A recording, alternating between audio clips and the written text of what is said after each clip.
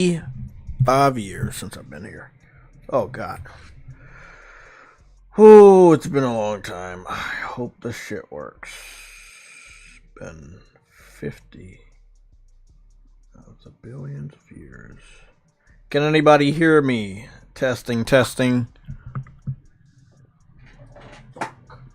Oh, shit.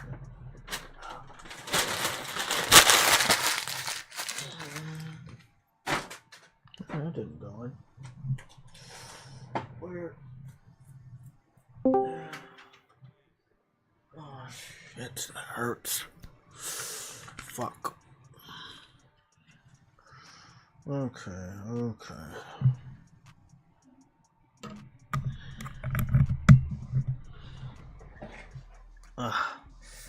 Damn, it hurts. Oh shit, I should have a knee pad over that.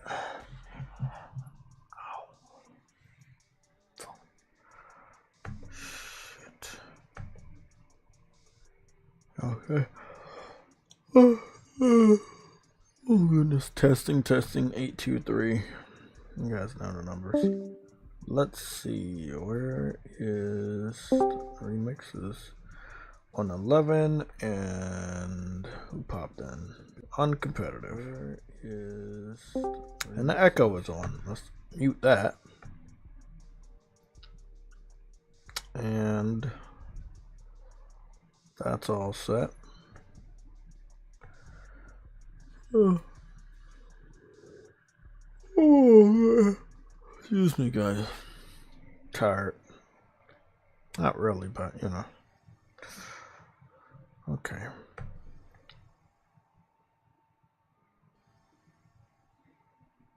That's better than nothing. Okay, where's the yellow? Yellow is Hunter. Hunter dropped again. That makes sense. Okay.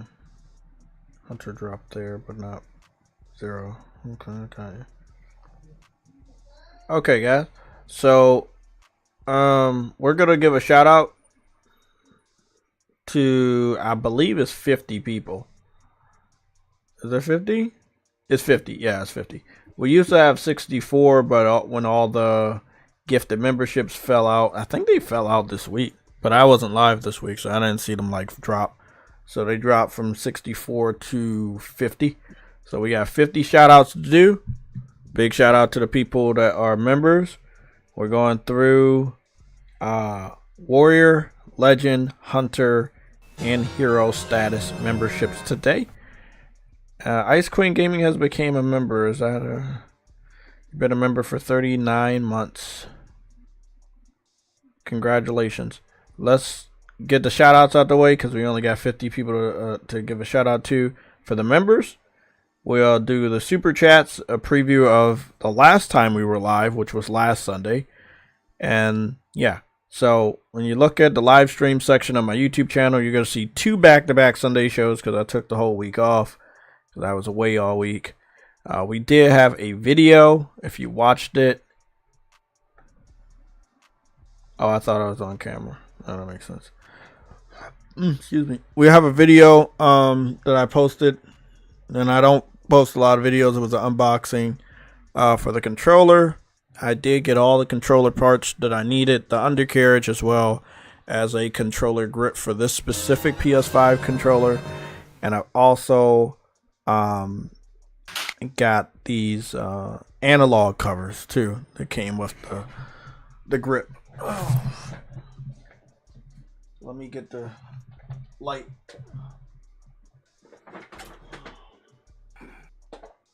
What's going on Uncompetitive? Hi. It's been a long time. Has it? Yes, it's been a whole week. I haven't been here for a whole week since last Sunday. So it's been a long time to me. Time moves differently when you subscribe to Game Pass. Well, I've downloaded Stellar Blade. Okay. And then it said I got to wait 6 days to play it. And I'm like, okay, well, I'll have to wait then one day. You said, what about Stellar Blade? You downloaded it? I downloaded it, and you think, oh, I can play it now. And it's like, no. What happened?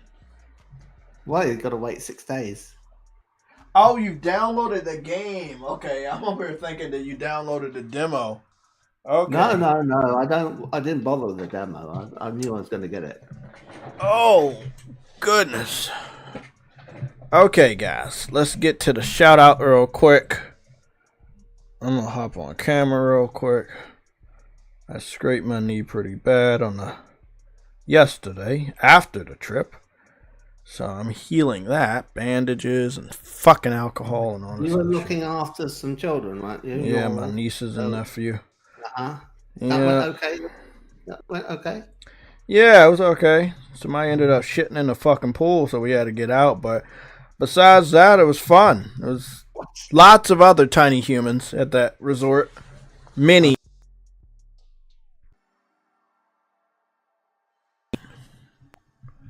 Hello?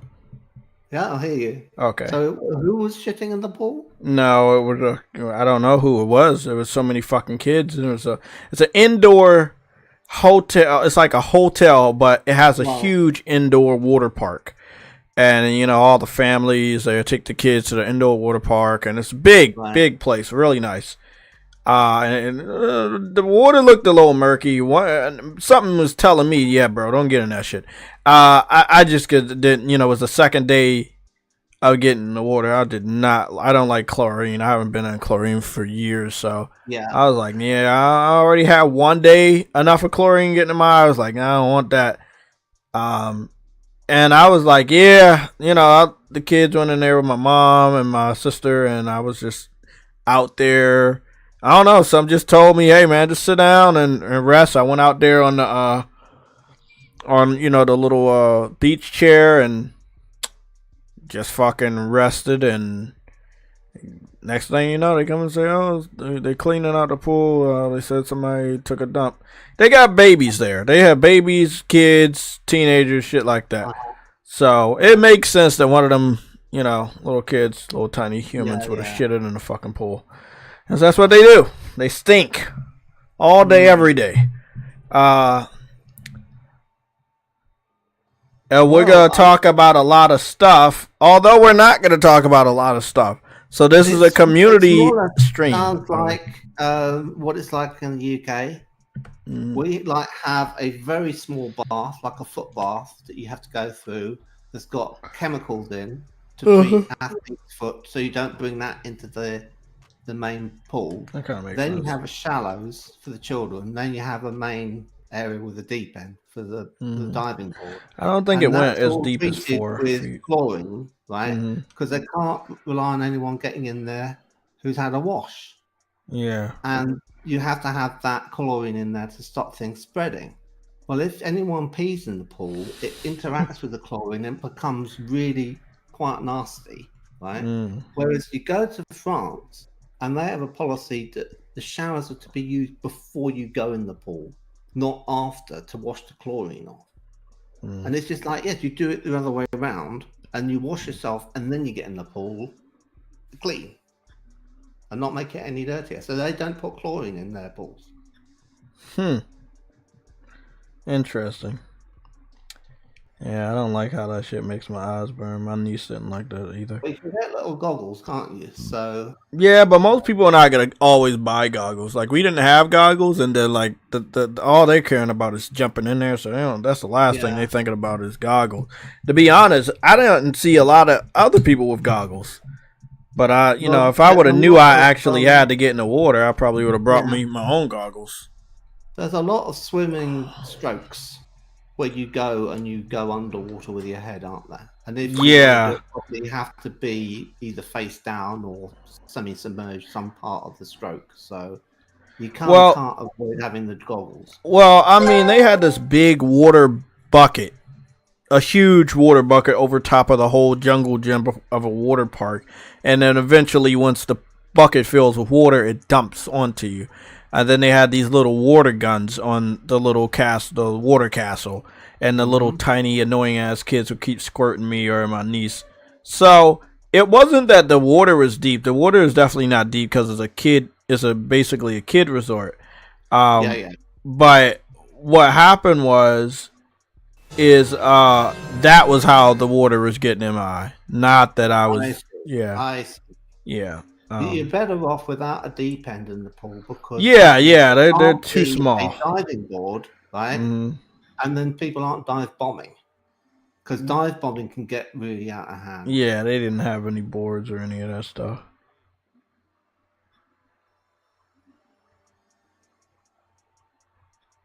Probably been 40 years since I last went to the swimming pool.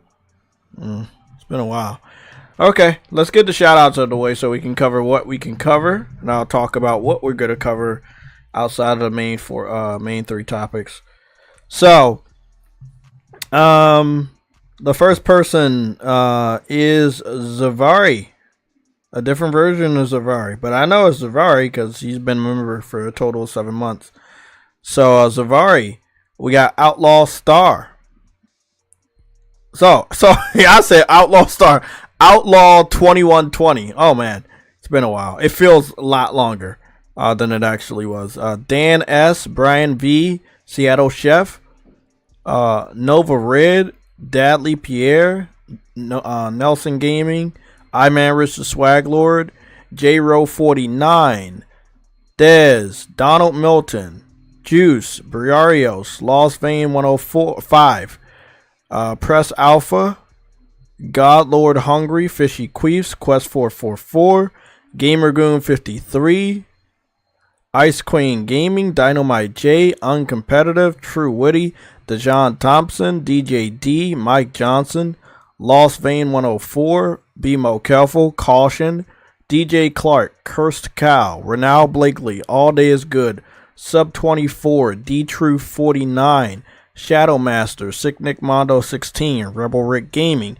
Lorenzo Carlson, OC Gaming, No Cap Podcast, Viper Reaps Corner, Always Mad Gaming, Cedric, VR God V, Cyber Dragon, Enzo, Caleb Kaiser, and Frostbite Slash. Big shout out to the 50 members of this channel. And we're going to give a preview of the super chats, which is pretty diverse. So we got Lorenzo Carlson, Vegan VR King, Cyber Dragon, the Claymores, and Frostbite Slash. Once again, Lorenzo Carlson, Viper Reaps Corner, Cyber Dragon, the Claymores, and Frostbite Slash. Big shout out to the members of this channel as well as the people that have donated through the super chat.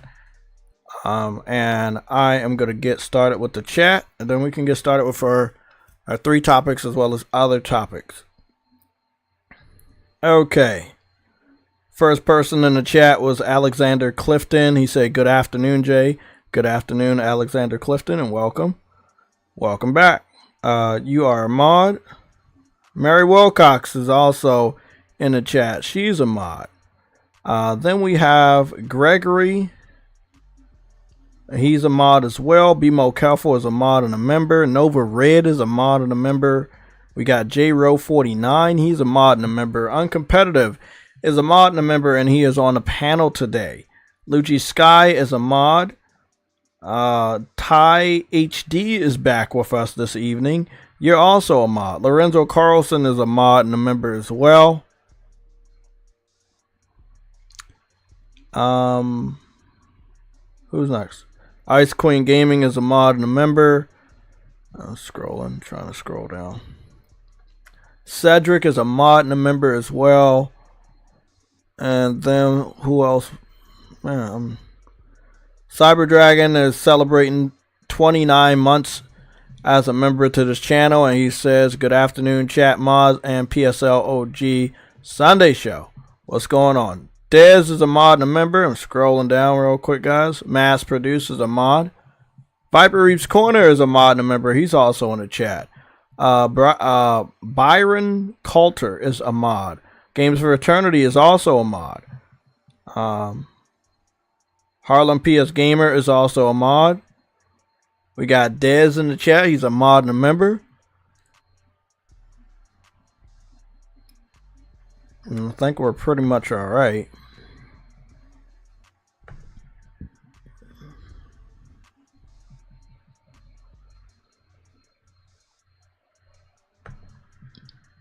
Oh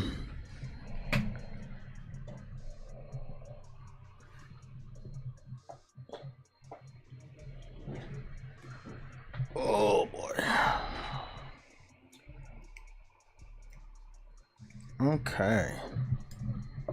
Feel like I'm zoomed in, but I don't feel like I'm zoomed in enough.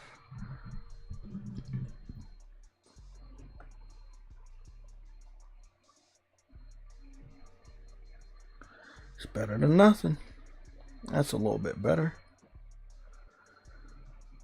So we're all good? Who's that?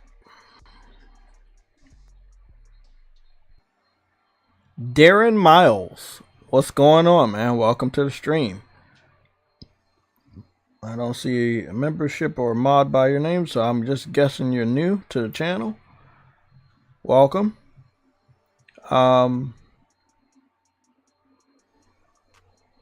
Let's get started. I don't really know how to do this vote. We've done it before, so I'll just kind of like add some scores to what we should expect.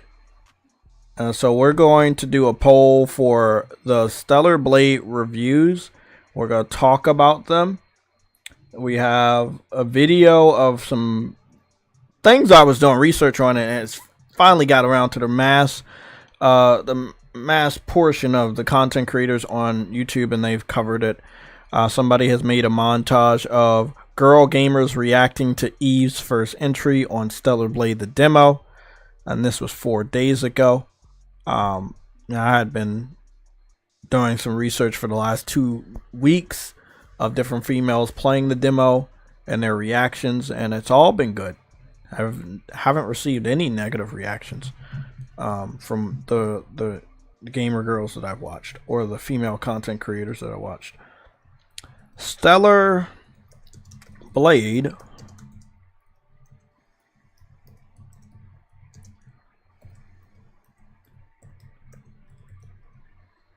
there we go. Let's add 4 options. So let's go to the lowest. I gotta go to the lowest. 50 to 60, 70 to 80, and then 90 to 100. And the reason why I'm doing this, because yes, I do believe that if they believe they can get away with blatantly bashing this game, they will go all the way to a low ass score, right? They will go to low scores. That's just something they will do. But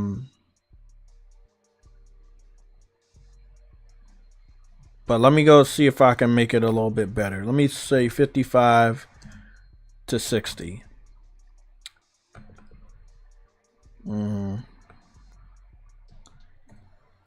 And then 65 to 70.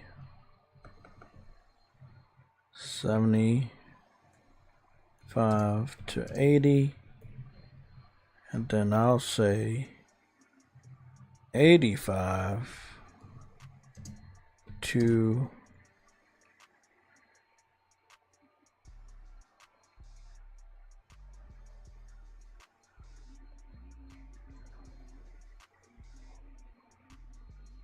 100.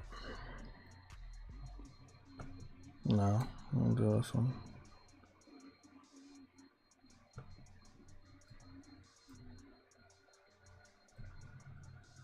That'll work. I'll do 90 to 100. So 75 to 85, 65 to 70, and 55 to 60. Okay, that'll work. Metacritic review predictions. Stellar Blade Metacritic review predictions. Now, remember, I've already pre-ordered the game before the demo came out. I have not completed the demo, but I need to. And I've already purchased the digital deluxe. These reviews will not reflect how I feel about the game. It will not make me cancel the game or get my refund back. I don't trust the journalists anymore, and a lot of you guys have seen what I've seen for years. You now understand why we don't trust them. And I wanted to talk about this for a while. And since we don't have many topics that I know of this week, I'll be depending on you guys to fill me in on what happened this week. There might have been some smaller or bigger things that I just wasn't able to even look at because I was with the family this week. So it is what it is.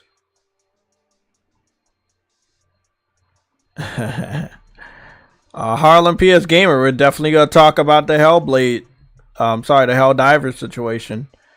I have a soundbite. You're going to love it. It's low, but I'm going to go work on making the soundbite that I have higher. Just as soon as I go add it to the console war folder. So just please let me go do that real quick. So let's talk about Stellar Blade since we're on this real quick. And again, I want to thank you guys for holding it down on this channel. I want to thank you for watching the unboxing video because I don't do a lot of them. I edited the entire video on my cell phone this time, which is a first for me because I was just really busy and I wanted to get this video out the way. Big shout out to Afro for getting me the information to get these controller parts, which they came in. I can show you a couple of those real quick. Oh my god. Oh my god. I want a fucking trip. Oh shit. Fuck. Ah, fuck my neck. Ah shit. Oh shit. Ah, there we go. I need cybernetics in my fucking arms so they can stretch. Oh fuck. I would lift my leg up, but I don't think I can do that. But I basically scraped my shin really bad. No bone showing, but definitely white meat.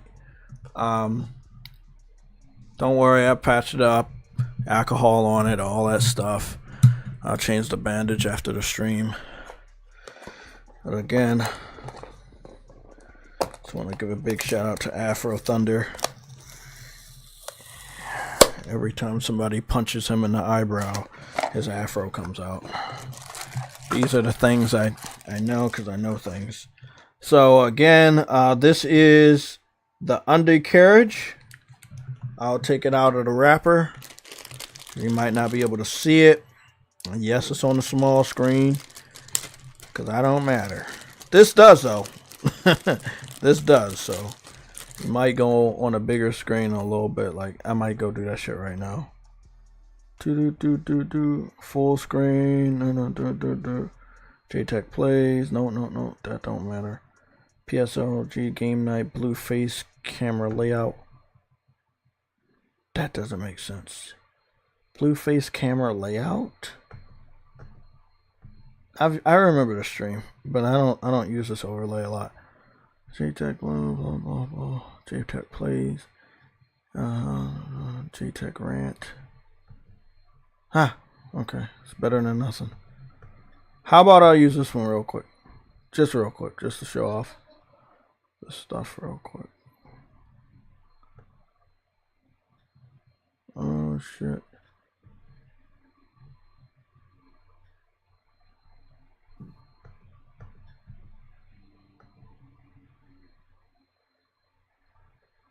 There we go.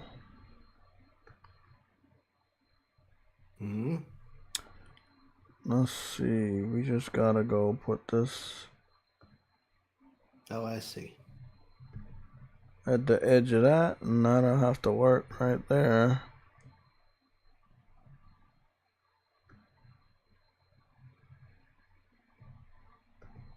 Goodness.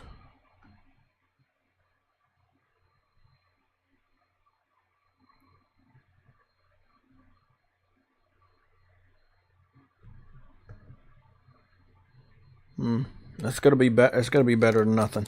Okay, so this right here is why I went in the full screen. This is the cover that'll go on the DualSense Edge controller, the red one. Obviously, you can tell they spray painted this shit because it's white on the other side, so hopefully this shit don't fucking melt off. And then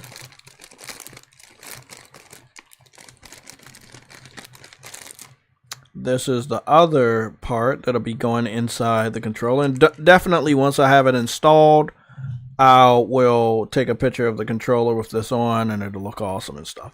So this is the red undercarriage for the DualSense Edge, you know, and then this right here is the little front faceplate that'll go under the under part, right? So I got both of these. Big shout out to Afro. I'll be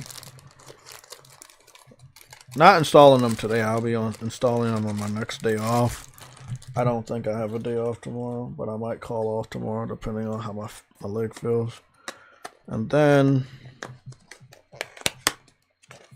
I got this right here, a black rubber controller cover for the PS5 Elite controller handle, and the controller analog stick covers too. So I got these. Yeah. Now this must be the one that just goes over the cover, because it came in 2 boxes. I was wondering why I did that. Now I understand. This is the controller cover one, and then this one right here, this is where the bumpers are gonna be. So got a nice little haul of some things for the controller, since I'll be using that controller full time, and I just want to make sure that it lasts a long time. No grease stains or none of that shit, just in case, you know. So I want to make sure I have the controller protected and everything. But yeah, we're all good. We're gonna go take our ass back to the Sunday show. Thank you guys for dealing with that. I just want to show you guys. I know some people can't see in a small screen. Okay. It says here that the review embargo on Stellar Blade lists at 10 a.m. Eastern Standard Time on April the 24th. Wednesday. Yeah, that makes sense. I heard that it was lifting on Wednesday. And you said what time? 10 a.m. Eastern Standard Time, April 24th. Okay. I'll compose the article. Yeah, you can do that. That makes sense. I can't wait to see the reviews. Not because they matter to me. I just want to see if I'm right about certain people attacking this game for absolutely no reason. Because I feel like that's definitely something gonna happen. Do you want it in red alert? Yeah, you can post it over there. Okay.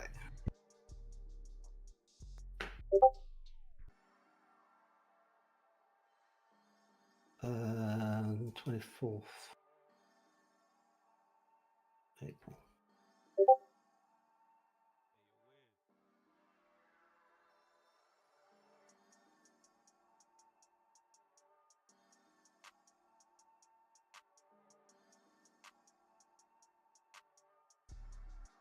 I couldn't find much in the way of reviews. There was one which was a review based off the demo, which isn't really the same thing, is it? But they liked it. It's just a whole bunch of Game Pass accessories right now. Its combat system is even sexier than its protagonist, and they compare it to Nier Automata. It looks to me like it's set in Russia, because it's got like signage that's in Cyrillic. Have you heard anything about it being set in Russia?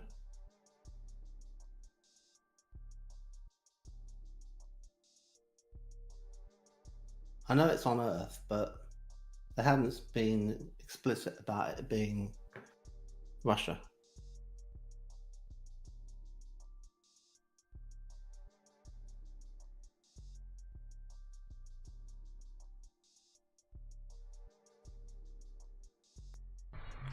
You gotta believe in yourself sometimes, even when believing in yourself doesn't exist. And except for Xbox, like you can't fucking believe in that. There's no fucking way. Back to it. What the shit? Oh shit. Back's hurting. Everything fucking hurting today. Yo, what's good? Iman vs. Swag Lords in the chat. What's going on?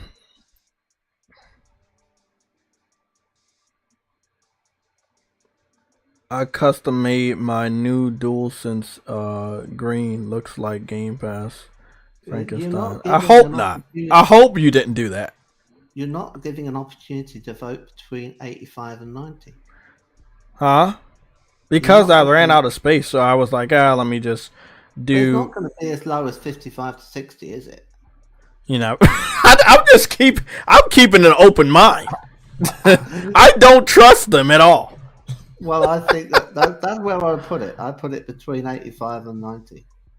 Then, 85 and 90. Oh. Right? Cause yeah, you're right. I just ran out of space. We only have 4 slots, so I was like, Yeah. Well, too bad. Well, you can say 85 and it'll still be a W. Because they should type in the number that they think it will be. Yeah, they can do that too. Yeah. I might take a screenshot if a lot of you guys do it and like back to back. I'll take a screenshot for proof. So I'm gonna go 88. 2 fat ladies. Okay. 88. So there's nothing wrong with the game. The game is dope. I've looked at the game a lot. I don't think there's been a problem with the demo at all. Let me just screw. That's the score I think Metacritic will give it, not what it deserves. Right, so I think it deserves like 96, something like that.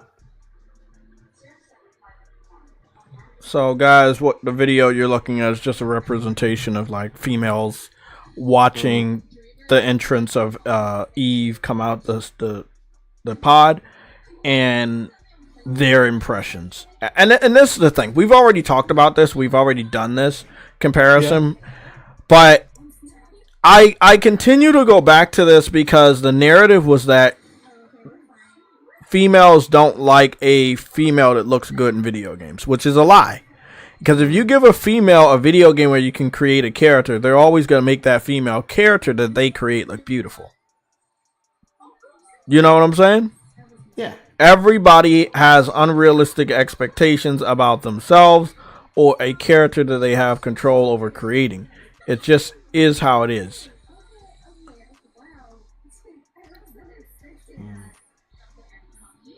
All of them enjoyed that part.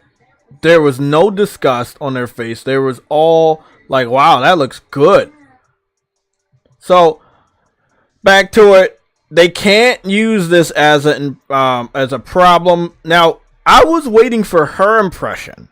And I know she's very, like, she's high up there. She's a high-level content creator. I'm not the biggest fan that some high-level content creators are not on the top trends as quick as you would think they are. That's just me. So she just posted her video 3 hours ago, which is very late because the game's coming out. The game's coming out in a while.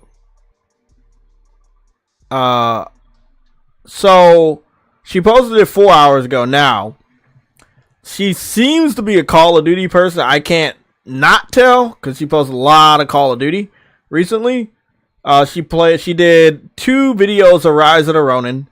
She is a high level content creator. I have it on good authority that she's contracted with PlayStation, and that's because she was one of the featured content creators on PlayStation's new little promotion for different content creators across the world. She was one of them.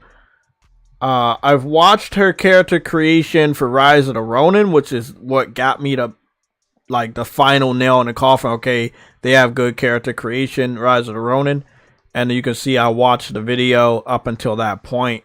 So she did get me to like the final person. Like, okay, I saw some stuff that the journalists weren't showing me that I needed to see to like, hey, I need a gamer playing this so I could see, hey, okay, I need to pick this up. So big shout out to her for that. That's a good session. Yeah. More than 4 hours. Yeah, a good session of 4 hours. Yeah. She did a preview for 23 minutes. She does some pretty good videos, lengthy videos, but she does some really good videos. I don't have a problem with her. I kind of wish she would have jumped on the Stellar Blade thing a little sooner. Now, me personally, okay, I was about to say, I don't know if it's a demo or a full game, but I can confirm that it is a demo. But I can also confirm, because I know she has that contract with PlayStation, that she does have access to the full game. So she'll probably be posting a good amount of early content for the full game. But she did do her demo analysis late, or demo video late. I feel like she should have jumped on it a little bit sooner, since she is a female content creator and stuff. I am anxious to see her video. I'm going to save it for later. But let's see if we can turn on the sound for the Elgato. And if the Elgato sound is on, we'll just turn the Elgato sound on real quick, so we can go watch her impression of Eve exiting the pod. Because I am interested on all females, on how their impressions are of the body of Eve. And as many videos as I've watched like that, none of them are negative. So all the journalists is like, oh, you know, I don't use this term, so don't come for me. There's a term called the male gaze, where it's like, I think it has something to do with men just gazing at ass and titties or whatever, or gazing at a female that's sexy or whatever. And there's like, this game is all about the male gaze. I mean, men are men and guys are guys. They're gonna, they're gonna look at those body parts. If that's what they see first, they look at the face next. It's just like they go up and down, and females do it too. Females go up and down. Guys go down and up. It's deeper than that. It's basically you're assessing the fertility of a potential mate. Exactly. And no, right? You can't mate this character, but you're still gonna look. Feminism can't destroy it because it is hardwired into men's brains.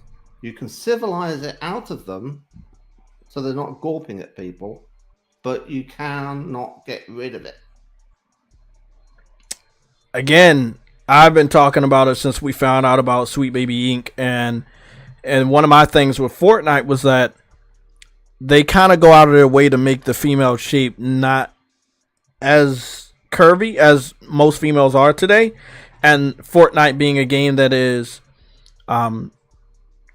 capitalizing on the popularity of certain trends, it is the weirdest thing that they don't do that. We talked about how they'll never have a Megan Thee Stallion or Ice Spice or a J-Lo or a Nicki Minaj on Fortnite because they refuse to have a female with any type of curves on the backside. They just do not do that. So you kind of understand that those characters will never be in Fortnite.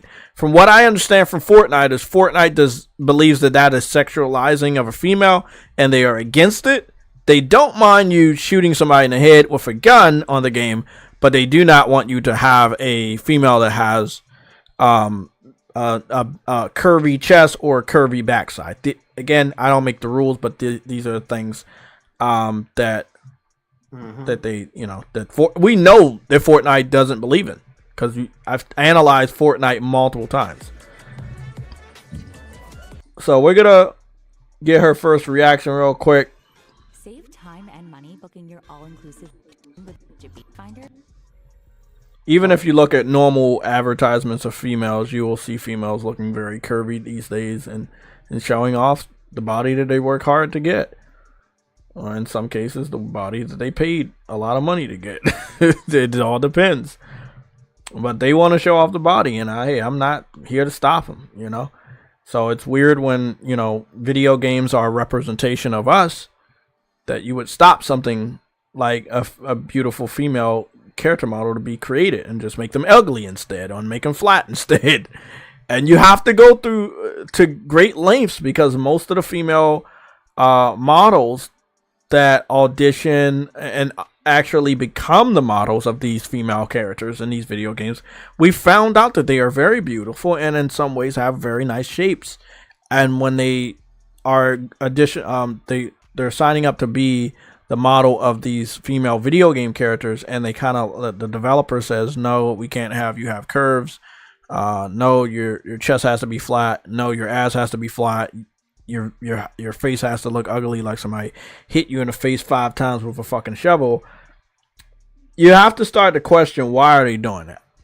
And we're not going to get to that answer, and we're not going to go over that. But let's go over this reaction real quick. I'm going to mute my mic. Taki? Eve, are you alright? This place is dangerous. Ma'am! Ma'am! That uniform!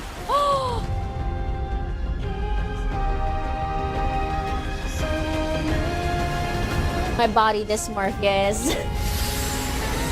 What? What? Oh man. I don't have a chance with girls. Oh, they're all females. I want a guy. Oh my god.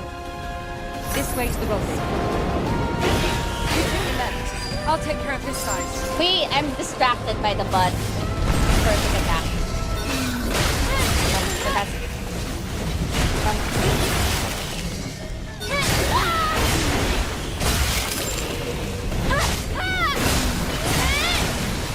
What in the world?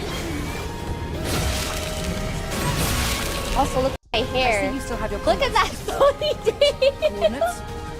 The rendezvous point is at Pure enjoyment, people. That's what you're saying right there. Pure enjoyment. Pure joy. So, again, before the game, the demo was out in people's hands, the media was telling us the females don't like this. They think it's offensive that you have a good-looking female character in a video game, and that gaming females do not like it, and they don't enjoy it, and they think it's offensive. And time over time that we've, on this channel, done the research, we find that that is not the case.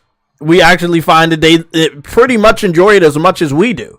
They have almost somewhat of the similar reactions that we do. This is why I believe, I will always say, demos are very key. You put out a demo, sorry, some journalists are going to be out of a job, because you do not need them to tell you if the game is good enough to buy. If you have a good demo, you already know the game is good enough to buy. If you have a good beta, you know the game is good enough to buy. So you don't need to go to their website to see what the fuck they said when the game comes out. You already have the game. I've already pre-ordered the game, and a lot of you guys have already pre-ordered the game. We do not need an IGN to tell us the game is good enough. However, when they try to tell us the game is bad, it's going to be very hard to convince us once we've already played the demo. We've already pre-ordered the game. There's not much else to really do. You know, you can't really convince us of anything else. This is what's going on right now on the United States pre-order page. You have Stellar Blade Digital Deluxe Edition, which is already purchased by myself. And you have the shitty Sea of Thieves, which is never going to be purchased by myself because I'm not that fucking stupid. Anybody else that wants to pick it up, hey, that's on you. You will collect the L because, you know, the game is not being sold for the price it deserves to be. Maybe about $20 or less, if that. But Stellar Blade is a day one, always has been. Before the demo came out, I already put my money down. A lot of people made their mind up after the demo, and that's perfectly fine for a game that's $70. The digital deluxe is only $10 more, which is $80, so it wasn't that bad either. But yeah, I'm going to support this game. And the reason why is not only because I believe it's a good game, and I do like this style of Souls game, not as stressful, but still very challenging. The reason why is that we have to speak with our wallets that, yes, a game with a good-looking female is actually what we want. Versus a game that's $130 fucking dollars and giving you less content. You're getting more outfits in Stellar Blade than you get in this game with the digital deluxe. That's a fact. Stellar Blade has confirmed 30 outfits in game, with more as DLC later on. This game does not have that much in the game. They've talked about a couple extra outfits when you get one of these deluxe editions or whatever. Trying to see. Oh, there we go. Now this is one outfit, and then you get another guy's outfit. But you're definitely putting the outfits behind the paywalls. And they also have the Jabba's Gambit mission behind the paywall. This is the paywall they're talking about. The one that costs wait up. Oh, this is the season pass. You have to get the gold edition and get those outfits. Okay. Oh, okay. And then you have to get the ultimate edition to get the other 3 outfits. So you will get 3 outfits. You get 3 outfits if you... Oh my god, I gotta look this shit up. Because this shit is so fucking dope. I think I remember this shit now. Oh my god, I think I remember this shit now. Do you guys remember that on Stellar Blade, I think you get 2 outfits for the highest version, and it's like $80. That's the one I got. It only goes from 70 to 80. Standard is 70. The deluxe edition is 80, right? This game goes from 100 to... Is it 100 to 130 or is it 110 to 130? Let me go see what that was. That standard is 70. Gold edition is... Oh, yeah. Yeah, it goes from $70 to $110, and then it goes from $110 to $130. Stellar Blade only goes from $70 to $80. And you already have 30 additional outfits in the game, and you get 2 additional ones for the deluxe edition. And I think you get 1 additional one for the standard edition, but then you get another one if you complete the demo. So you will get 3 outfits if you do the demo and get the deluxe edition for $80, and that's less than the $130 that you have to pay for Star Wars Outlaws. This is something I just found out today because I did not scroll down, but as you can see, look at that. That is 3 different outfits, and they want you to get the ultimate pack that includes the ultimate pack content.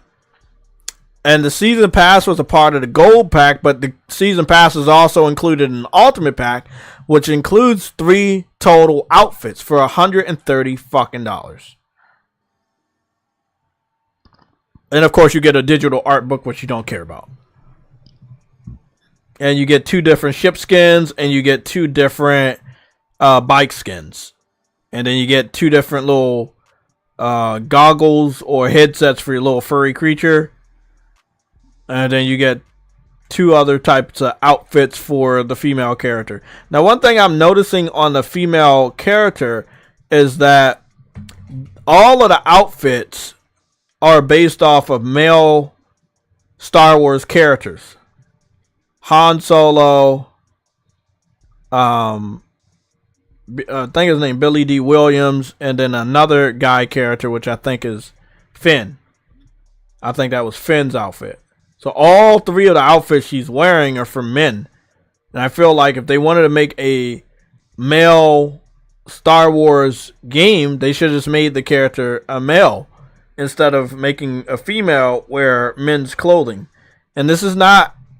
I'm not trying to make any big deal about it. I'm literally just pointing out the fact she's wearing men's clothing in the DLC. Like, it's not nothing but that. That is literally what's happening. She's wearing 3 outfits from male characters in the Star Wars saga of movies. Can somebody, correct me if I'm wrong in the chat? Correct me if I'm wrong in the chat. Please correct me if I'm wrong. Billy D. Williams outfit. Yeah, that's Billy D. Williams outfit. He was a dude.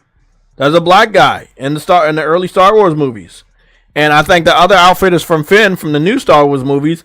And then that's Han Solo's outfit from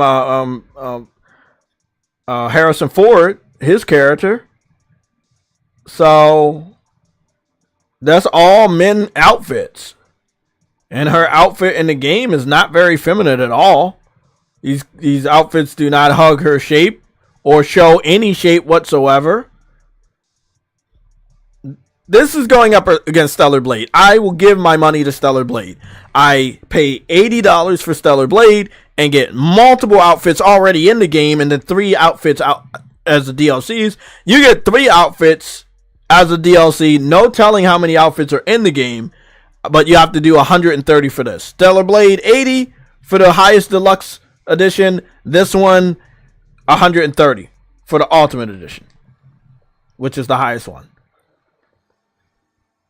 I'm not doing a poll. I trust you guys, right?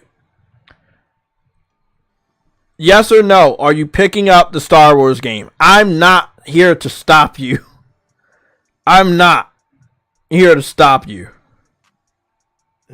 I just want to know, like, is there a reason to pick the game up for you? But I'm not here to stop you, though. I'm just asking, are you going to pick it up? I'm not even going to ask you why you picking it up. But I just want to know, are you picking it up? Well, or is the game picking you up? yeah. So uncompetitive, are you picking the game up or is the game picking you up? We got a hell no from one person, nope for another one. Hell no, better games launching in August and September. No, hell nah. I like Star Wars, but hell no. Nova Red, what's going on, bro?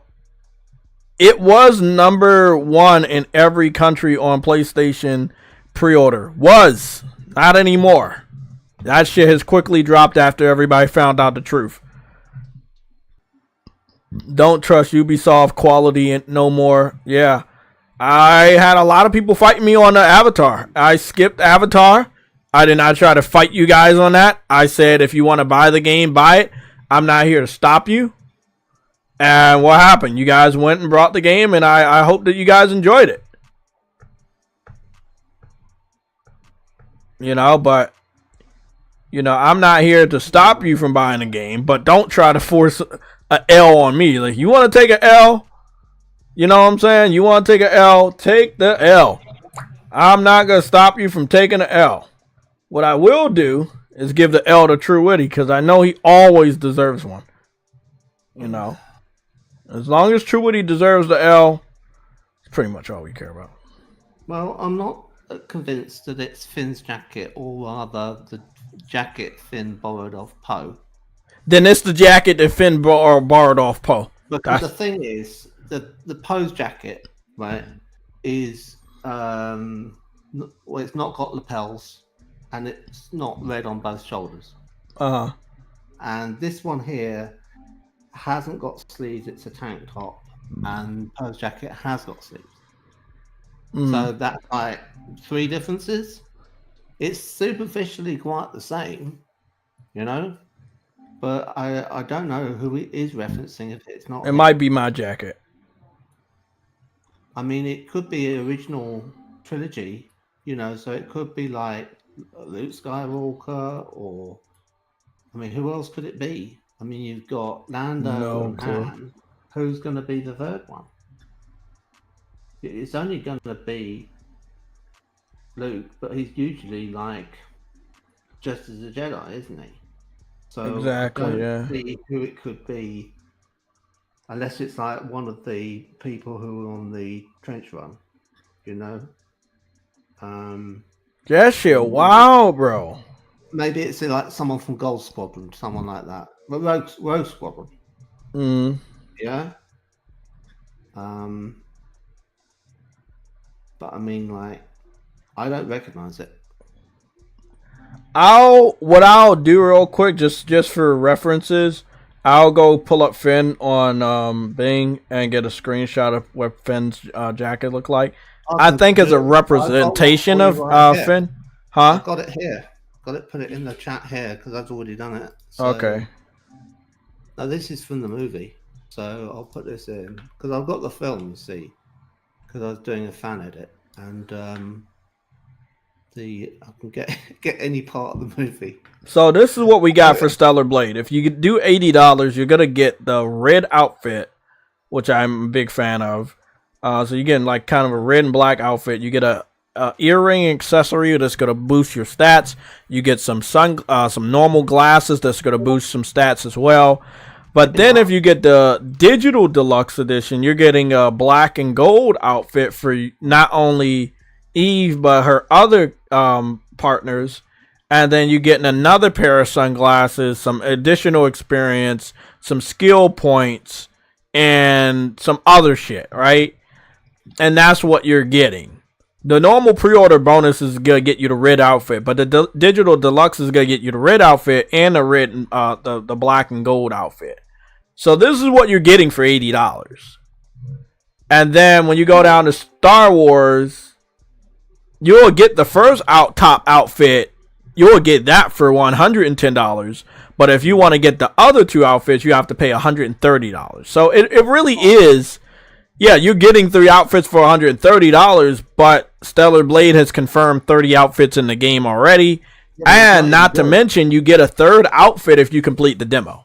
They're not even good outfits. Yeah, they're not even good outfits. Well, hold on. What outfit do you get when you complete demo? I don't know what the outfit is because nobody saw it because we haven't played the game, but you get additional content if you beat the demo. And I think one of them is the outfit. Right. I didn't actually look that. I'm glad I already beat the demo. I'm glad I did. Red alert. I was about to start to check it out. Post jacket is in red alert. You said True Woody catching the L is in red alert. I got you, buddy.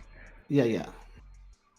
That's a representation of his outfit jacket. Let me zoom in and show you. Yeah, it's a representation of what's the name's outfit. Shit. Let me see. Did I do it right? The reason why I'm saying this is because I'm looking at it's a representation. It's not a 1-to-1.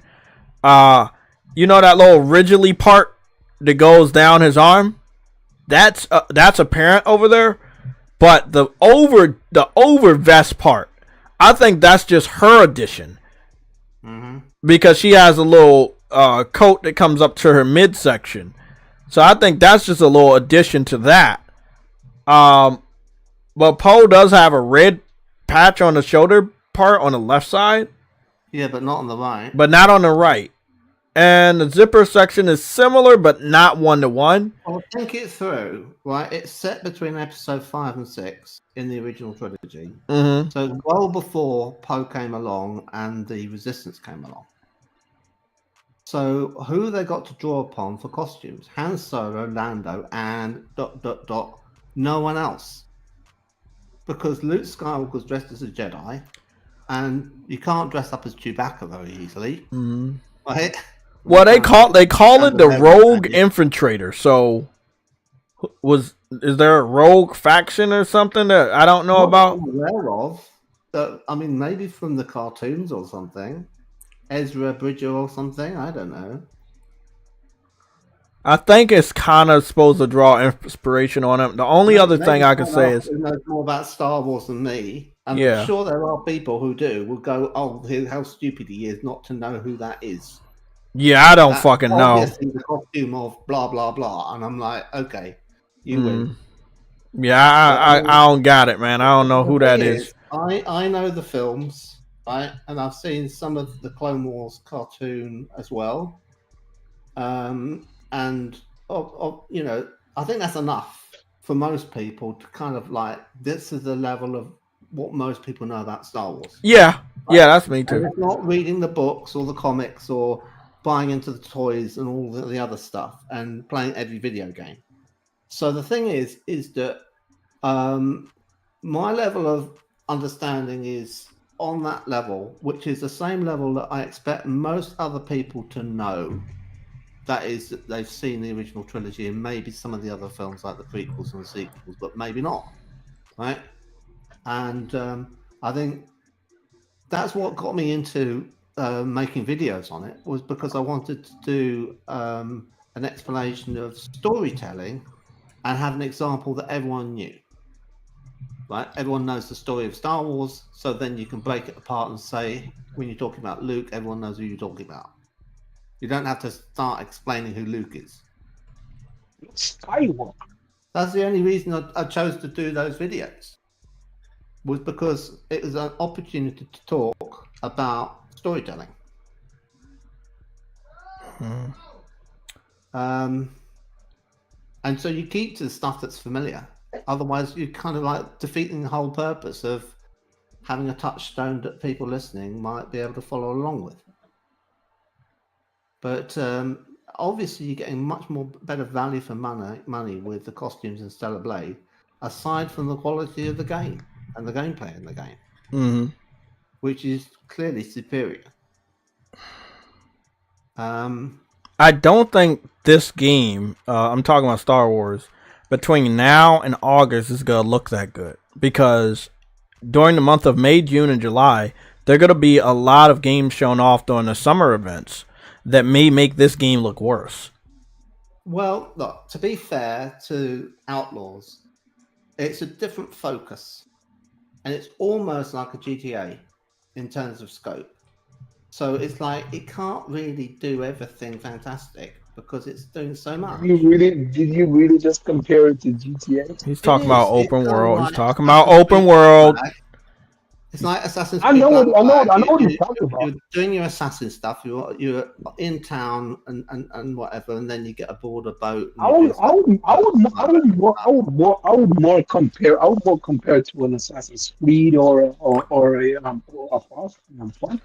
They're all much the same, aren't they? You know, you've got your vehicles, and that's a certain kind of speed of travel, and then you've got on foot, and then you've got, you know, melee combat and ranged pistol combat and stuff like that. It is going to be a weird game because from what I'm hearing, there's not a single Jedi, but I know why. Because it's in a time period where there was no Jedis, but then you kind of had Jedi Survivor where you found a small time gap to put Jedis in. So it's interesting. I think she'll hear about Jedis, but I don't think she's ever going to come into contact or see one fight, which is still gonna be fucking weird. I think the only time you'll probably end up running into any, it might be on the Imperial side when it comes to like you will probably only run into them at the highest wanted level. Like, you know what I mean? You'll probably run into some of those ones you can't actually defeat. So. Well, True Woody, since you're here, what's your let me just go over it one more time because I don't know if you heard. Highest edition for Stellar Blade is $80. You have 2 additional outfits. Yeah, but I'm going over the comparison so you can understand the context of the conversation. So the highest edition of Stellar Blade is $80. The highest edition of Star Wars Outlaws is $130.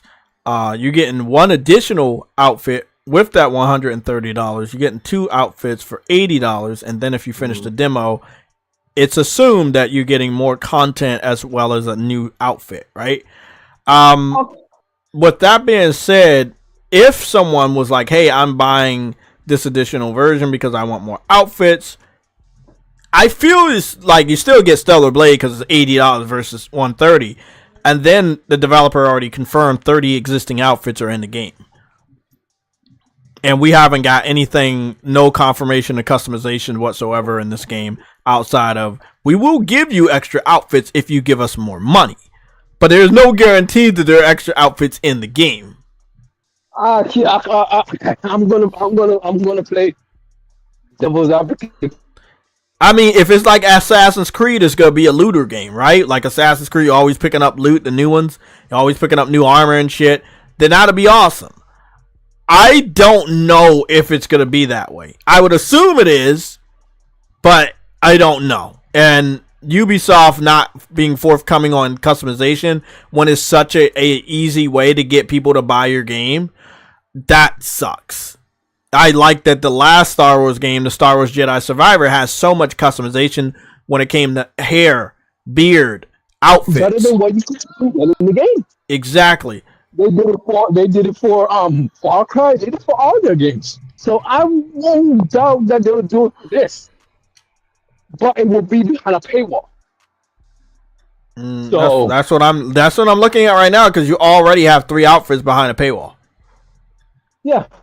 So I'm not surprised. I believe they'll cash in on this even more because it's Star Wars. Now this is what they're saying. This is where it gets really weird. They're saying, if you're looking at this closely, it's not that it's confirmed you're getting all the outfits day one. It says season pass includes 2 upcoming story packs, right?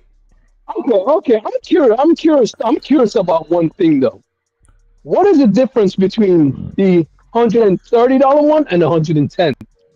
What are you getting different? Okay, I can help you with that.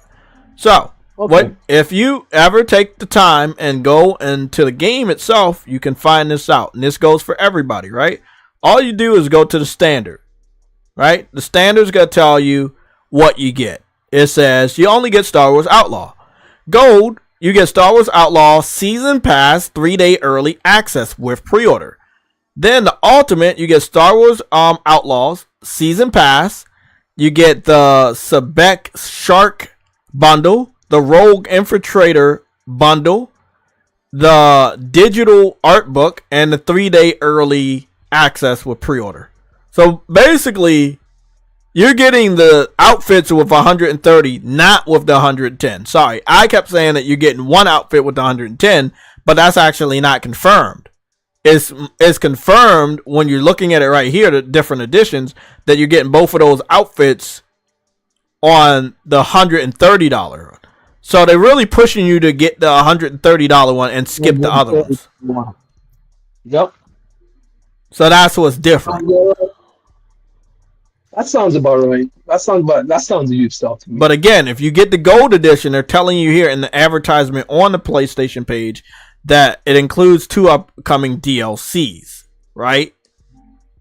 And then when you go over here to the Ultimate Edition, it says, well, you're going to get the upcoming DLCs. You're going to get the Ultimate Pack, which includes 2 outfits. Sorry, I can't see sometimes.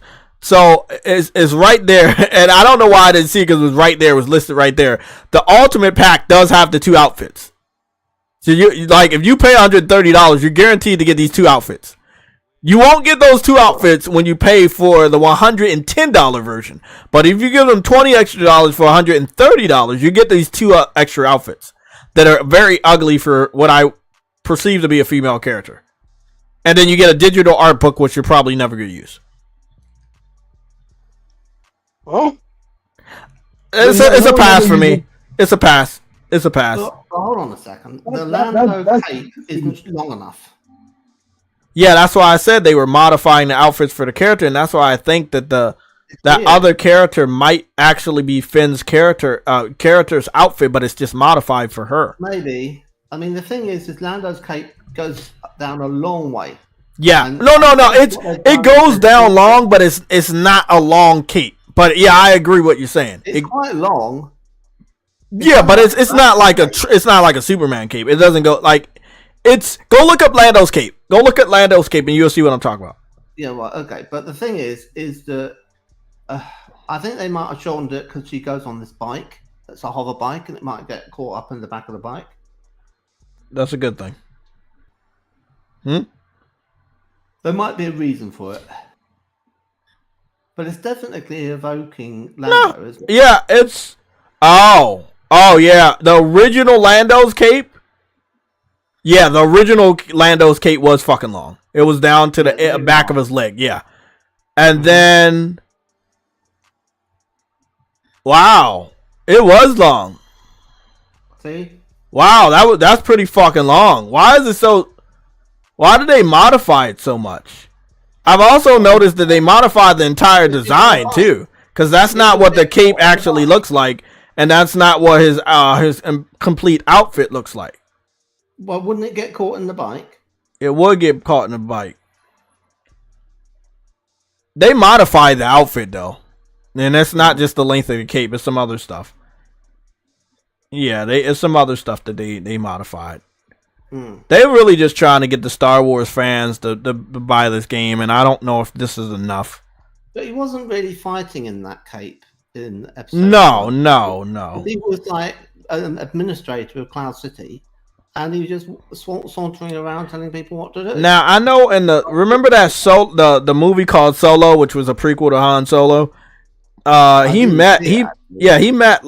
met Lando, and his cape was much shorter than the original Lando's cape. Oh, right. But this is not her Lando outfit is based on the original Lando.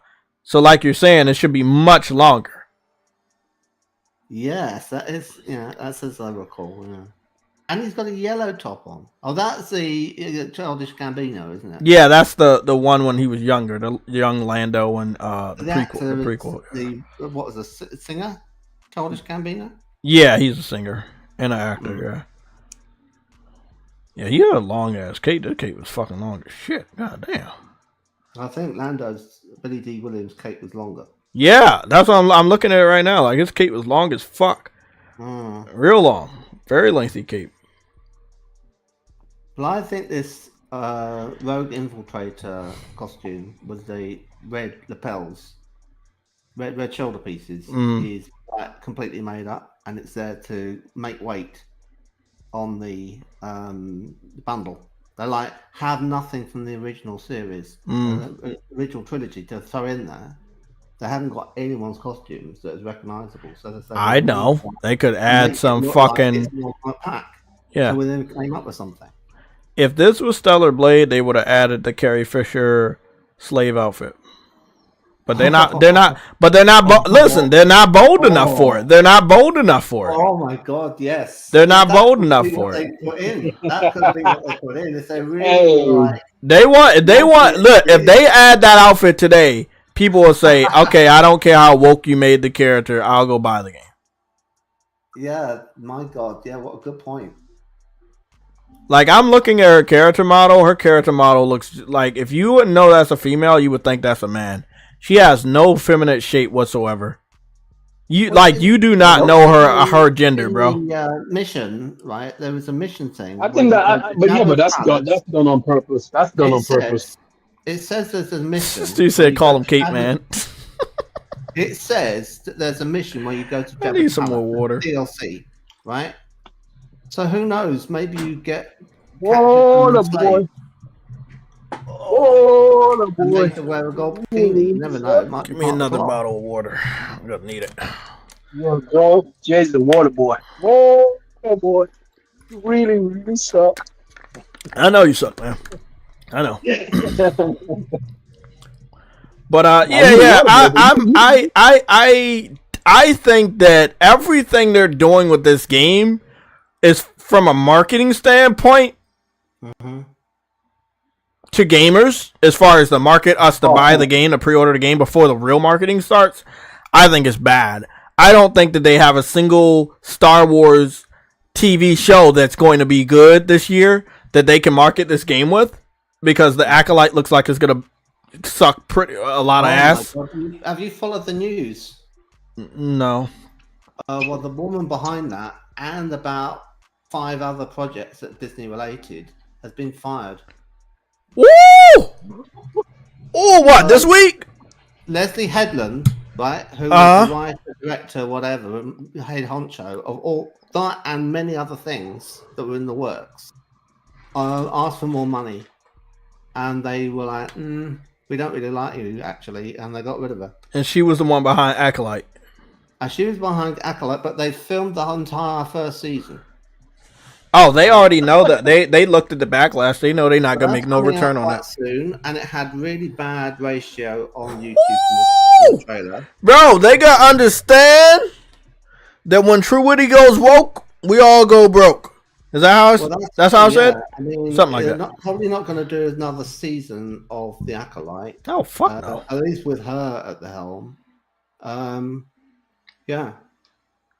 But she was supposed to be doing other things. She's supposed to be involved with the Marvel cartoon. X-Men 97 something.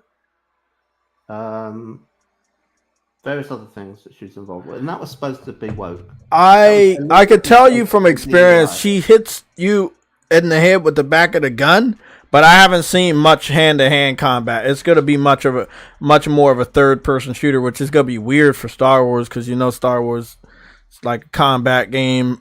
Most of them are. You have some sort of combat prowess, except for the Battlefront saga that they did, which I think they did a great job because they kind of mixed shooting with combat because sometimes you can play as a Jedi or something. I don't know, man. They trying hard. They really trying hard to like show off this game and the good like glamour shots and stuff. I just hope the gamers are smart and they're not stupid. That's all I can say. Like just be smart about it. Everyone's telling you not to pick it up. Maybe you should consider what everybody's saying. If you want to go against the grain, you might end up taking an L. And as long as you don't care about your personal reputation when it comes to deciding if a game is good or not, then yeah, do what you want. Go buy the game. But in the future, when you think people are going to trust your decision on buying a good game, they won't be there for you. They won't trust you anymore. I've learned that. It's not doing what a few people want me to do, because a few people wanted me to endorse Avatar or this game or other games. If I know the game isn't good for other people, why would I endorse it so people can come back to specifically JayTech to say, damn, Jay, why did you tell me to get this game? Why did you say the game is good?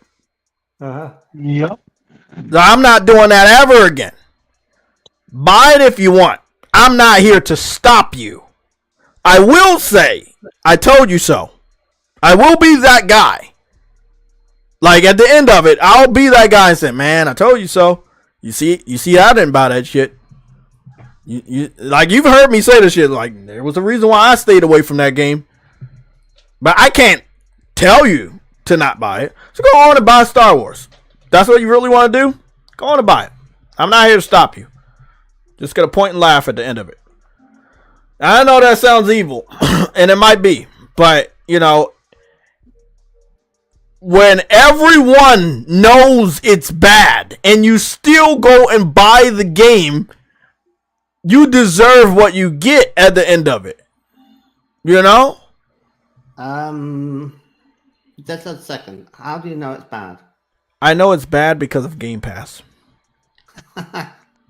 Look, no, I don't think the game. I don't think the game itself is going to be bad, but I think that the things that we are getting access to through like a Stellar Blade type of game, we know what we want with a female character. That's just the first thing. You have a female character. They went out of their way to make it ugly. The question here in the back of my mind is, what else did you change? Did you change something that I like in a video game? Like not just a female. Like did you change the shooting mechanics? Did you do something with the story that I might not like? Like if you can go out of your way to fuck that up on purpose, would you go out of your way to fuck something else up in the game on purpose? And at that point, then why do you want my money then? If you go give me a shitty product. Right. Well, I will ignore all reviews because they are all tied up with Access Media. Mm-hmm. Right. I believe you. To get early access to the game to review it, they have to play nice with Ubisoft and possibly Disney, and it just means you can't trust them. However, there will be people who stream this game, and I'll watch their streams for like 40 minutes, and I'll think, is it fun? And if it's fun, I'll get the cheapest version. Mm-hmm. Right? But it's contingent on that. I'm not pre-ordering it. And I'm not buying an Ultimate Edition that hasn't got anything Ultimate about it. There's nothing ultimate about it. Yeah, and I've already bought and installed Stellar Blade, so it's not like it's an either-or choice. Right? So, obviously, if you have the choice of only affording one of those games, you get Stellar Blade. You got to get Stellar Blade because it comes out. It comes out first. Yeah, it comes out. It comes out first. The option to get Outlaws if it looks like it will be fun to play. So that's personal to me, right? So it might be that it's not. I mean, the first trailer I saw where you kind of got this kind of cat thing and you have it and it goes and helps you do a puzzle with a kind of winch and it moves across the room and then the whole group of people that you shoot down on. I thought, well, if only Starfield had been like 10% of that good, right? It's doing everything right. Where Starfield was basically doing the same stuff and it got it all wrong. And when you left the area, you're on a hover bike and you're getting across the terrain nice and fast to the next event, right? So it's like, yeah, where was the bike in Starfield? Wasn't in the game, was it? Everyone had to trudge and trudge and trudge to the next point of interest, which is a point of disinterest, really. So yeah, I mean, that was a disappointment, Starfield. But you have to compare things against other things that they're closer to, really. You know, I think Star Wars Outlaws is going to run rings around Starfield.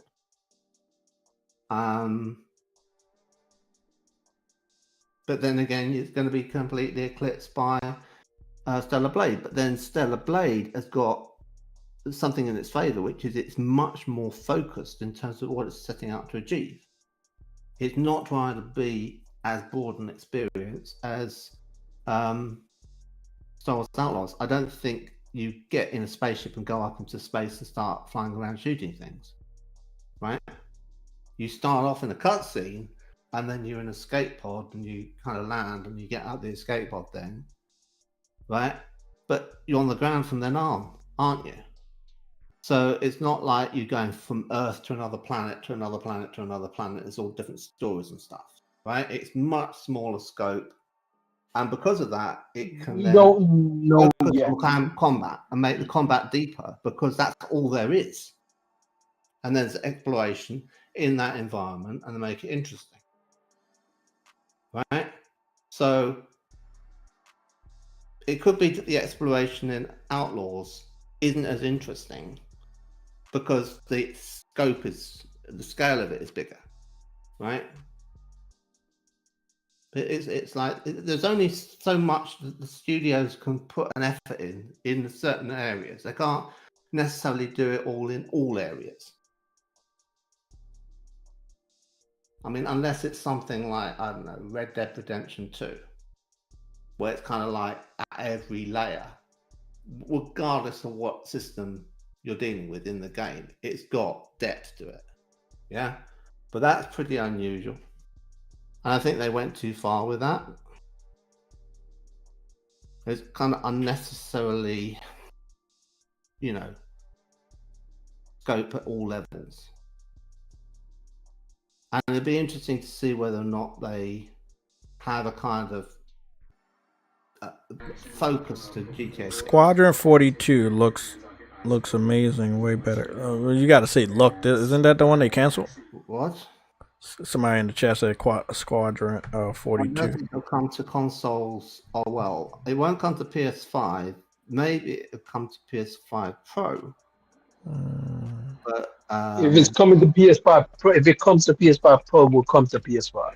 What game are y'all talking about? I'm so fucking confused now. But I mean, the thing is it might be. There's a rumor it's coming out at the end. Oh, you said it's not canceled? Oh no, it's not cancelled. No, they can't cancel it now. They've raised $600 million. No, I'm talking about Star Wars Squadron. And oh no, he's talking about Squadron 42, which is part of Star Citizen. Oh, okay. That's the campaign. Okay, I thought you were talking about that. Okay. About 10 years ago, Chris Roberts did a Kickstarter and said, please give me money. I want to make another game like Privateer or, you know, those kind of games. He'd been successful in the past, and everyone said, we like those games. Here's some money. And then he went off and said, well, actually... So he's made he ended up setting up a website to raise money because Kickstarter weren't prepared to have him raising money on Kickstarter because it got to be a silly amount. And then some people got cold feet because it had been taking too long and he wasn't delivering on the campaign. And then he was like, oh, fine, here's your money back. Because he had to do it because they had given him money through Kickstarter. But then the people who gave him money through his website under the new terms have no refunds. So they'll go on and they'll spend $27,000 on a package of ships that are digital ships. $27,000. And that will be them making a contribution to the game, and that's why it's raised, getting on for $600 million. But it's getting close to is this the guy you talking about, Chris Roberts? Yeah. It's got Gillian Anderson in it, and that dude's a scammer. He looks like a scammer. Call him Scammer Pack. Just like Troy. Got, Gary Oldman, and yeah, that's him. And it's got Mark Hamill. So they've got Luke Skywalker in the game as a character. What the fuck are we talking about? Hold on, bro. Let me go make sure we get to the rest of these topics. we drifting off here. Game of Thrones are in it, you know. But I think he's been keeping. I think he's probably had the campaign done for a while, and then he's been making it. It's not finished, and then raising money to finish it ostensibly. But actually, the money has been going into other things like his MMO, because it comes with an MMO, right? And the MMOs needs a lot more money to be finished.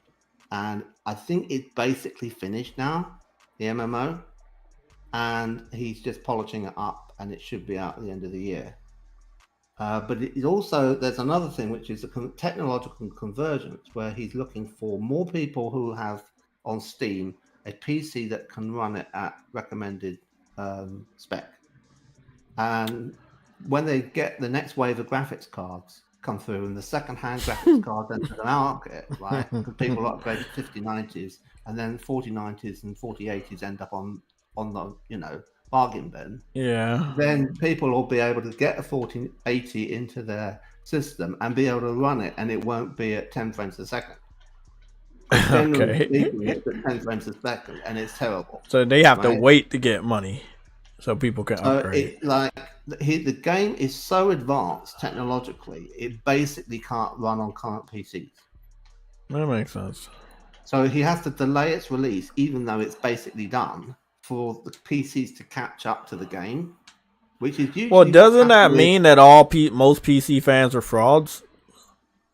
Since they always claim to have superior hardware, and a lot of them do claim. I mean, Flash has made a video about it just today and saying that they claim to have a better PC than they do. Yeah, and they don't. Yeah. I've recently, after I made I already had the Steam account, but recently after I was testing out some games on Steam, I started to ask PC fans, hey, what's your Steam ID? I add you on there. You say you own this game. Oh, I have a gaming PC too. Add me on there. Just so I could check out their shit. And you would be surprised the ones brave enough to share. Not all of them are playing games that are good. Most of them are playing old ass games, dusty ass cell phone looking games. They're, on average, they're not playing the best looking games, bro. On average. Because even they are afraid of their PC exploding or some shit like that. Yeah. Now, what you got to bear in mind about Cloud Imperium Games, which is the thing he set up, the studio he set up, is it's got 3 studios set around the world in different time zones, so that they can work on the code of the game, and at the end of the day, when they clock off, they then send it around the network to the next studio as it opens, so that they can come in and start work on it. And then at the end of that day, it goes around to the next studio. So it's always being worked on 24/7. That's crazy. You would definitely need a lot of money for that type of development for all these years. Stupid thing, which is, I'd like to give him a slap over, because he keeps on changing fundamental items of the gameplay. So stuff that's settled, like the flight model of the spaceship, right? He'll go back in and change that. And if you do that, everything that's built on top of that will have a knock-on effect, and then it'll create errors, right? So if you ever have a piece of code, regardless of whether it's a game or not, and there's other stuff that's built that's dependent on it, if you change the stuff that you got working, you're risking the rest of everything else that's connected to it having some problem, right? So he could have avoided probably a couple of years of delay if he'd not done that. Yeah, the boy, I see what you're talking about. I'm guessing that the PS5 Pro will give you like ultra wide options, stuff like that. But then again, and I know that they can do that with the Pro, and I know that they can do that with the PS5.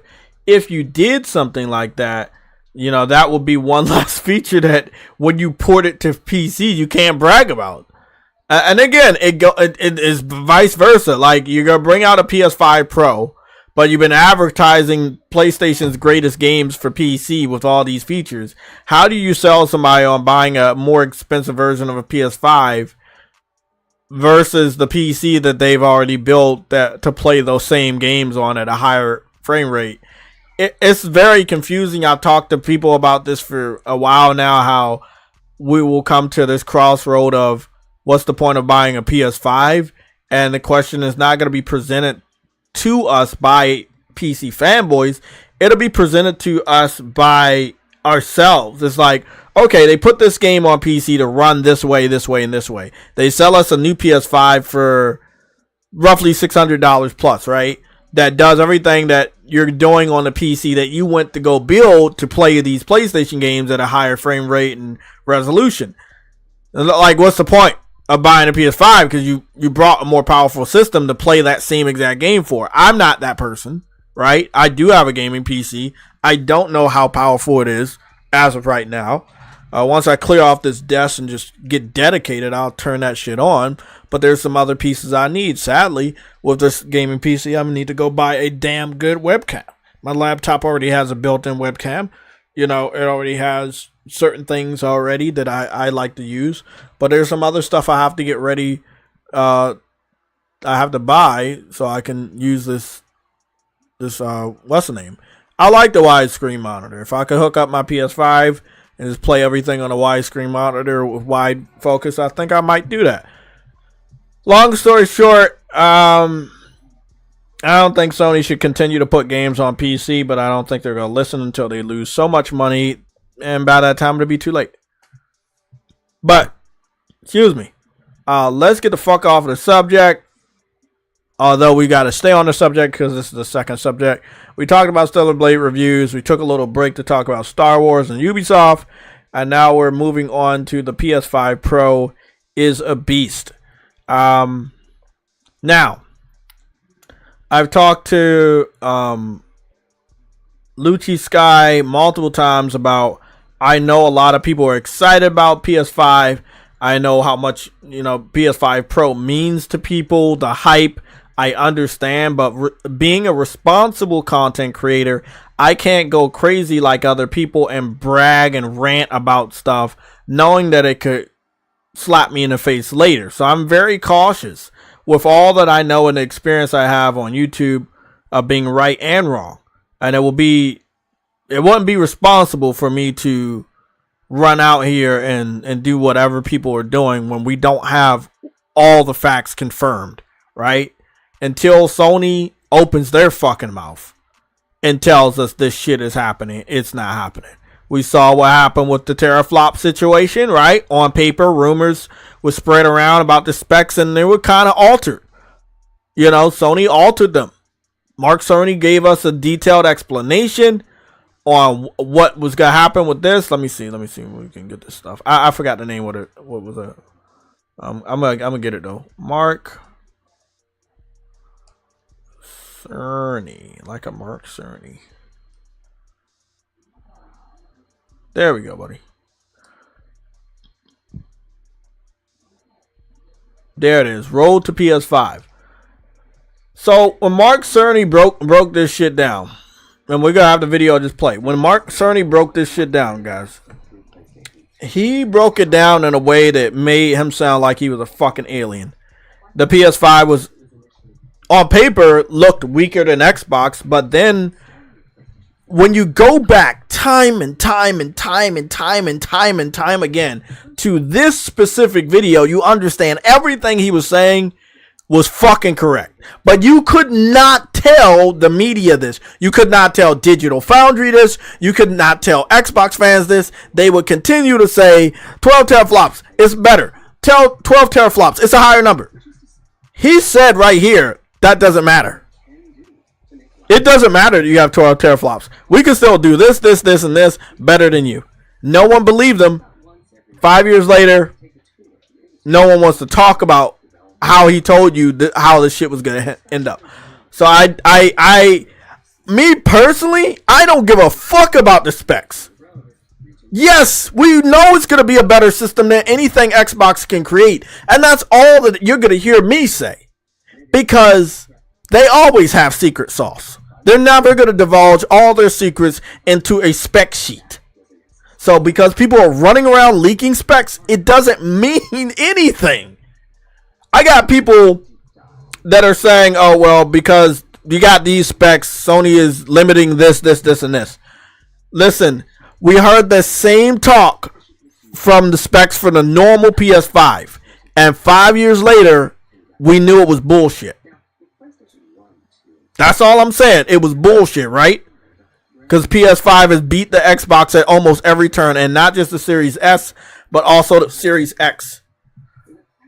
So, I don't trust anybody leaking the specs.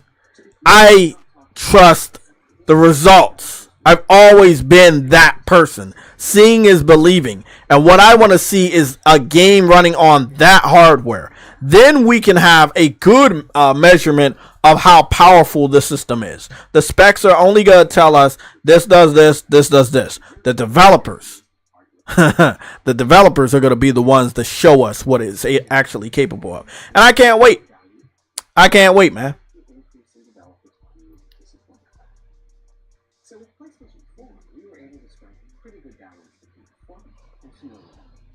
I saw your by the way, I saw your comment in the chat about Kingdom Come. I'll check it out. Look, respectfully, everybody that's planning on hyping me up on the specs, just know that I'm as excited as you are about new technology. I am not excited about reading some fucking numbers that I don't know about. I'll have him explain it to me, because nobody that's sharing this information to me knows what they're talking about, and I don't know the first thing about some of these numbers that people just randomly giving to me. Like, oh man, look, this leak. Like, bro, I'll let the master. I'm not a master of this shit. I'll let the master explain to us what it's going to do. When he fucking comes out and confirms the PS5 Pro and what it's going to do and how this is going to happen, that's all I'm waiting for.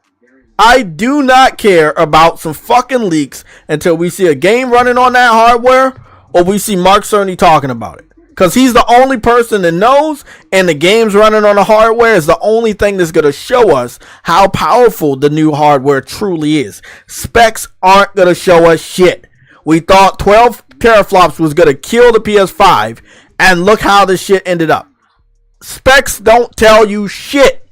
Seeing the game in motion is going to tell you everything we need to know. That I cannot fucking wait to see what these games do. We saw the PS5, if I'm not mistaken. You know what? We don't need to go over here. I'll just go through a screenshot.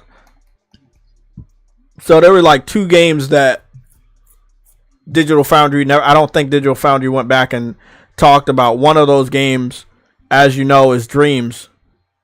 Digital Foundry never went back on Dreams. They never went back on Dreams and said, hey, with the PS5, we know we had an uneven frame rate on the PS4 for Dreams, and we know we shitted on the game because PS4 wasn't able to get Dreams at 60 frames, but the PS5 got it at 60 frames. They never went back and did that. This comes from a normal gamer like myself going back to play a game that he loves and finding out, oh my god, this shit is a flawless lock 60 frames. Or when this was public knowledge, by the way, the infamous game, we knew that Infamous was running at unlocked. If you run it unlocked mode, it's hitting lock 60, and then you're also getting a high resolution with that lock 60 that's above 1080p. I can't confirm if it's like native 4K, but you play it in resolution mode, unlock frame rate. You're getting a high-ass resolution and a lock 60 frames on the PS5. You weren't getting that on the PS4 or PS4 Pro. So what I'm saying is that we have games that were boosted by the PS5 We have a lot of other games that got PS5 updates and visuals and resolutions and frame rates and everything was boosted. I definitely believe we're going to get that in a more severe fashion. Playing, let's say, Helldivers at 4K 60 frames on PS5 Pro is going to be fucking dope. Do I think it can happen? Yes, I do. You know, there are a lot of games we're playing at 1080p 60, not because the system is weak, but because it's a developer choice with more power. They can just do that. There shouldn't be no more fucking excuses. I'm waiting for a moment in time where there are no more excuses on their behalf of what they can't do. So that, again, that's just me personally. I believe in the system. I've had the PS5 since launch. I know what it's capable of. And I can't say that I don't know what it's capable of. Because if something's not right on a game that you love, it's not your fault. It's not the hardware's fault. It's the developer's fault. Maybe they're too lazy. Maybe they're making excuses. Oh, it's not enough power. It has enough power. You just don't know how to pull it out. You know? It has more than enough power. You just don't know how to pull it out. So, it's really up to what the developers can do. It's not about us as fans running around with a spec sheet and saying, hey, look at this. Look at this. You know, let me see. Do I got a piece of paper over here so I can give you fucking an example of what some people are doing? Hey, look at this. We got the spec sheet. Look at this. We're better than you. Look at the specs. And then we don't know what the fuck we're showing. We got no proof. We got no gameplay. We got no screenshots. Mark Cerny didn't say shit. Sony didn't confirm shit. Look at this. I can't make content like that. I love you guys as much as I can love you as followers, fans, gamers, friends. But I'm not that content creator that can run around and do console war content to brag about the fact that we got leaked specs that could change and could or could not mean what the fuck we think it means. Mm-hmm. Again, 12 teraflops was gonna blow PS5 out the water because PlayStation 5 only had 10, right? We found out that was false. With that being said, I think that the leak specs, if they're real, mean that the system is way more powerful. If those are the specs that are on the real PS5 Pro, that shit is a fucking monster. You heard it here first. Because if you see what we got with the PS5, and we're going to get a PS5 Pro, at least the first party devs are going to make some fucking impressive games, man. Those games are going to be fucking intimidating for the competitors. Like, very intimidating. Again, I'll go back here to one of the showpieces that I love to show. I love showing this game. This is one of the best examples of, yes, you can do it. For 800p, 60 frames per second locked most of the time. Horizon Forbidden West, prime fucking example. That first, if you fucking work, you don't need a fucking pro. Second, okay, you're getting a pro. Every other dev, the normal devs that are not first party, they should be able to get 800p 60 frames. But we know they're going to have some fucking excuses. Is it the hardware fault or is it the devs? I blame the devs all the time. Because when I see Guerrilla Games being able to do this, Kojima being able to do what he's doing with Death Stranding 1 and 2 on the Decima engine, Insomniac over there creating complete magic with Spider-Man, Ratchet and Clank, and now Wolverine. And then Sony Santa Monica doing what they're doing with God of War. And even, you know, Naughty Dog with Last of Us Part 1 and Part 2. Bro, I don't want to hear no fucking excuses. When the new hardware comes out from these indie devs or AA devs or other AAA devs, you should be able to make shit happen. I'm not excited about the PS5 Pro to brag two Xbox fanboys. I'm excited so that I don't have to hear excuses from other devs on what they can't fucking do that has already been done. Oh, we can't get 4K 60. They doing it. Whether it's checkerboard or fucking native, they're doing it. They have a level of detail that you can zoom in 5,000%. Digital Foundry's done it. I've done it. They couldn't find any fucking faults. I'm zooming in the fucking lobsters crawling across the sand, making trails as they fucking crawl across the sand. Zooming in, clearing the image as if it is a photorealistic lobster that you're looking at. But no, it's a video game. It's possible. It was always possible. I don't need a fucking PS5 Pro to tell you that shit. Will I be there day one to pick it up? You damn right I will. I'll be there. It'll be picked up. It'll be a day one. But goddamn, bro. The fucking excuses from some of these devs on what they can't do. When you got an Insomniac Games, a Sony Santa Monica, a Naughty Dog, what is it? Guerrilla Games. Oh, no fucking excuses, bro. This is I'm using the Horizon Forbidden West like I always do, because it's one of the best fucking examples. It's one of the best fucking examples, bro. Oh, I can't do fur. I can't do eyes. I can't do this. Maybe you need to ask them to borrow the Decima engine if you can't do this and you can't do that. I didn't use any filters. I activated photo mode. I might have put some other shit on, like, emotions on her face or different poses, but that's it, bro. I'm not somebody that goes deep into photo mode, because the whole point of me taking the screenshots, I'm going to share it with you guys anyway. I don't want anybody to think that I've altered the image in any way, shape, or form. These are all raw. These are raw images from my PS5. The game just looks that good. The game looks that good, man. It just looks this good. Like, you don't need no gimmicks or anything to make this game look good. This game just looks that good, bro. That's facts. But long story short, I'm excited about the Pro. I am. It's just, you're not gonna see me bragging about specs until we get a clear understanding of what developers can do with those specs. Sure.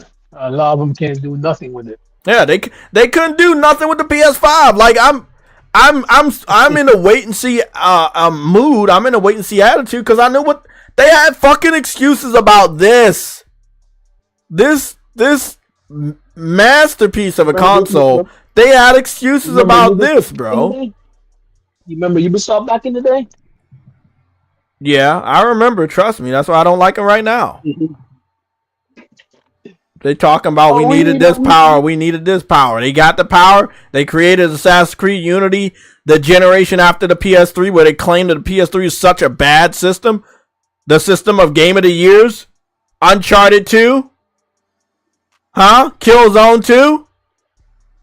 Sony was able to do this and that with that system. Oh, it's not enough. The Wii U's going to give us enough power. The Wii U didn't give them power. The PS4 came out.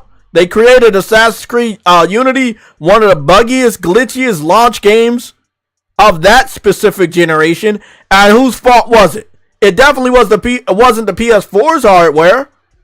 At a certain point in time, the developers have to be held accountable.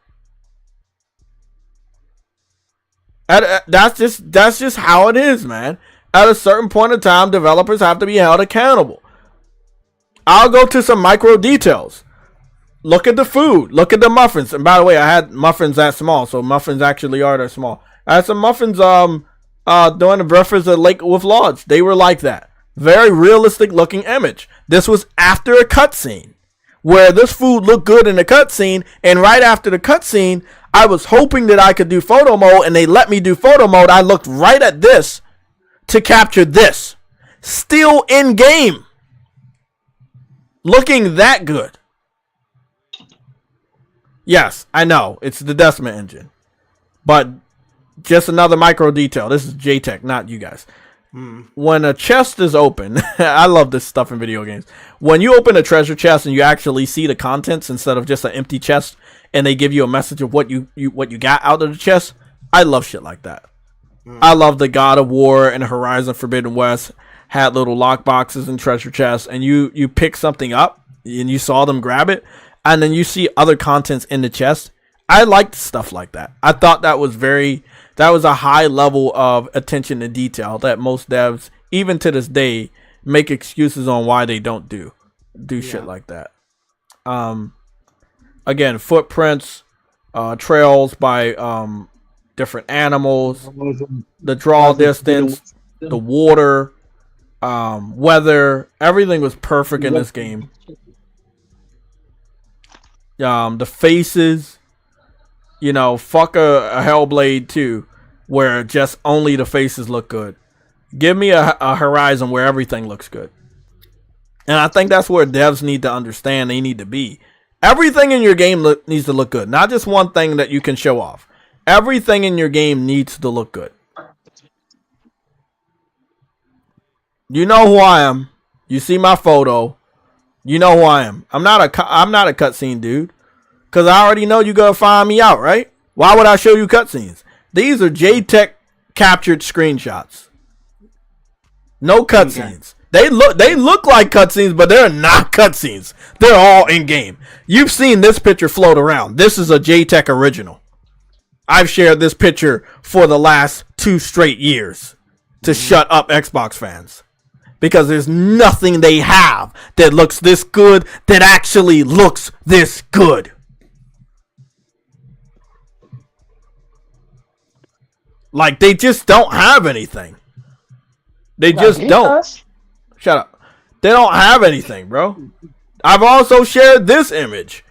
Again, another JTech original. Zooming all the way into a random rat running across the fucking desert and capturing it, zooming in to see all the fur and details. You know what's funny about those rats, though? They're so tiny in the map.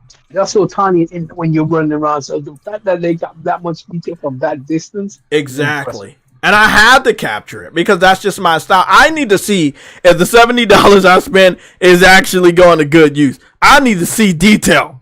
I need to see food. I need to see liquid in the cups that you're drinking. I need to see it. I need to see it. This right here was another JTech original. I don't share this image enough.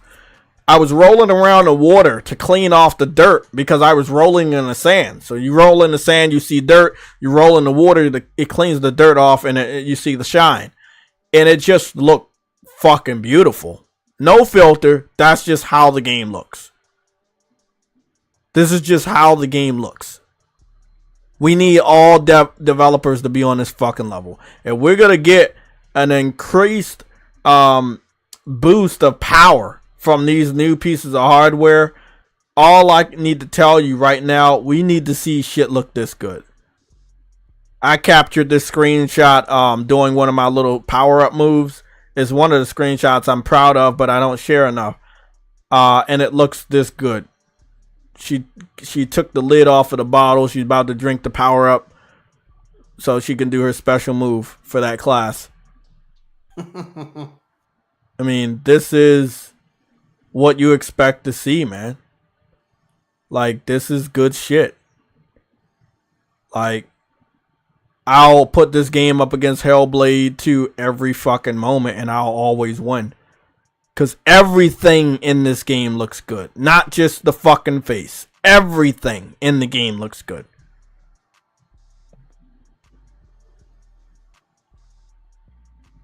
We can go to that topic. We can definitely go to that topic. But again, I'm excited about the PS5 Pro. I'm going to get it day one, but the specs don't help me. It's just like normal rumors. They don't help me. I need something tangible, bro. Because people come into this channel to see me give you something tangible. Yeah. You know, they're not coming to me for me to tell them what other people are telling them. I put a different layer on that shit, a visual layer. And the visual layer I could put on the rumors right now is look what we were already getting. It's going to get way better than this. Yeah. That's what I can tell you right now. The detail that you're going to see on some of these games. And again, Spider-Man right there. I want y'all to understand. Helldivers, I got 39 gigabytes of screenshots and videos. Horizon, I got 14 gigabytes of screenshots and videos. And Spider-Man, I got 13 gigabytes of screenshots and videos. Right? Helldivers is the most. You know I've spent a lot of time on Helldivers. 39 gigabytes of screenshots and videos.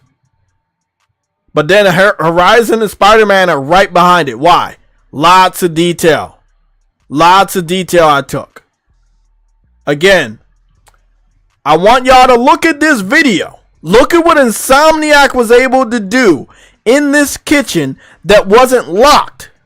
You get to walk around the kitchen. You're supposed to go through the kitchen real quick and go to the outside to finish the rest of the story mission as Peter Parker delivering some food, right? He's a server. I worked in a high-profile chef's kitchen. I know everything here. That's why it meant a lot to me. Because I know how it's supposed to look. And the fact that it looks exactly how a high-profile chef's kitchen looks blew my fucking mind. Not only how everything looks, the trays, the gurneys, everything, the dishwashing, the fact that they had the pastries, they had this, they had the pork chops, they had the meat ready, they had the vegetables ready. That's what Mark Cerny was talking about. It's not just having good visuals, being able to do different things that other devs won't do. A high level of AAA or beyond AAA. Mm-hmm.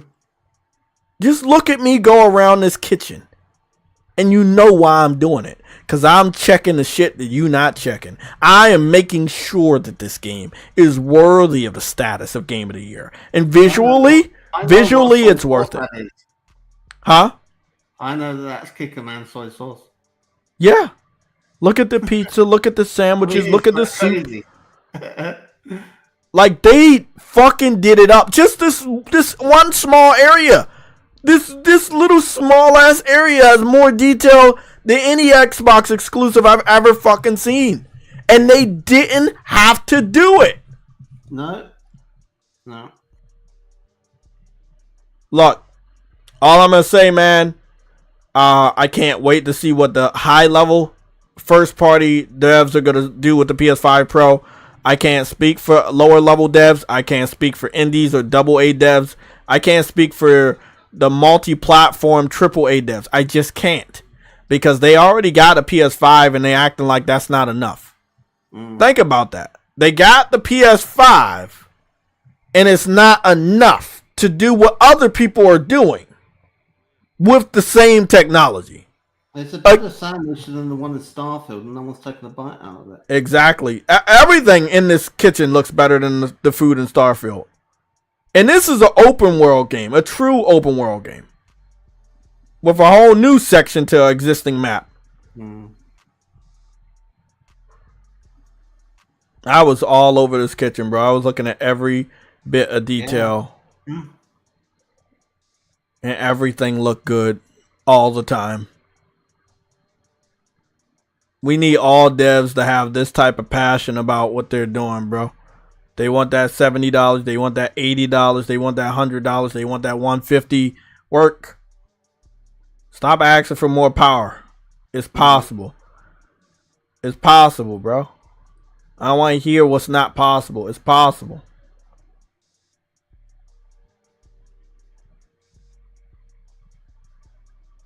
This shit is... bro, this shit brought a tear to my eye because I know where I used to work and it brought a tear to my eye that this developer was so passionate about the game that this one small area in the game, they were like, yeah, we're going to put our heart and soul into just a small little ass area. And it blew my mind that they just had that much fucking passion. Like, they really did. They had that much passion. So. Don't you get to wear rubber gloves when you're doing the dishes? Oh yeah, that wasn't realistic at all, and that's actually a server. He's not supposed to be washing the dishes. Yeah, It's supposed to be it's supposed to be another He dude. would have an apron on if he's doing that job. Yeah. It's really messed up. So there was some aspects like that right there, not very If realistic. I had a criticism, it would be that some of the bowls were a bit regular in the way they're laid out. They're like absolutely in martial order. And I think that if they had a bit of variance in how they were placed, so that they were imperceptibly off grid, that would make it look like a human put them into a nice order, but they weren't actually perfect. Somebody said I was the stinkiest kid growing up. Probably. Right?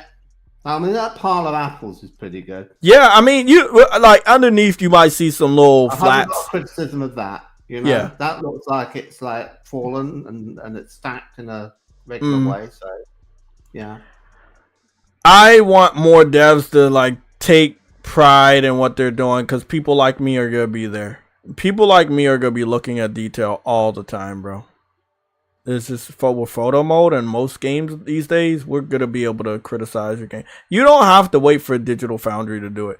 If I'm not mistaken, I don't even think Digital Foundry did an analysis of the kitchen. They don't even look at it in that way. They don't go for the aesthetics. They go for like what's the pixel count. Yeah, it's very boring. Frame pacing and all of this stuff. They were talking about PCs and them having shader stutter today, and I thought, what's that? That's something I've never had. Fuck no, I don't like chlorine at all, man. So yeah. Yeah, but long story short, I've taken a lot of videos and screenshots of Spider-Man detail that most people won't see and most people won't believe. But all I'm gonna say this visually with the detail is game of the year. Story, I think they definitely needed some work on it. I like a good amount of the side quests. I don't think I had a problem with a side quest except for one specific side quest. We all know what that one was. It's a little cringy. But I feel like outside of that, I think they did a very good job. Like, you can trust me to tell you they did a good job on visuals. What was the resolution and frame rate in performance mode? I don't know. I think it was 4K 60, but don't quote me on that. I know it was 60. It could have been checkerboard 4K 60, or it could be native, or it could have been native, but I don't know 100%. I know that shit was good though. Checker beams. Because I thought that when you were on Horizon, this is True Woody getting a haircut right here. Am I right in thinking that Horizon is 1800? I could look it up, but it is something like 1800p 30. Maybe. It was very crisp, similar to Horizon. I mean, the thing is that you had that food on that canvas, right? You showed it a while ago, and the weave, you could see the weave on the canvas, right? That all that food was laid out with the muffins and everything, and the tray. Yeah. That the fact that it had the resolution to pick up the weave, it's got to be pretty high. It might not be 4K, but it's got to be maybe at 1800, something like that. Quite possibly, yeah. You might be right. I don't know the specific. I don't have a resolution counter on my TV. Do you so play it at 60 Horizon Forbidden West, or you play it at 30? 60. And when you do your captures, are you playing it at maximum frame rate or like best quality? Frame rate. I always capture whatever I'm playing is what I'm gonna capture. I'm not changing it for the capture of the screenshot or the video. Whatever I'm playing in, it could actually look better than this. Yeah. Interesting. Yeah. Because I don't play it on resolution mode. Like some games I'm playing on resolution mode this year. Yeah. Because they're better at that. Other games, no. You see, I was thinking about this Pro, and I'm thinking, how is it going to... Is it going to be like... Because any game that comes out for it, they're going to have like an enhanced version, right? Mm-hmm. And what is enhanced going to be? Is it going to be like a boost mode or something that you turn on in a control panel to make use of? Or is it going to be an option that appears that is grayed out on the PS5? but it's not grayed out on the PS5 Pro. How do you think it'll work? And what do you think it might do? Will it just make, games that are 30, 60, games that are 60, 120, games that are 4K, makes the PSSR, makes them 8K? That I don't see all that likely, because I don't see that there's that many people with those TVs. But there are people who are speculating that that's what it can do. You see, what I've heard about frame generation is that you can take 60 and get it to 120. All right? Because there's enough, there's not so much difference in the animation frames between one frame and the 60th of a second and the next frame for it to not know how to interpolate an image that's in between the two. And that's where you get your 120 frames from. But if the gap is more because it's 30 frames a second, it can't then make that 60 frames a second because it's too different. The frame to the next frame is way different, right? And so it needs to have them be pretty similar for them to be able to use the AI to automatically do frame generation. So you can't do 30 to 60, but you can do 60 to 120. Now, I can smell it too. I think you can also use it, obviously, for the other thing, but I don't think you can do both. I think you can either do frame generation to boost the frame rate, or you can use it to up the resolution. It's a choice between performance mode and resolution mode, but both of which are enhanced. And then I was thinking that if you had it at 60, let's say your game does 60, but then you were prepared to drop it 30, then you can add in a mode beyond the ones we're used to, where the game will have a ray tracing mode. And in ray tracing mode, it runs at a 30, and then it has much better, shadows, lighting, and refractions and reflections, which it wouldn't ordinarily have. Okay, and it'll look profoundly different.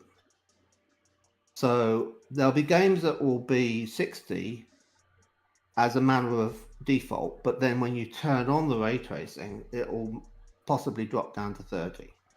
But my thinking is that it's probably not going to be able to have a game that's got ray tracing and 60 frames a second. And I think people should probably check their expectations of the PS5 Pro doing that. Because there's people who are saying, oh, we'll do 120 frames a second ray tracing and 4K or 8K, and it's just like no. You can't have everything. It has to be like a choice between all those things, right? So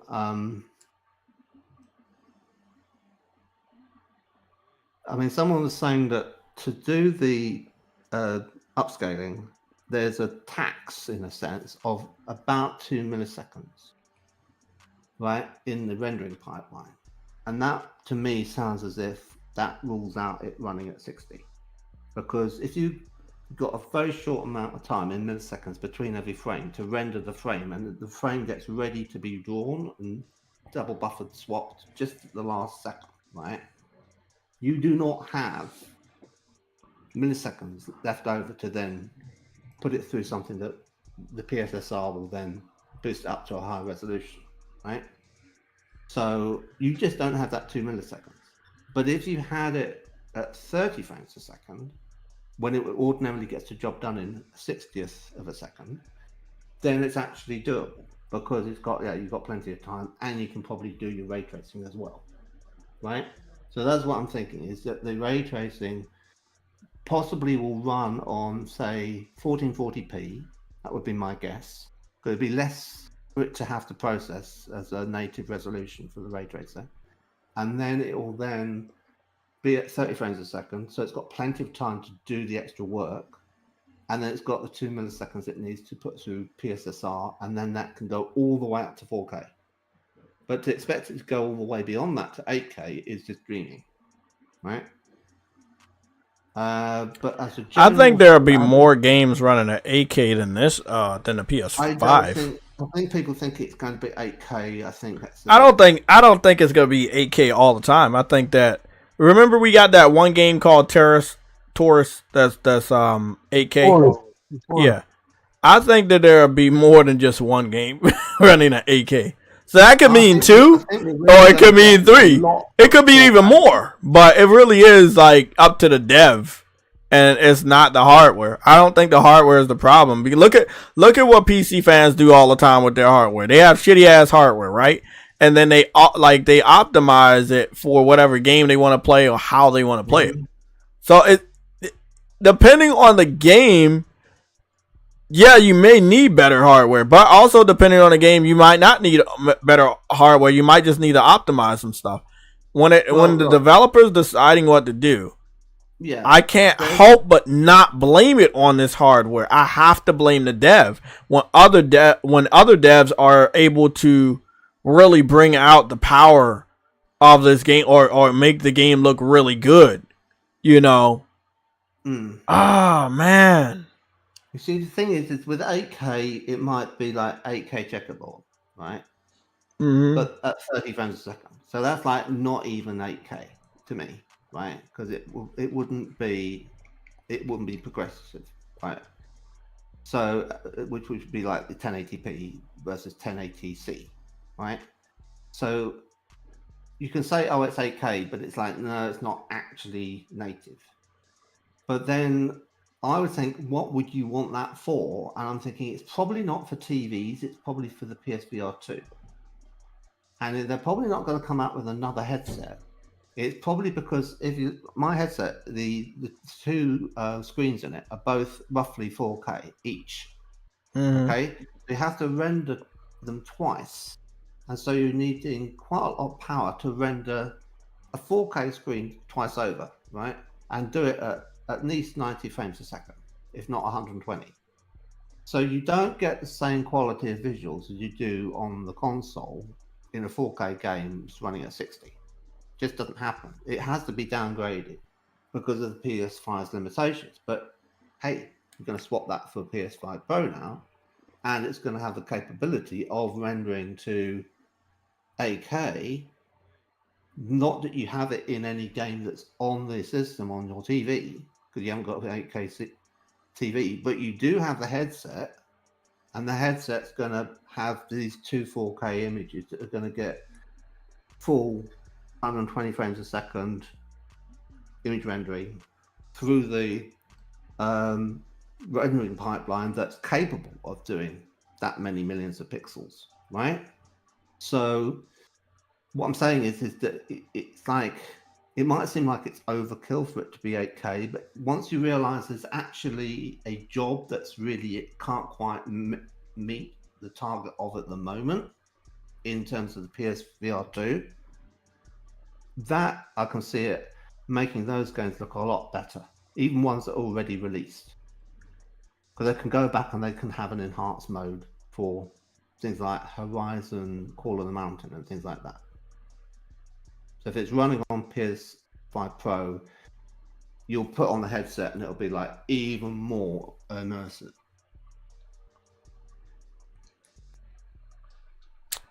Well, like I said earlier, we will see. Yes. I mean, right now, we can't see shit. I'm avoiding talking any specs. Yeah. I looked at the specs. My general estimate is that the CPU hasn't really made much of an improvement. They said something like 10%. And then the GPU is roughly, taking all things into consideration, about 4 times as powerful as what we're used to. Right? So that is a lot. That's like a generational leap. And I'm happy with that. Now, the guy on Reforged Gaming did a thing I watched today, and he was talking about it, and then he said, well, because the Moore's Law is Dead guy was posted a video with the spec sheets that have been circulated to developers. Sony didn't like the amount of information that was on those technical documents getting out into the wild, so they copyrighted his video and had him, so it had to be taken down. I heard about that. The people said that was confirmation that not only was the PS5 Pro real, but that they know what the specs are. And it's like, well, you'd only maybe know what the dev kit specs are, right? And they might not be quite as good, the actual machines we get that the devs have access to. So, will it have 16 gigabytes of RAM, which was one of the specs? It might not. That might be for the dev kit, right? So we'll see. It might have 14 or 12 or something like that, but we'll see. So, I mean, the current PS5 has 8, doesn't it? Mm-hmm. Well, guys, let's go move on to one of the major topics. I love talking about Helldivers. I love Helldivers. I will be on there later this evening. So no, it has 16, so they won't be changing the RAM. Yeah. Yeah, okay, it's going to be 16. So we're going to be talking about Helldivers, right? I'm just going to go to some of my newer images. And we're going to talk a little bit about Helldivers. Helldivers, there you go. That's a good representation. I think so. Okay, Monte, well, I'll look at the Unreal reveal. There you go. Cool. Yeah. Now, this is Helldivers. I think we all know what a Helldiver is, right? This is Helldivers. Let's just talk about it. I like this screenshot. This is one of my favorite new screenshots. I was able to capture my Helldiver with the crossbow next to the battle pass, and he looks similar to Master Chief, but not quite. Right? All green, forest green crossbow. We know that a lot of people, they seem to really like Helldivers, right? Like they really do love Helldivers. I'm gonna share a picture, and we got the sound bites on my phone. So what I'm gonna do with that is I'm going to make sure that we have all of that situated. Alright, before I do some other stuff. I just gotta have to boost that audio if you guys don't mind.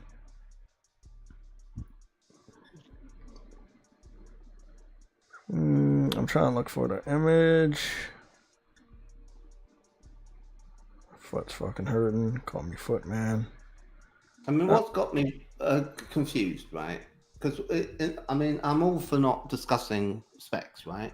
But to be fair, for just to not be biased and like have people complain and say we're talking up Sony in this, we should say that Sarah Bond said that we are moving full speed ahead on our next generation hardware, focused on delivering the biggest technological leap ever in a generation.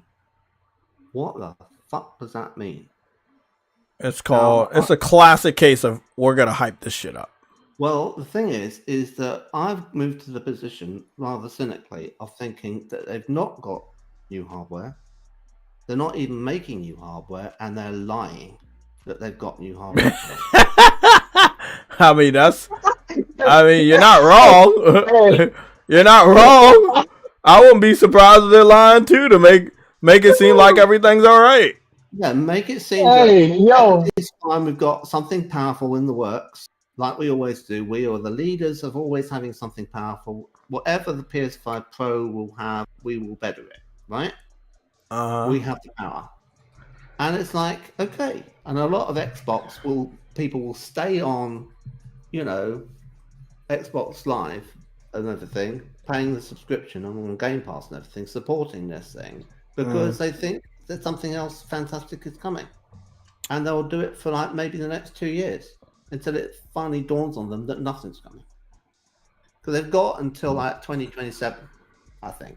They could probably string everyone along until 2027 and still not deliver anything. And they'll be thinking, well, because it's now 2027, it's going to be super duper fantastico. Right? Even though by then the PS5 Pro will have come out, right? And it will have Xbox games migrating over to it and enhanced and looking better, right? And Sony profiting off the sales on PlayStation. But they'll somehow rationalize it and say, oh, but that's money that Xbox are making off people on Sony's platform buying the games. That's only because they can't get them to have, Xbox gamers pay anything for their games.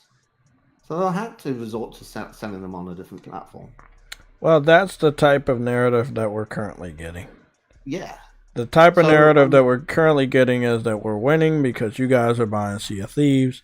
And I told Truity yesterday after my vacation that we will truly know how good Sea of Thieves sells because it's right next to what is it? What's the game called?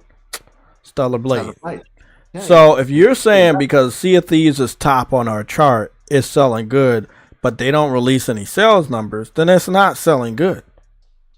Because we know Microsoft, they're going to want to brag about some sales numbers since they can actually brag about some sales numbers.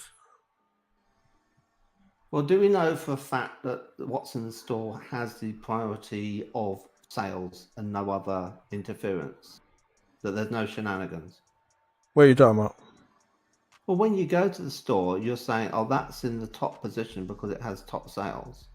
Or is it in that position because it's being pushed by Microsoft giving them some money to say, please put this in the first place? No, it's in the top position. It's not in the top. It's number 2 behind Stellar Blade, but it's in the pre-orders. Right. Yeah, it's fluctuating. Right.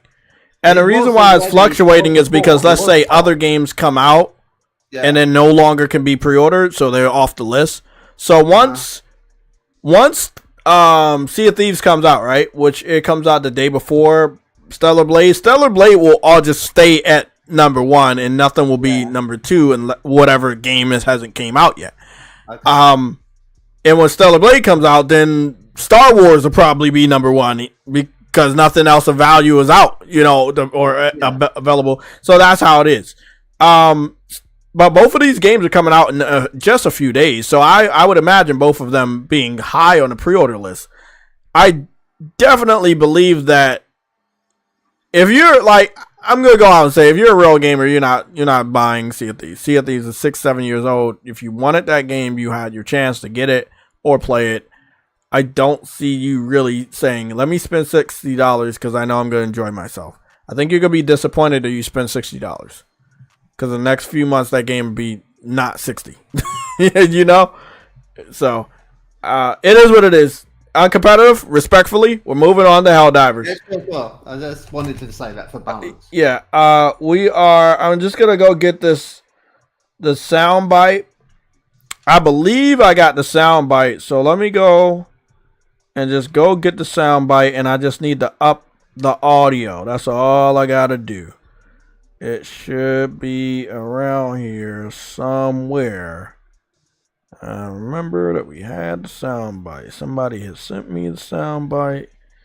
And blah, blah, blah, blah, blah, blah. I remember you guys sent me the fucking soundbite. I don't know why it's not in my fucking messages. Okay, that's there, that's there, that's there. Okay, I remember that. The rat beef. Okay, I remember all of that. What I remember is seeing the soundbite, but I don't think I downloaded it to my phone. So let me go and get that soundbite again and download it to my phone. Because he was so quiet. He's so quiet, softly spoken. What I've heard, it's just a rumor that I've heard. It's not loud enough for me. Yeah, it's not loud enough for me. But I'll play it and see if you guys can hear it through the microphone. But I'm still going to go save it to my phone.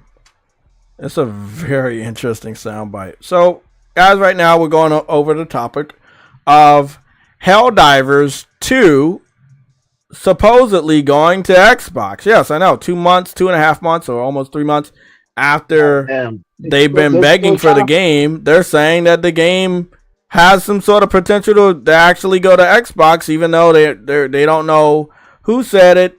They don't have any confirmation from anybody. What I will say is, in classic JTech fashion, I will save the video. I will go back to Twitter right now.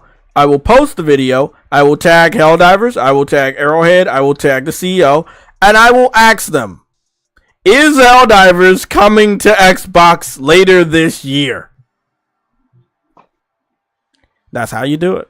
You do not let rumors run rampant, but we will analyze the rumor. So don't get me wrong. We're not going to not analyze the rumor. We are definitely analyzing this rumor. I think I saw it roughly yesterday. If I'm not mistaken, it was yesterday I saw it, and then Afro sent it to me. I saw it again this morning, and I thought, because it's so obvious that I was going to save this.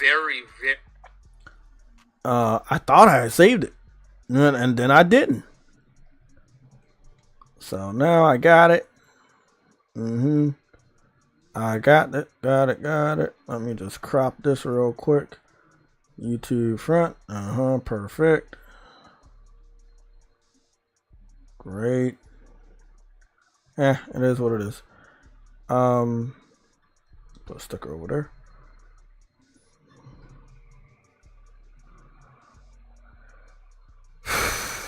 Rumor mill.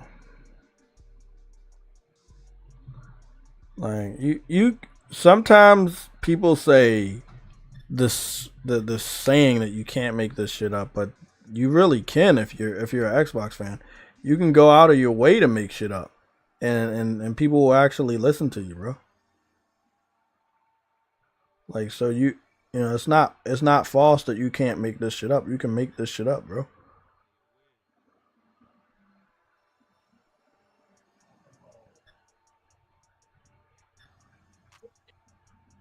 So I'm just gonna put that right there.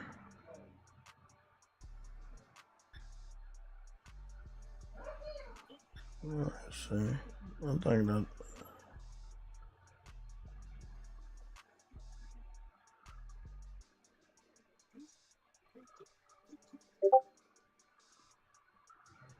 That looks good. Oh, sorry.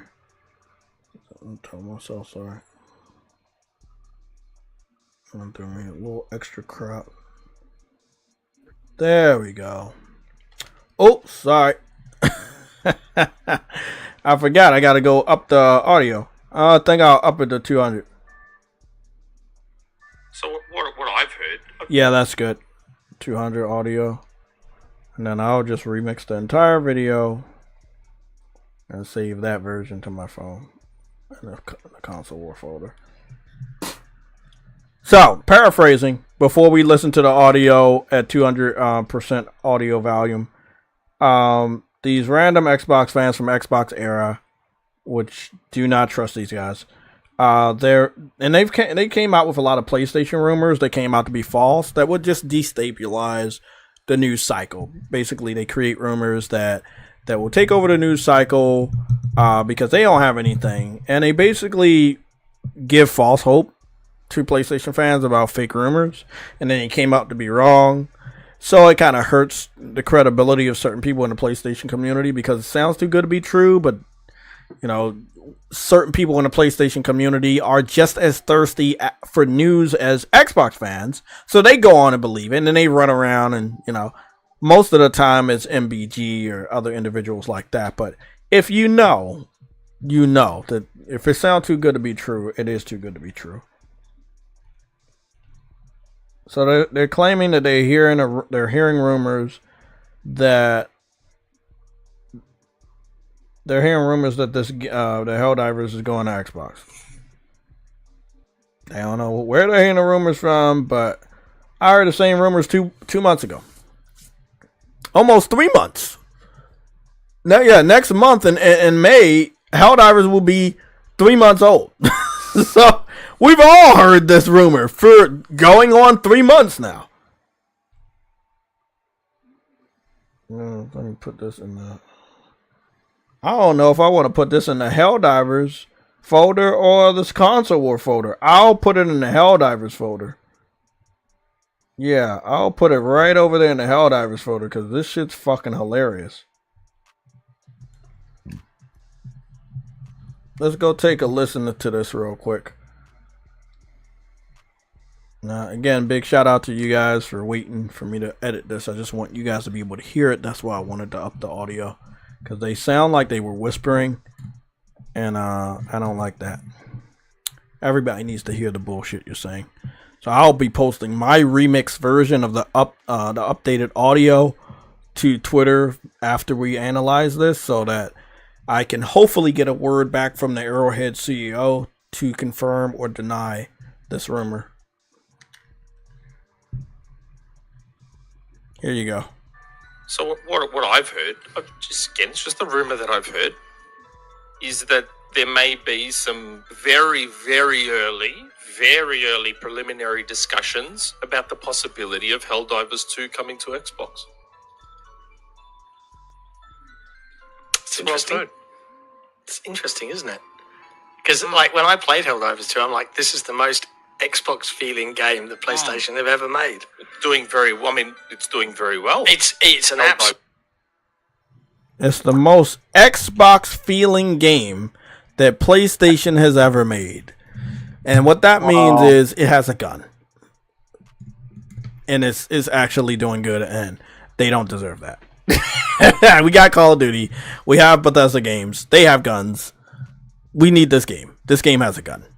Xbox fans have been begging for this game for 3 months after it caught fire. I saw Xbox fans create change.org petitions, believing that was the key to get this game over there.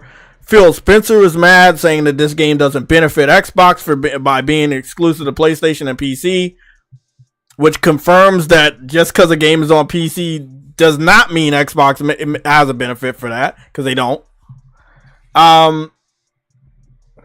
Hey man, what's your thoughts? Now, the image you're looking at right now, this is a live cosplay. There's somebody that out of the multitude of cosplays that we've looked at over on PlayStation Legion, this is a real cosplay. It was featured by Helldivers' official Twitter page. One of the best cosplays I saw. It is not an in-game image of Helldivers. This is somebody that made a cosplay. It looks really good. It looks really good. Yeah, all the way from head to toe, boots, shin guards, everything. It looked really fucking good. A lot of people are doing Helldivers cosplay. This game is blowing up. It kind of reminds me of Minecraft. Minecraft blew up. 3 years later, or 3 to 4 years later, Microsoft acquired Mojang, which was the creator of Minecraft, and then by default they own Minecraft, right? But they didn't buy Minecraft and then it became popular. Minecraft was already super popular when Microsoft acquired them. Same like Call of Duty, same like Bethesda and all of their games. You know, if we can go off topic for a small segment, you know, Fallout doing good, the TV show doing good, and then Xbox fans claiming, and this is true, that it's an exclusive when it is not, is a weird concept to me. You liked Fallout before the show came out, and a lot of people liked Fallout before Bethesda was acquired by Xbox. So the popularity of Fallout is not... You don't give credit to Xbox for the popularity of Fallout. You don't give credit to Xbox for the fact that you like Fallout, whether it's the TV show or the video game.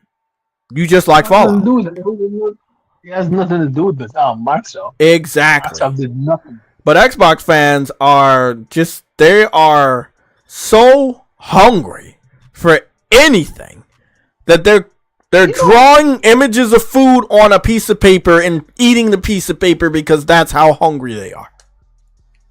Have you ever seen someone so starved that, you know, anything they see they eat? Yeah, that's who these. That's what these guys are, man.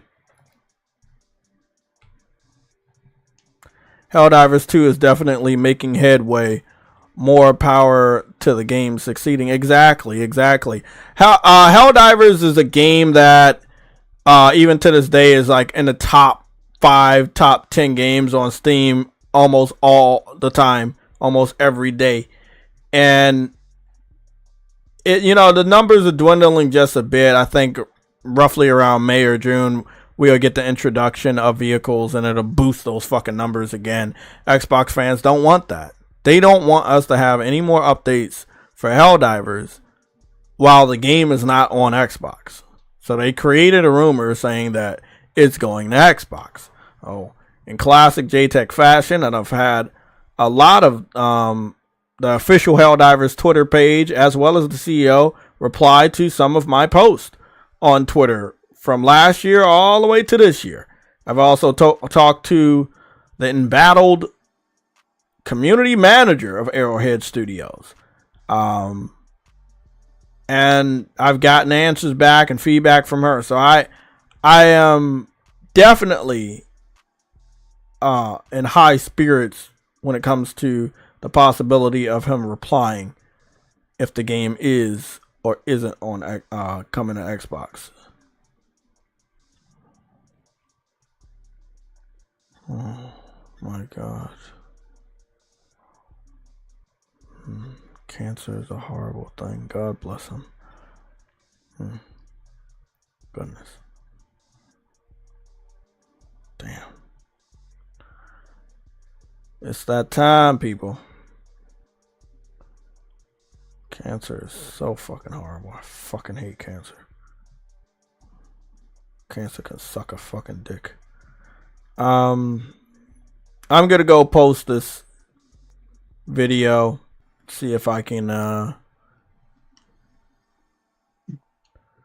let me see.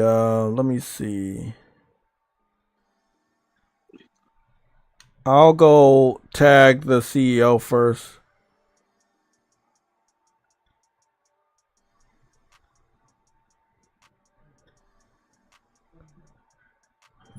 Recently, what's the dude's name? His name is Shrapnel. Oh my God! I want to make sure I get his full name. Xbox era.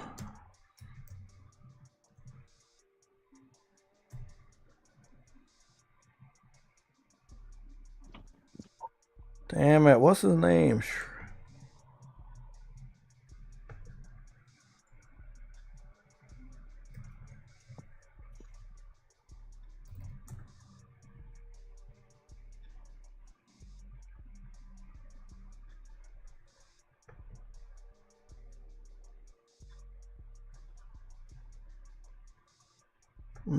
Am I getting his name right?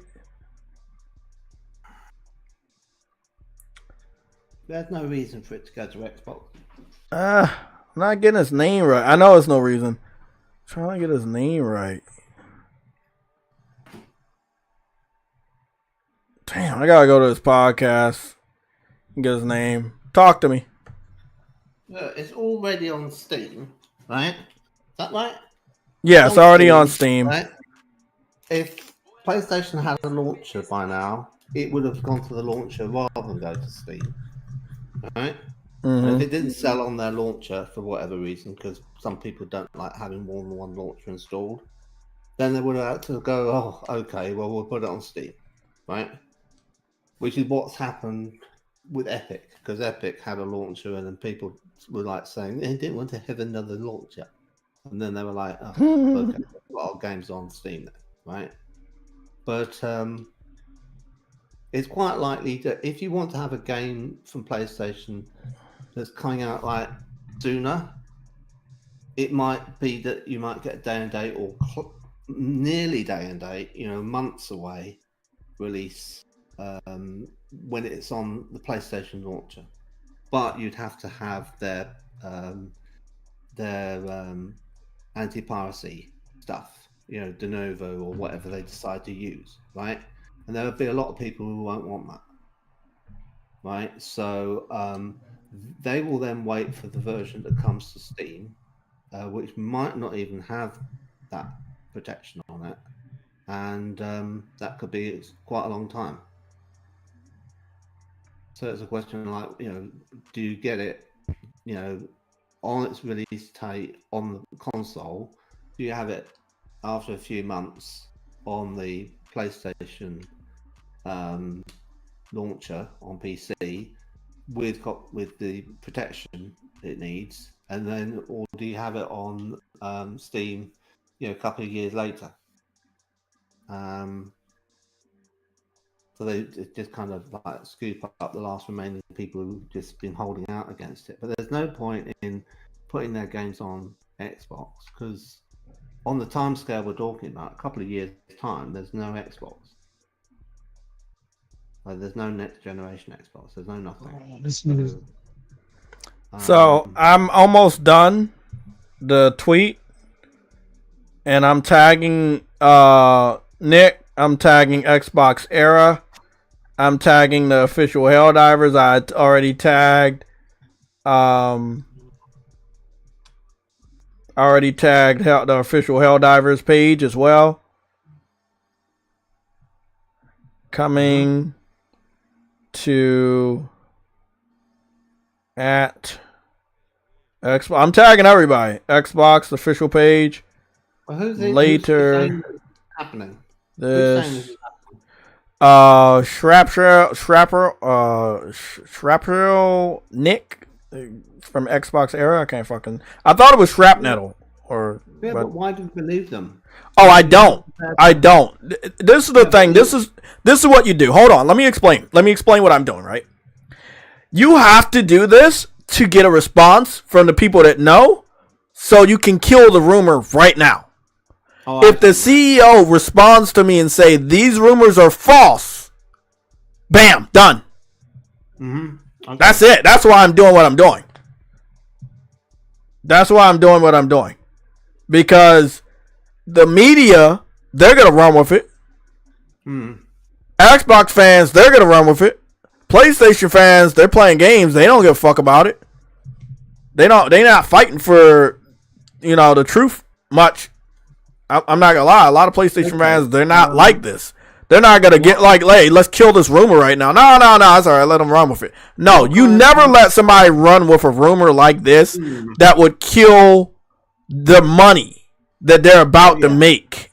Don't fuck. Okay. You shouldn't fuck with their money, bro. That's fucked up. Well, I mean, they can't sell their studio to Sony necessarily if they do this, can they? It might be like a Destiny thing, but yeah, you're right. Yeah. Games on Xbox. Look, are you phrasing your tweet in giving them a time window? Because the thing is from their perspective, if they say categorically no, that's really meaningful because that means that they're never, ever, ever going to put it on Xbox. But they might not be able to say that because they don't know the future. And they might say, oh, I can't really be that categorical about saying no. But if you were to say, is it coming out this year? Then they can say no to that.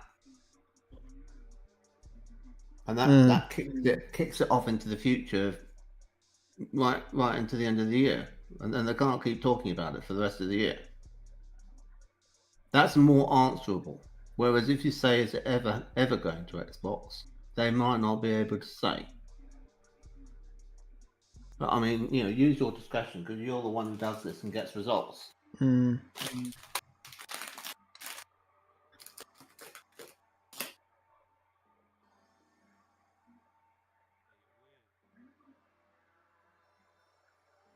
I mean, they might not have plans to put it on Xbox now, but then we don't know where their finances will be in the future. And then they might say, oh, what could do with the money? And then they put it over on Xbox because they need the money. Right? Okay. I know. I mean, it's a funny thing when you think about them needing money from people that don't buy games. I know. Well, they won't get it, will they? Because they want it to be in Game Pass, and then they want it to be part of the rental. So. Okay, I'm just finishing tagging all the people involved. Spencer might try and offer them some money, to put it into Game Pass, which could be quite generous. That will have to be a lot of money since this is a big ass hit. You have to go straight to police. You have to go straight to PlayStation on this too. You can't kind of like with the MLB shit. You could go around their back because they don't own the rights to the game, shit like that. But you can't do that with this. You have to go straight to PlayStation. If it was going to happen this year, it would be around November. Yeah, wouldn't be a reason because they're gonna have Call of Duty. They're gonna be advertising Call of Duty going to Game Pass starting, I believe, this summer. at their little Xbox event that more of the Activision games are going to Game Pass. It's like, what's the benefit of PlayStation? You look like a bitch. You had your Call of Duty competitor and you gave it to the fucking opposition. You look like a fucking bitch. They dared you to make something on that level. You made it. You keep it. Simple as that. You made it. You keep it. They're not throwing Gears. They're not throwing Halo. They're not throwing Forza over here. Keep what you have. Sony was smart. They would never put this shit on Xbox. You finally got the game you've been trying to make for like fucking 15 years plus. That's a blowing up, a huge sensation, a huge fucking phenomenon. You keep this shit. And don't let that shit go. Yeah. Okay, so I'm gonna read it off to you. I said, Palstead, which is the CEO of Arrowhead, I said recently, Shrapnel Nick said on Xbox Era that the official Helldivers 2 Twitter page, I tagged them, is coming to official Xbox. And then underneath I say, is this true or false? Okay. So it's not, is coming to Xbox this year, it's coming to Xbox. Yeah. The thing is you're saying it and it's like, it's an indefinite period and, well... All I said at the end is true or false. So I gave him the statement of what the rumor is. And then the video is also posted here, by the way. Just further context. He might answer and say there are no current plans to bring it to Xbox, and that doesn't really get you anywhere. It gets me enough. It gets you somewhere. It gets you enough to stop the rumor because they're claiming that there are current plans. If you said that, is it coming to Xbox this year? Then you can then say no, and that's like so like crushing to all those people who've got that petition going. I think it's best to not say this year because then Xbox fans are saying, yeah, he said not this year, but it doesn't mean next year, and then there's a whole fucking struggle. If you say it's coming to Xbox, it's true. Is this true or false? Okay. He can say easily is say this is false. Because he's going to look at the video, too. The video that I modified and up the audio. He's going to be able to clearly look at the 30... Yeah. Never coming to Xbox. Yeah. He doesn't have to. He doesn't have to. He doesn't have to respond, but he could actually go out on a limb and say, it's never coming to Xbox.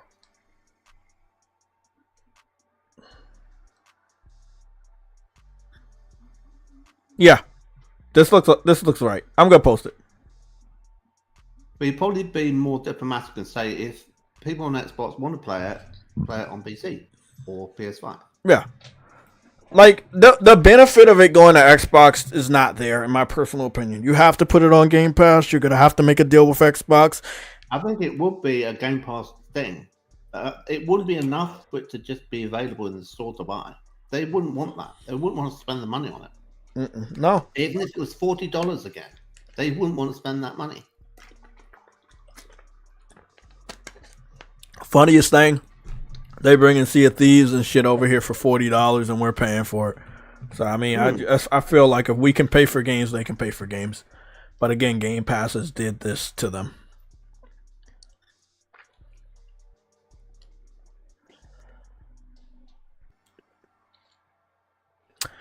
I'm going to consult the chat.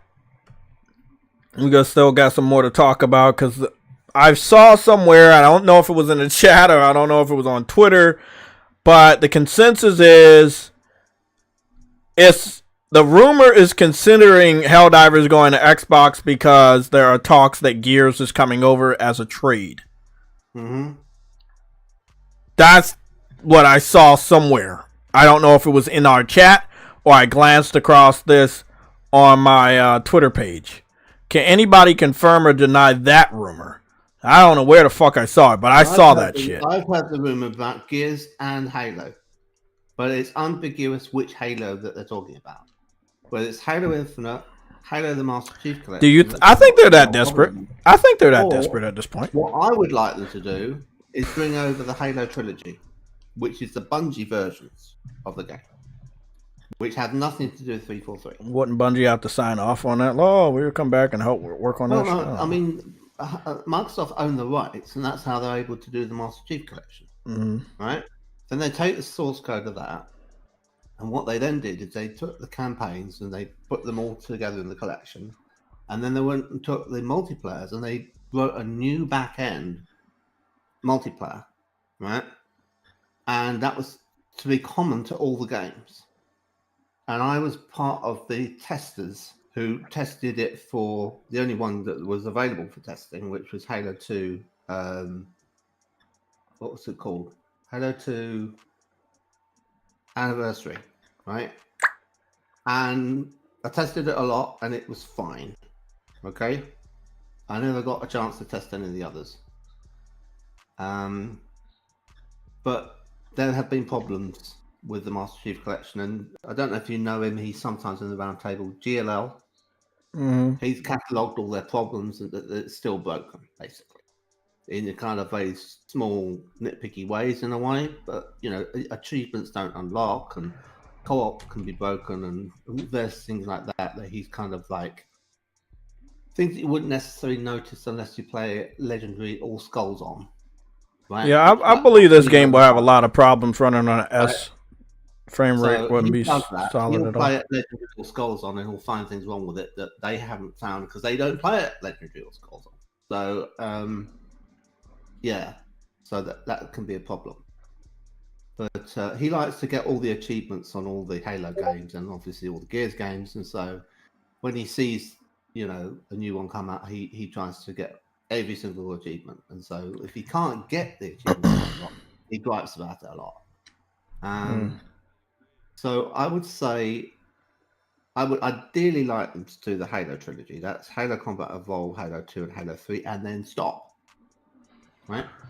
I talked about this with True Witty the other day, and I want to talk to you about this too. So what do you believe is going on? I forgot to check my PlayStation Plus, by the way, because I was on vacation. What do you believe would come over next? I believe the next couple games will be the next couple games. I don't think the big ones are coming over. I don't think Halo, Gears, and Forza are coming over this year or the early part. I think it would be Indiana Jones, Valve, Hellblade 2, and Starfield. I don't think the Halo and Gears are coming over right now. The next one's going to be Hellblade 2. We might see Avowed before we see Indiana Jones, because Indiana Jones. You think any of those will be day and date? Indiana Jones will be near the end of the year, I think, isn't it? Yeah, but I think it's getting pushed back. And I think that will be okay as a game, because I think the studio's pretty good Machine Games, because they did Wolfenstein and stuff. And I don't think Avowed will be all that good, right? Even by the standards of other Xbox games, I think it'll be a bit, you know, a bit meh. But it's like, you know, all right for what it is, right? But it's nothing that you compare it to on, you know, PlayStation. It just pales into insignificance. But, you know, it won't be like bad, right? So, so that's something. And I think Hellblade might be all right story-wise.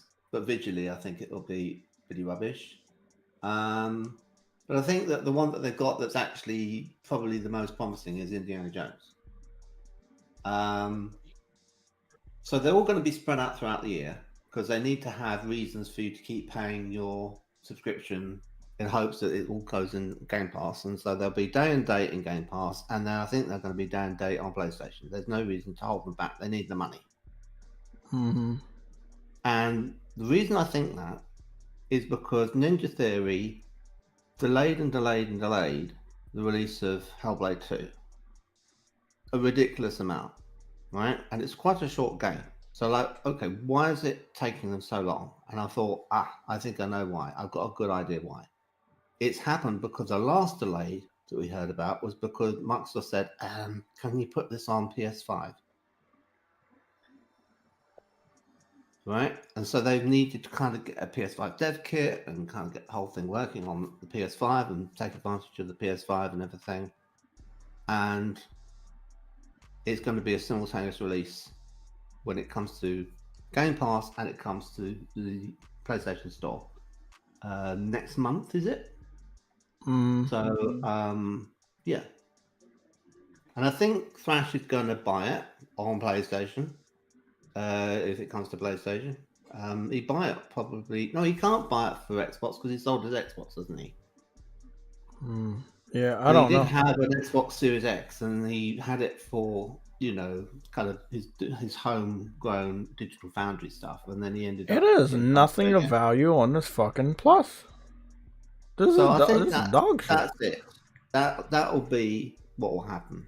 And so there's no real reason for them to delay and have it like, oh, it comes out early. You can't then make the reverse argument of like, why are we having to wait for Helldivers to come to Xbox or something? Why is that not? Because it was day and date on both PlayStation 5 and PC, and they want to be included in that as if there's no difference between PC and Xbox. But I don't see it works. One second, Uncompetitive. Let me correct someone because for some reason you guys continue to get this misconstrued. Microsoft does not own the IP to Sunset Overdrive. They own the marketing rights. They do not own the IP. The IP for Sunset Overdrive belongs to Insomniac. If you want to challenge me on that, I have a lot of time today. I can go get the screenshot and I can show you who owns the rights. It does belong to Insomniac, so yeah. But to this day, almost 10 years later, people still don't understand the difference between the IP and the marketing rights. Sony owns Insomniac, and Insomniac owns Sunset Overdrive. That's why when Sony acquired Insomniac, everybody says Sunset Overdrive is a Sony IP. Why? Because it is. Because Sony owns Insomniac, and Insomniac owns Sunset Overdrive. The marketing rights for the first game belong to Xbox. However, Sony, for obvious reasons, isn't jumping at the chance to make a Sunset Overdrive remaster or remake, because the first game flopped so bad on Xbox that Sony's afraid that they could waste money by making it on PlayStation. I am not Sony. Sony is not JayTech. They don't understand how much money they can make off of that game if they bring it to PlayStation. But who am I to talk? Because they're not going to listen. So, I think that one of these games will be day one of the 4 games I keep talking, the next 4 games, and it's either going to be a Valve or Indiana Jones. One of those are getting pushed back for obvious reasons, and it won't be able to make the date of this year, and then they'll just pop back up and say, hey, it's a day and date with PlayStation. No, I think that we'll get Indiana Jones sort of nearer Christmas. Okay. From the looks of the trailer, the game looked like it was more or less done. Okay. The thing is that what I wanted to say is that I think that the speculation that Sony will have some kind of summer event where they will say, or whenever it is, right, they'll have some event about the PlayStation 5 Pro. And they will be saying, these are some games, and this is what they will look like on PlayStation 5 Pro, and they will be new things, and it will have things like Concord in there and various other stuff, right? And they might even have GTA 6, although that won't be an exclusive, but that will be like, they will have had an agreement with Rockstar to have marketing rights to show it off to its best on the PlayStation 5 Pro. And I'm thinking that we might have something in there that would be unexpected, which would be the game that we thought would cancel, which was a Spider-Man multiverse type game, which half cartoon, you know the one that you were covering that got leaked. I don't think that's dead. And wait, remind me of that. The one that was all set in the city of Manhattan. That was like, it had Madam Web in and all of that. Oh, the multiplayer, yeah. They're going to do, and it's going to have ray tracing, and it's going to be on the PS5 Pro and PS5, of course. And but it's going to be enhanced for PS5 Pro. And I think if they bring that out and say we decided not to cancel this game, we saw the feedback of the fans and we brought it out, that will be a gesture of so goodwill, similar to what's going on with Stellar Blade, that people will go out and say, "Hey, bro, thank you guys for doing this. We're going to go out and support this game." This is my thinking behind it, right? I think that whenever they try and sell one of these new consoles, they have a Spider-Man game. True. Yes. True. Am I right? True. You're right. I mean, going back to the PS3, the logo on the PS3 was the Spider-Man lettering from the film, right? So the two things are joined at the hip. So I'm just thinking, what better thing to do than to say, Spider-Man again? You like Spider-Man? Here's Spider-Man. Now, I would have said Wolverine, but I don't think it's ready yet. No, and I think that needs more time than the others. So I think that's a bit unrealistic. But we've seen so much of this cancelled project that looked finished to me that it's like, why not you use that?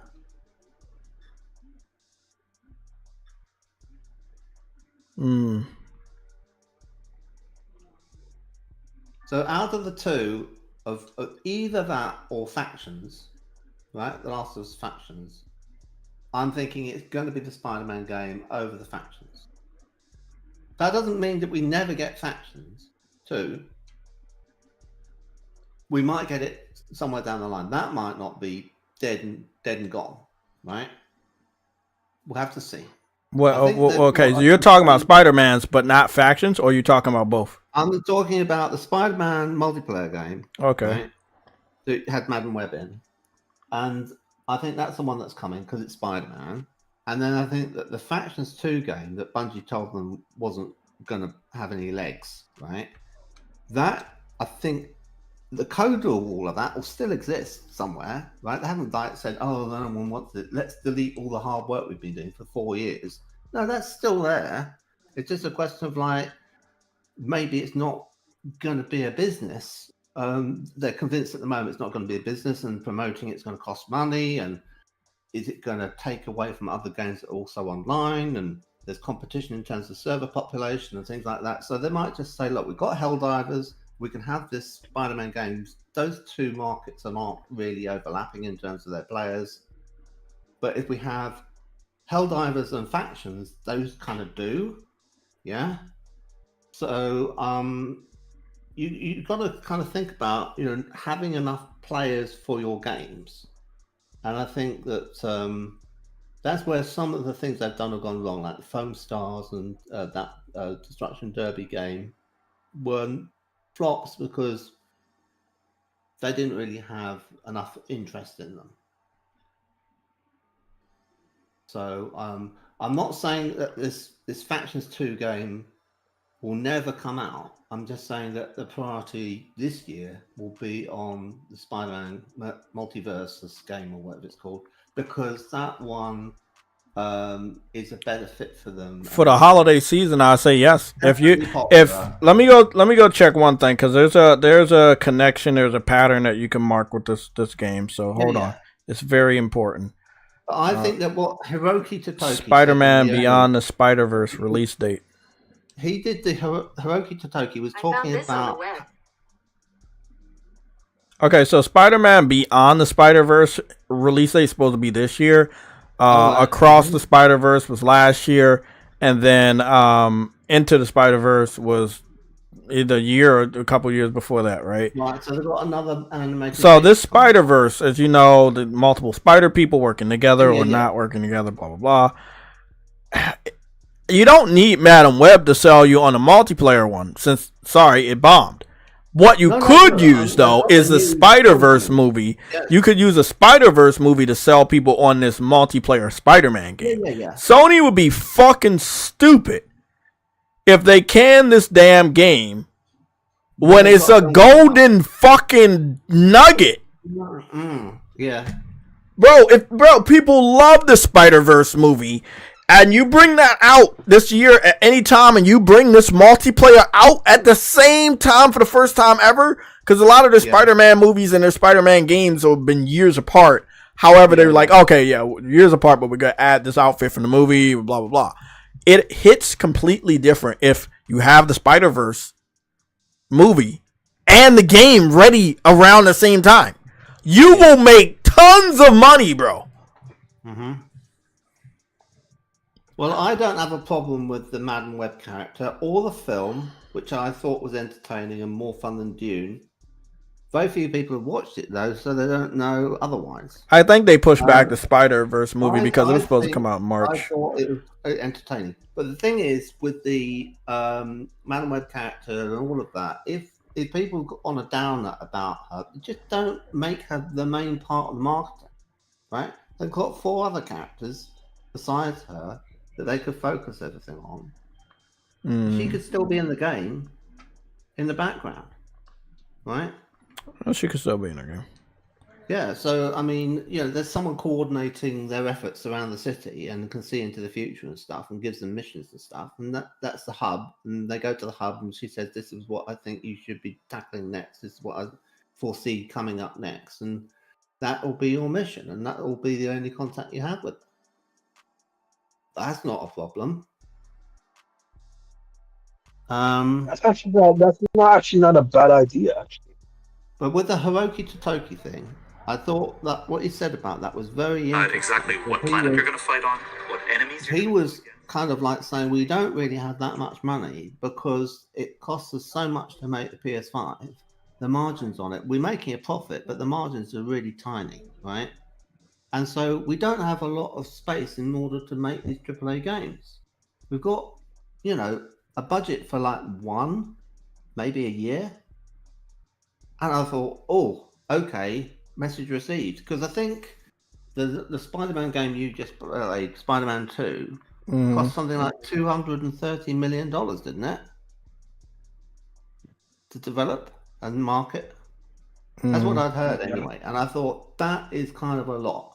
Right, and the previous one to that was in around about 100 million. So it's gone up an awful. It's all. I mean, you go around the kitchen and say, "Look at all the nice food." That costs money to make it look that nice. So they've got to pick and choose what they bring out. It's like, well, we've got all these good games we could bring out. We could do Factions 2, we could do this and that, all these things that they've got going simultaneously. But then they kind of like find that they've got a budget squeeze on because Hiroki Totoki comes and looks over the money and thinks, ooh, this doesn't look good. We can't sustain this. Choose one thing going forward. And then practically all the projects get cancelled as a result of that. Then that's a rumor coming out that all the projects have been cancelled because there's no money anymore. The purse is being closed, right? But then he might say, well, we will have one thing. And we might say, what should it be? And go, and then he goes, right, this will be it. This will be the Spider-Man game. That's the best bet going forward. And then there's one other thing that you might be missing out on. One other thing. There's supposed to be a Spider-Man DLC not related to the multiplayer, and it was supposed to be something related to the Carnage mission. Yes, that's true. Mm-hmm. Yeah, because you see the guy that's going to be Carnage in the main game, but he escapes via helicopter to go somewhere else, not in New York, but away from New York City. Could be across the pond, could be in another state. But he does remind you that he will be back. And the game reminds you that he will be back. Mm-hmm. So I believe the summer content is there. And I did some research on Beyond the Spider-Verse while you were talking. We got to get through the rest of this so we can get to whatever other topics you want to talk about. But with respects to that, it was supposed to come out in March, and then it just didn't. So Spider-Man Across the Spider-Verse is supposed to come out in March. Now, I think there's going to be a pattern. I definitely believe that when I search this up, there's going to be a fucking pattern, right? So the game was supposed to come out. It was supposed to come out March 29th. So let's see what the pattern is for this. And this will be Spider-Man: The Great Web, right?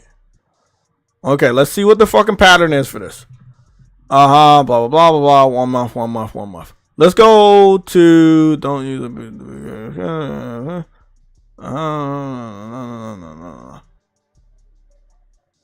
Okay, let's go to this one. This first one that pops up. I know it's not the best one, but it's in 4K. It's not movie of the year. Shut up. So it was 1 month ago. Okay, now you guys see what I'm talking about when I say, hey, bro, I bet there's a pattern.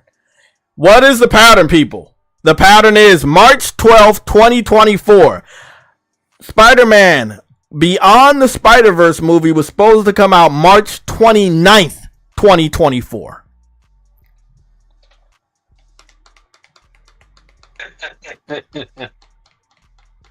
The trailer, I think the trailer was always going to come out. The trailer was going to come out to hype up the movie that was going to come out in March. It was always going to, it was on, what is that called?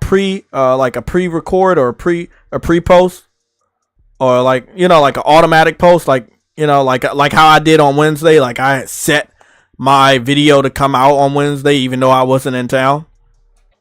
Uh-huh. This trailer was always going to come out to start hyping up the Beyond the Spider-Verse. My question here is, where the fuck is Beyond the Spider-Verse? Sony didn't announce that it was getting delayed. It just didn't come out when it was supposed to come out. That's the thing.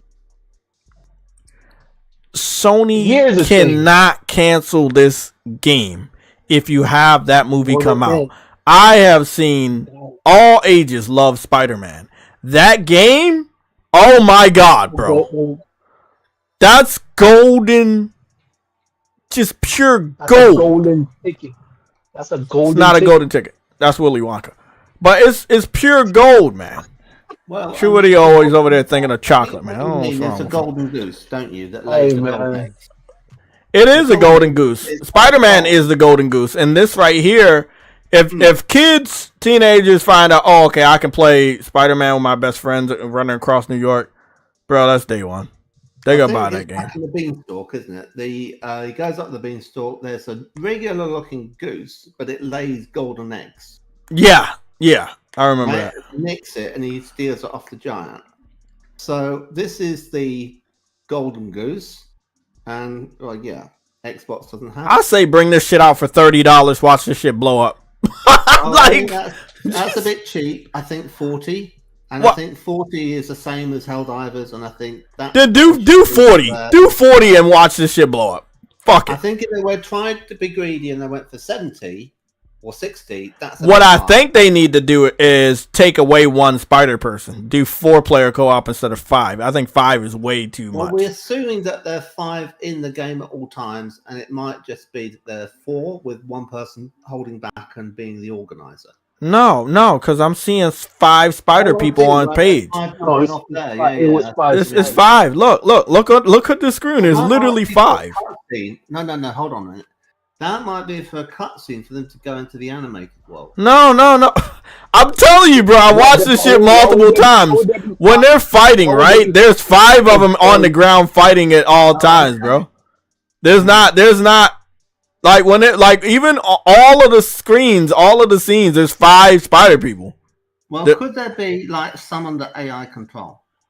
I don't have time to be here to do the what if thing. I just don't. Yeah.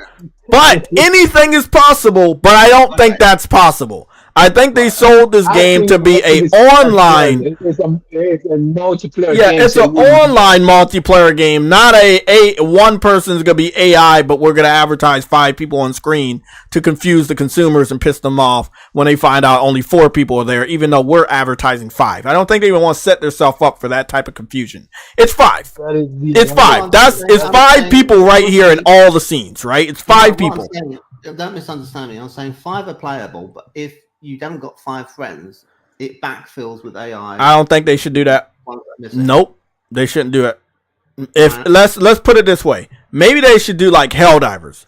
If it's one of y'all that want to run around in the world and do the world, yeah. If it's 1 other people, then it's 2 players. If it's 3, it's 3. If it's 4, it's 4. At the most, it's 5. So it's dynamic lobby, and it varies from 1 to 5. Yeah, 1 to 5, just like Helldivers. Helldivers does the same thing. They don't fill in with AI. It's easier to program that. Yeah. And it's also a form of creating your own difficulty level. right? Because if you're going up against the same number of targets, same number of hooks, when you Okay, Ice Queen, I'll see you. I don't know what my work schedule is this week, but I'll find out. But I'll see you guys later this week. They could just make the enemies I more like that beefier. They can just make the enemies more beefier. Well, I already forgot about that. It was unnecessary. It's Like an AI control player would make no sense. Either way, it doesn't fucking matter what they do. It's fucking Spider-Man, bro, and it's multiplayer for the first time. This shit's gonna fucking make money. The available number of people in the lobby is a lot better solution. Yeah, they're gonna make a lot of money with this, bro. Bring it out at 40. If they don't cancel it.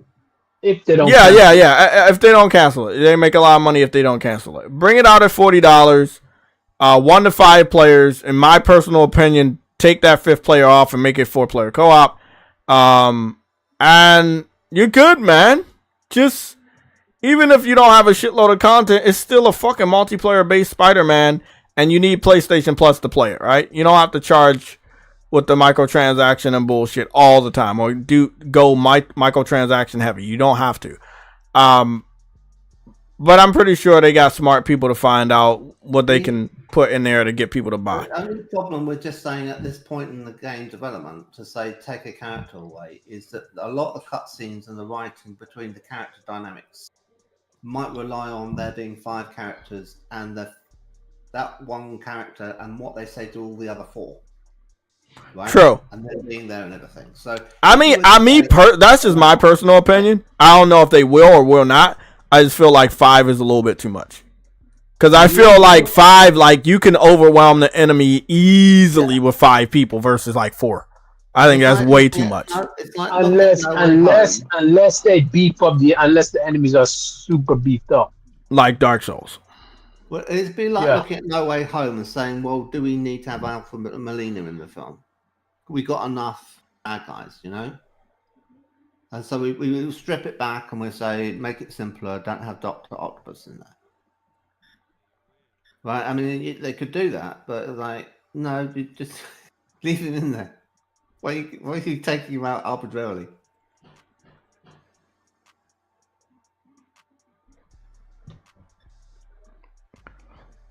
They have to bring this game out. They have to make sure this game comes out. Well, I think it can't have been too expensive for them because they already got Manhattan from the last game they made. They don't have to do it again, do they? Huh? They're reusing that, aren't they? That map. Yeah. They reuse like it's probably a version of part 2 and 1, but yeah, they're reusing it. Now, is it a different season? Is it like autumn or something? Not that I can notice. The screenshots are very quick. I don't know what I think it's just normal, like just normal weather. Trees and stuff that look like they're in brown leaves, but in the Spider-Man 2, is it summer? I don't remember. I seem to recall that the first Spider-Man game, that was just called Marvel Spider-Man, was like a different season to like the sequels. Yeah, it had different season across the game. Multiple seasons changed. Okay. Look, first, I think the first thing we have to figure out is where is Spider-Man beyond the Spider-Verse. I think that's what it is. But looking at the patterns of the release dates of when this got leaked and when Beyond the Spider-Verse was about to come out, they're both in March, literally a week or 2 away from it when the movie was going to come out versus when the game got leaked. Oh, that is not a coincidence. That might mean something really significant, which is that they were ready with the film, and then because of everything going wrong, and with Madam Web not being well received, hey, you know what's funny though, Jay? The whole thing, and then delay the film until later in the year, and then delay and polish the game more until it can be a simultaneous release of the film. And everyone will have forgotten and stop making fun of Madam Web and make fun of something else since, you know? Because there's always something else that comes along that people then make fun of instead of the last thing that was made fun of, you know? I mean, they're making fun of Zack Snyder's movie now, and they're saying it's worse than Madam Web. So the next film on... They don't like Madam Web at all. They'll be making fun of that film and saying it's worse than Zack Snyder's film. right? So by the time Okay, so this is where it gets really weird. The Spider-Man Within a Spider-Verse story came out March 27th. Mhm. Beyond the Spider-Verse was supposed to come out March 29th. The Spider-Man the Great Web video game, multiplayer video game, got leaked in the teens of March, like March 17th or something. There is a fucking pattern here. Am I mistaken? All of this shit either was supposed to happen in March or it happened in March. It was supposed. Remember, I think didn't someone say that there was supposed to be it was supposed to be a showcase? So no, it was in May. That was for May. Never mind. Mm-hmm.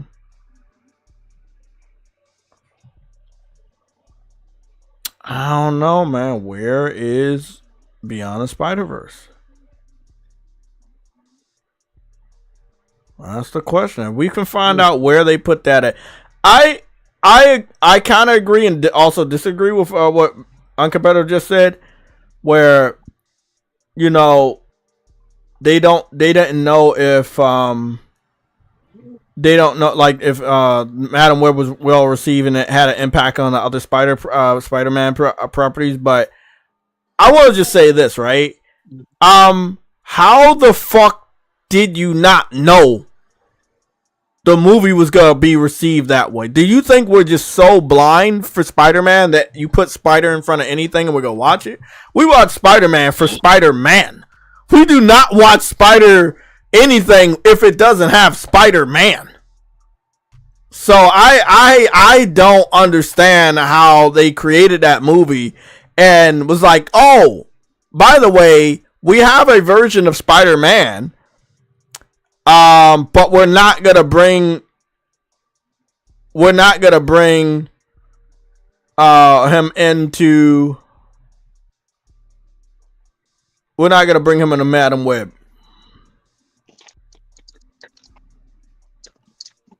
I don't know, he's in the film. No, you don't understand, he's in the movie. But Peter Parker is the baby that gets born. No, Spider-Man was supposed to be in the film. They cut his scene out. It was a concept art of his. Did you see Spider-Man, or are you talking about Peter Parker the baby? Peter Parker, right? Has right. This the woman, what's her name? Who is Dakota Johnson's character? She has a friend at work who they both work in EMT. He's like in the back. She's driving the ambulance, and then his not wife. I think it's his sister, because he's Uncle Ben. He is the uncle to Peter Parker. So would it be Mary? Yeah. Like, yeah, that's what you're talking about. Mary, her water breaks in the kitchen, and then they all go off to the hospital, right? And so it is not shown that she's giving birth to Peter, but obviously that's who she's giving birth to. But that's just like a kind of like fan service, really. But yes, that it is a Spider-Man movie, but only tangentially. Because it's a prequel to Spider-Man by a long way. Yeah, that's right, in his mom's belly, yeah. Ben Parker was young in Madam Web, yeah, that's correct. Okay, I'm not talking about that. I'm talking about this leaked concept art of what Spider-Man that was supposed to be in the movie was going to look like. His suit looked very similar to most Spider-Man suits, but it was a little bit different because of this movie. He was supposed to have an appearance, but they cut it out because they wanted to have focus on just the Spider-Women. All I'm going to say right now is that I don't think they understood that you can't sell Spider-Man property without Spider-Man. You cannot sell Spider-Man property with Peter Parker still being in the womb of his mother, and then you're going to see a pregnant woman that would give birth to Peter Parker. or That was a supposed that quote was- unquote prequel of Peter Parker. That wasn't even advertised, so no one was like, this is a Spider-Man film, go and see it, and then. I think it would have been better if you said this is a prequel of what happened to Peter before he was born. I think that would have been you could sell people on that. It's not really anything to do with his character. I know, but I'm just saying that the movie failed because the marketing sucked. It was very confusing, and people want to see Spider-Man. They don't want to see Spider-Woman right now, bro. Unless Spider-Woman and Spider-Man are on the same screen, they did not want to see this movie, bro. Okay, well, the way they would have had to change it is they would have had to make the bad guy out to kill the baby. Something like that. Anything better than what they did. So it would be like he has a vision of him being killed in the future, right? But his vision is he's being killed by what's his name? Sydney Sweeney, right? And then he's going after the girls while they're teenagers before they get their powers. So he's like, those are the people who are going to be killing me. But they could have changed it so it was Spider-Man that is the one that kills them, maybe by accident, right? And he thinks I'm going to go after him and kill him before he even gets his, bitten by the radioactive spider, right? So he finds Mary Parker and he's trying to threaten the family, and then that brings in Madam Web. I just saw a scene from the movie when she says, "Hey, I can see in the future, and I can see you guys better than you ever were." Blah blah blah. But it's really difficult to see how you could get that to work. God, it's cringy. Goodness, that's just cringy. That is wow, that is cringy. Into something in a kind of travel back in time to kill Hitler in the crib kind of thing. Yeah, Ben Parker was young, and I already know he was young. So I don't think that's very good. I don't really need there to be a Spider-Man connection that they had. They should have had a post-credit scene, fast forward showing Peter Parker in school. Yeah. I mean, they already got a movie about that and stuff. All I'm gonna say right now is that this was not a movie that fans wanted to see, and it shouldn't have took them this long to understand that. To lose this amount of money for it to have some type of impact on other Spider-Man projects throughout this year because of this. And when you start to think that the failure of this movie had an impact on us not getting the video game, possibly, I'm not saying it did, it's a possibility, or the Spider-Man Beyond the Spider-Verse movie not coming out on time, for a Spider-Man fan, that would piss them off even more. If there's a possibility the movie not doing good had an impact on other stuff, it could really piss people off. But okay, well, look, I like that the actresses attached to the movie understand and recognize how bad the movie was. If they would have been cocky enough to say we're all haters, then that wouldn't have ended well. But I like the Sydney Sweeney and the other chick, what's her name? Dakota Johnson. They both, being the faces of this movie, not so much the other two or other three girls. They understood that, oh yes, this is bad. We're not even gonna try to fucking fault it. It was bad. They saw the movie too. They saw the movie on the premiere night. They watched the movie. They know how bad it was. Yeah. I mean, Dakota Johnson fired her management her agent when she found out what happened. Great. Great. She was told that she would be in a Marvel movie. She was told that she would be a significant superhero, and then found out, oh no, it's not really what you think it is. She thought she was going to be in the MCU. That's so sad. And, I feel so bad for her. She's in Sony's thing, but in a spin-off of Sony's thing, and in a prequel to something that's establishing some minor characters in the Spider-Man universe, which are probably never going to get a film of their own, right? Whether it's Spider-Woman or Black what's it called? The woman that's in the Spider-Man 2 game, Black Cat. You know, Black Cat. Yeah. They're saying that Sydney Sweeney should be Black Cat. I saw a rumor about that. I think it was like the week before this past week, and I'm like, all I'm going to say is that I would have loved that, but I believe it's way too fucking late. Well, it conflicts now because she's playing someone that isn't Black Cat in Madam Web. So that would be... Well, it's not Black Cat, but it's a Black Venom version of Spider-Woman or whatever. What I would say is, I mean, they've always got, like, parallel universes. Yeah, they could do that. I feel her being Black Cat would be a much better role, an obvious role. I'm going to go and buy a ticket role. They've also got Tom Holland, who, because of the Multiverse of Madness, he is now, in a way, reset in terms of his relationship with Zendaya. Yeah. And because of that, he can then get in a love triangle, having got involved with Black Cat in the next Spider-Man film. That's what the rumor was saying. Everything you're telling me. Did you read the rumor, or are you just telling me this? Yeah. Okay, because this is what I already read, that this was what I think is awesome. I think it's a perfect story. I think they should definitely do this. In this day and age, most of these rumors are concocted and they sound so fucking good. Some people even write this shit with AI. They sound so real. The rumors just seem fucking so possible. It seemed way too fucking good. I will love this to happen. I'm going to be right there. I can't wait. But I can't believe any of this dumb shit.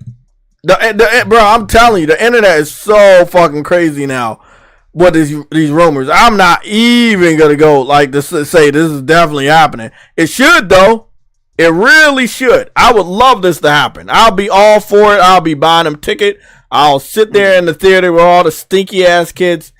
But do I believe it like this is real right now? Fuck no, because there's just too many possibilities to create a fake rumor that seems real in this day and age. Yeah. Now I agree with your main point, which is that you're better off selling a Spider-Man film that's got Spider-Man in it, and you know these days it's Tom Holland, right? Mm. And in the new Spider-Man film, that's where you bring in a new villain or a new, femme fatale character like. What isn't there something else? Well, hold on. There was another one. There's another Spider-Man product or establishing spin-off film for Black Cat, but then leads into this other thing. Now you can do a spin-off after she's been set up in the movie, but you can't do it before. Right? My question here is why do movie the people that create these movies, right? The directors, the producers, the creators, why do they do stupid shit like this? Okay, we're not going to make a Wonder Woman movie about her origins. We're going to just add her in Batman v Superman, and then we're gonna make her origins tale after this movie. Or we're gonna make a standalone Batman, not about Ben Affleck, but about a different universe of Batman by himself. You're comparing two things. You're comparing two things. You're comparing Marvel. No, I'm not. Let me explain. Let me explain to you. I'm saying that they do this a lot, whether it's Marvel or DC. That they will introduce a character lazily in a group movie. And then they will later, let's make a standalone movie. Yeah, but look, that's a whole different discussion. But see, the thing is Wonder Woman is a very well-established, very well-respected... Not that version. Major cartoon character, right? So, technically, is Harley Quinn, right? Those two DC female characters can have their own movies. I would say more so Wonder Woman than Harley Quinn. But actually, the Harley Quinn stuff has actually been fairly successful in its own right, okay? So has the Joker stuff without Batman even in the picture, right? You think, how can you make a movie about Joker without Batman? Well, they did, and it made $1 billion, right? So the thing is that people have said many times with the DC films is they should have established here's Aquaman, here's Wonder Woman, here's Batman, here's Henry Cavill as Superman, Man of Steel, the sequel to Man of Steel, and then bring them all together for Justice League. Do it in that order, and don't have it all this thing of like Justice League, and then who are these people? We don't know them, and then like films for them. Okay, because it's totally the wrong way around. And they needed to make it the way it was with the MCU. We had like Captain America and Iron Man and all of that, and Thor, and then you build up to the Avengers, right? And the fight over New York against Loki, right? So because you've done all the exposition, who are all these weirdos? Why are they dressed this way? What are their backstories? What are their abilities? You don't. None of that needs to be communicated in the Avengers because you've already. Okay, be more careful. I didn't see you leave, man. Okay. But when you look at Spider-Man, the characters in Spider-Man, aside from Spider-Man, that are like people like Black Cat, aren't a big enough character to carry their own film ahead of a Spider-Man movie. I'm wondering whether the film I'm going to see later this year with Kraven the Hunter will do that well, because it falls into the same category of like, who the hell is he, right? That's the whole point of the movie. Saying, go and see Kraven the Hunter, and he becomes a foe of Spider-Man, right?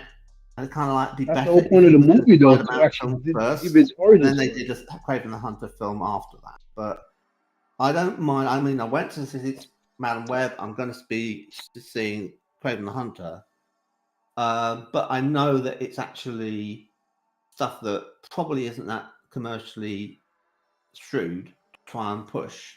Whereas if it's like Kraven the Hunter compared to, say, you know, Batman, Aquaman, Wonder Woman, right, Superman, in their own films before they go into a bigger kind of, you know, Justice League thing, or the Avengers thing, or the Spider-Man, you know, multiverse thing.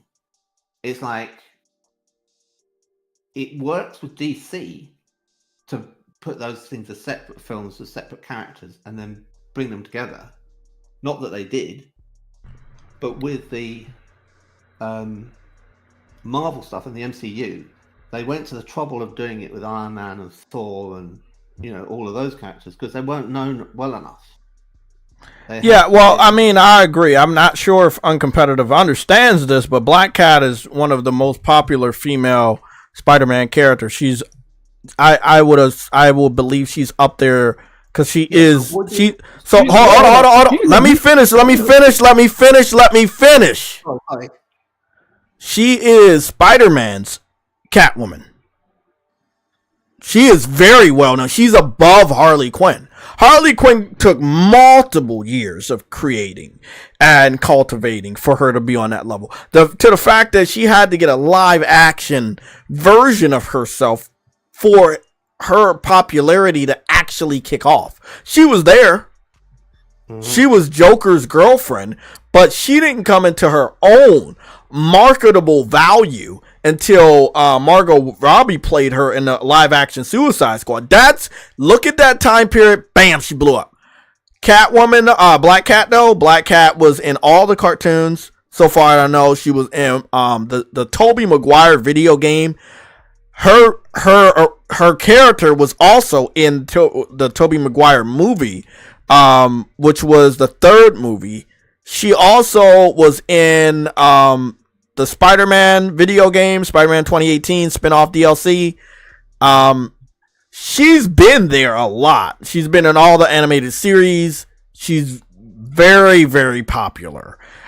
Putting Sydney Sweeney in Black Cat, and Black Cat has shape, right? Big chest. Very beautiful. Perfect. That would be perfect casting, right? That's why I feel like the rumor is perfect. It's too perfect. I think you've misunderstood. I'm not against her being in a Spider-Man film. Did you say something about a standalone movie? I'm talking about the whole concept that people have with DC of saying Wonder Woman, her standalone film, her set in the First World War should have come before Justice League, right? All of it was done and mishandled. It should have been more like the MCU, right? Where they have all the introduction, all the individual heroes, and then they have them have a combined movie. Yeah, I think that's what it should have been. But DC was chasing after what Marvel was doing, and they couldn't do that very quick. Impatient. Yeah, They're very, very impatient.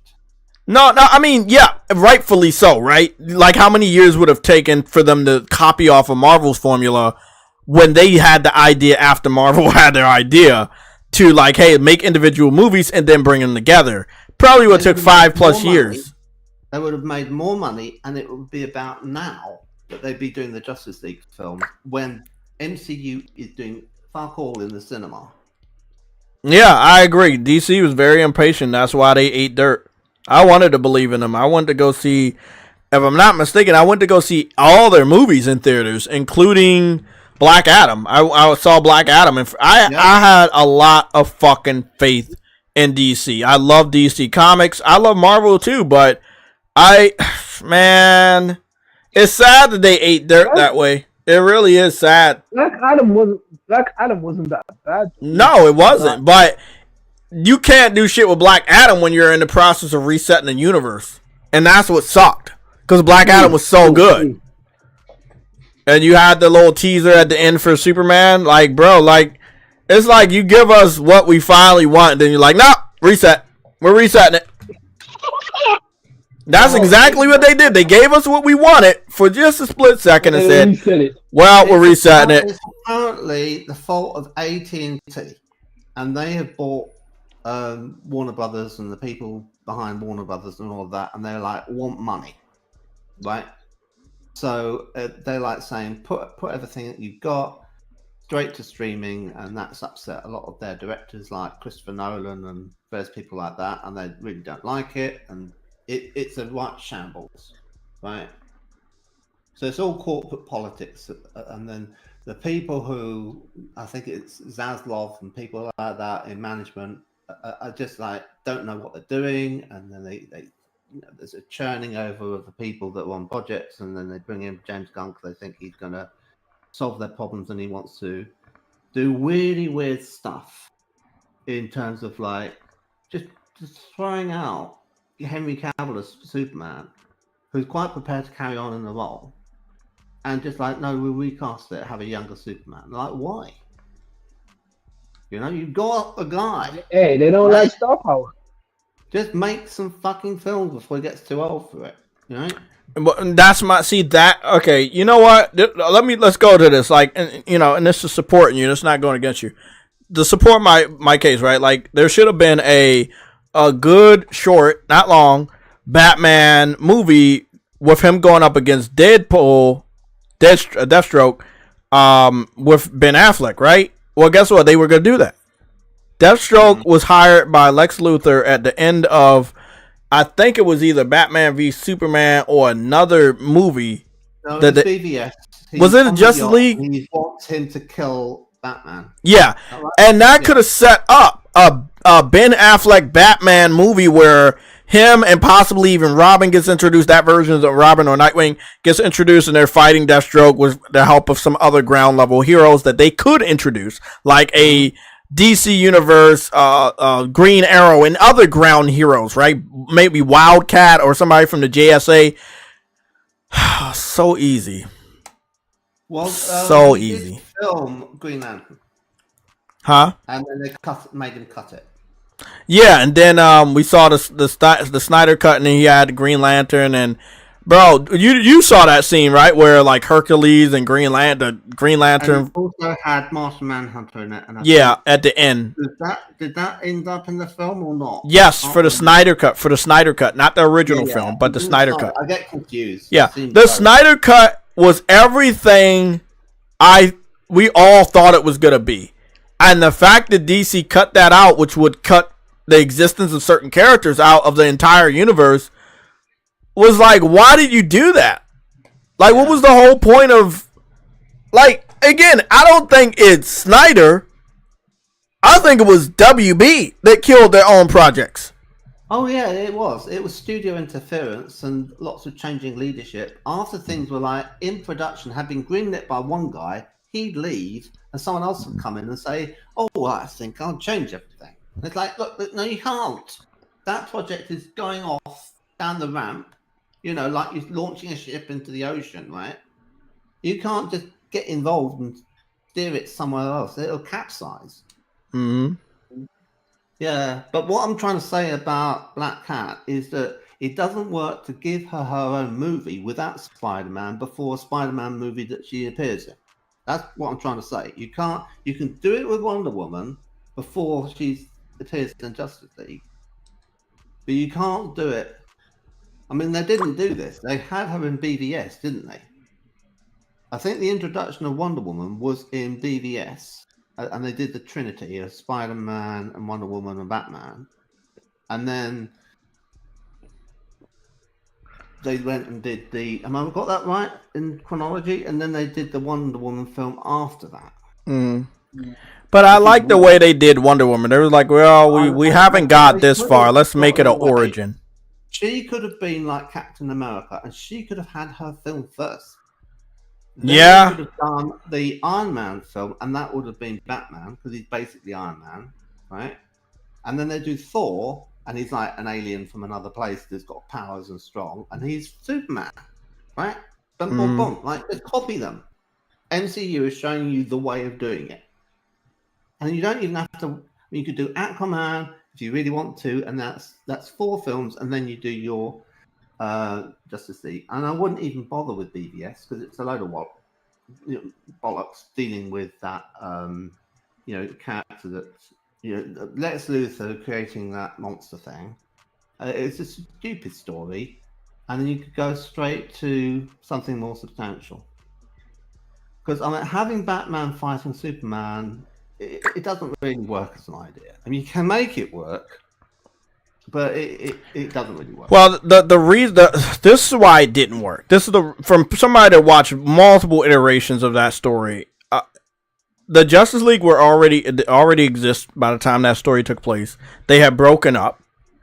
Everybody was much older, right? Mm-hmm. And Batman was not going after Superman alone. It was Green Arrow went after Superman as well and helped him, and then Batman also helped. He had the same suit, obviously, he always did. But the president got involved, and they wanted him to take out Batman because Batman was the last hero that didn't sign the Hero Act of the DC universe. Mm-hmm. And it made sense. It was actually at the time, because the president at the time was Ronald Reagan, and they had Ronald Reagan in the Dark Knight comic book for that storyline, and Superman was living out his days on a ranch as a farmer and shit. I think the original is perfect. Obviously, you can't fuck with that. Yeah. And then you look at what they did with Batman v Superman, and they had a lot of stuff going back, looking at it, just perfectly did not add up. That sounds a bit like, the Avengers with Civil War. Well, yeah, but this was way before Civil War, and they didn't make a big deal about... Yeah. Well, they didn't make the biggest deal about a Civil War, but there was a small Civil War amongst the Justice League founders. But, yeah. I know about the comics that are called, Infinite Crisis and things like that, and they keep doing them. So there's been plenty of those, and different versions of Earth, the different numbers and stuff, and different universes and things. But that's what they have to do. You fucking bitch, Afro. God damn it. They have to start fucking again bastard. and, have another run of comics.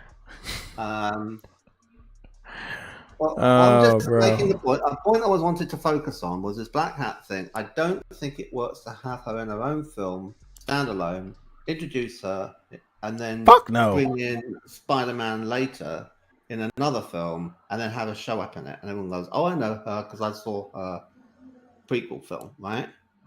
I think she can appear inside of a Spider-Man film, and then maybe if she's popular, she can get a spin-off after that, but not the other way around. I agree,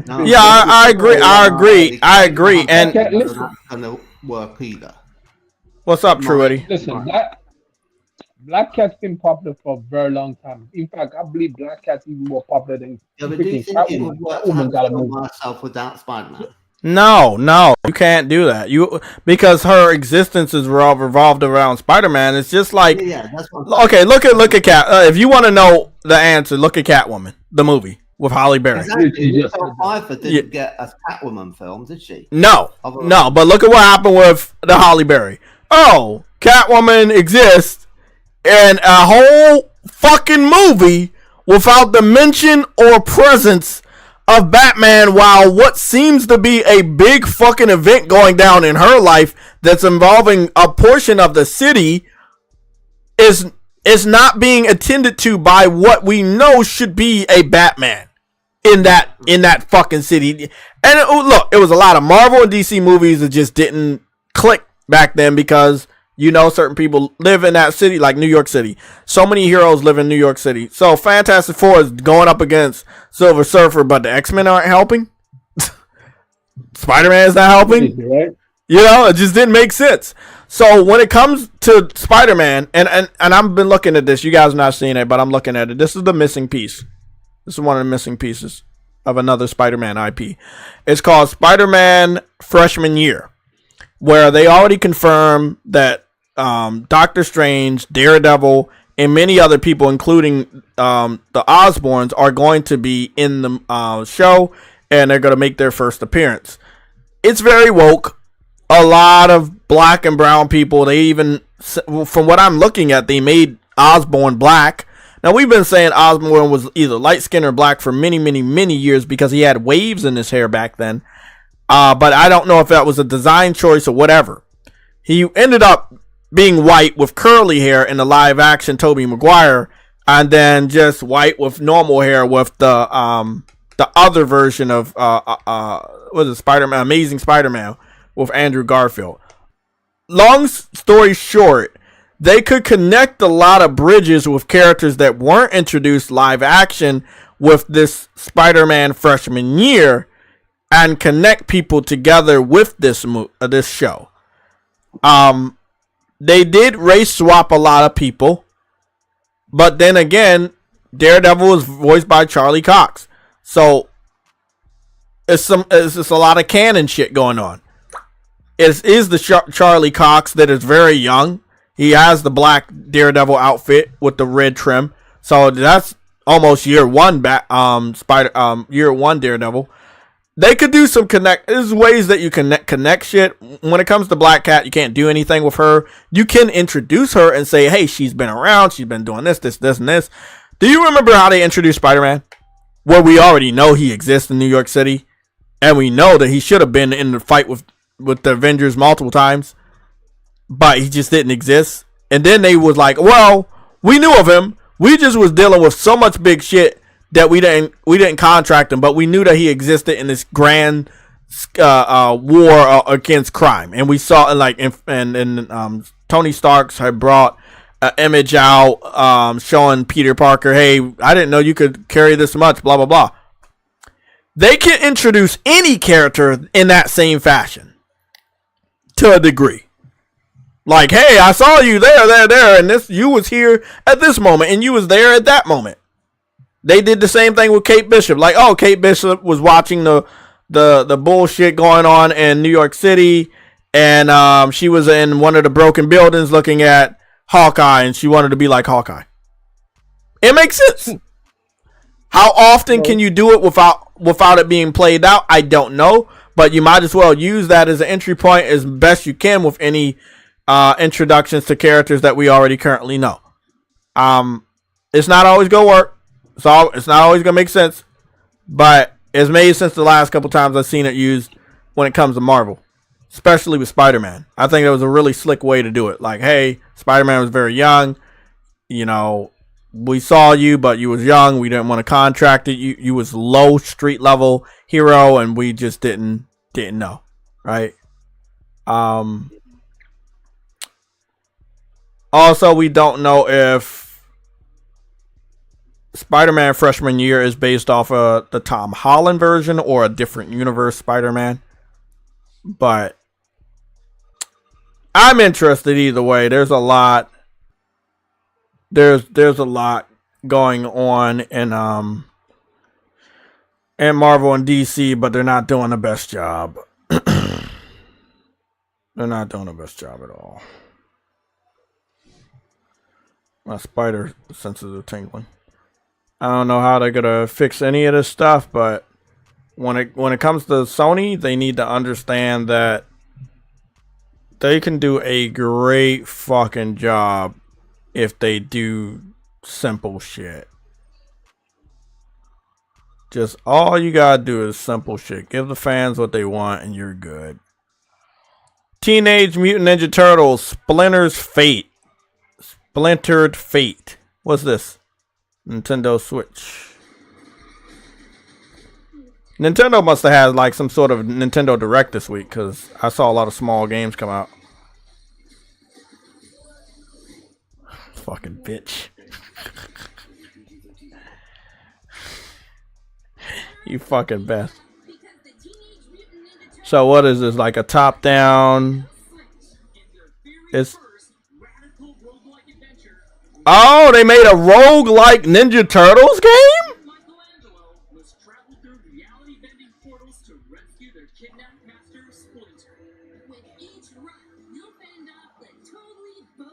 And it's a roguelike Ninja Turtles game, huh?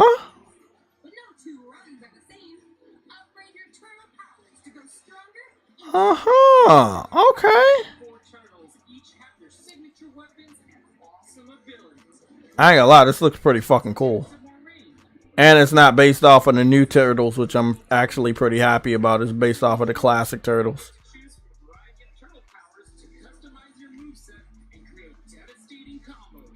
Nice.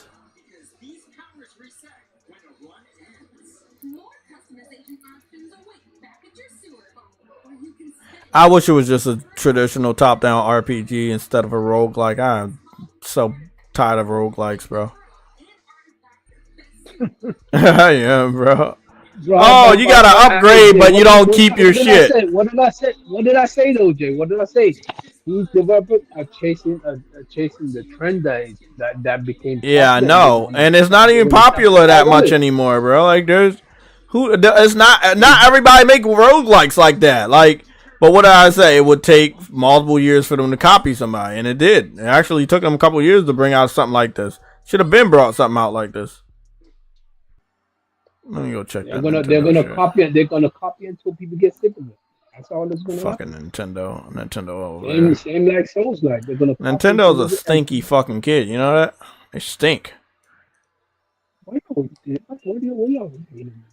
go see. Oh, they had an Indie World showcase. Let's go see what the fuck they did. Warner Brothers decided to try imitating Marvel instead of continuing Snyder darker verse. Exactly, bro. They should have just did what Zack Snyder had set up. It was easy. It was already set up. But no, now they got to reset everything. Yes, Marvel isn't looking good right now. Let's be honest. They're not looking good, and I don't think they're going to get any better. Because they're not going to listen to the fans, and they want to run off and do what they want to do. So let them eat their own L. Does DC have a chance to make a comeback? Yes. If they do it right. I think that James Gunn is the perfect guy to bring the comic book aspect to these movies back. He did a great job with Guardians of the Galaxy. He did a great job with Suicide Squad, the live action movie, the second one. I trust him when it comes to a comic book movie. Okay, so there's another cat video game coming out, but it's not like Stray. It's like a comic book looking cell shade version. All of these games are going to the Switch, so I don't expect them to look that graphically intense. It kind of makes sense. I think Nintendo, even though people are not gonna like this, Nintendo's holding people back too, because their system's so weak that we're gonna keep getting games like this all the time.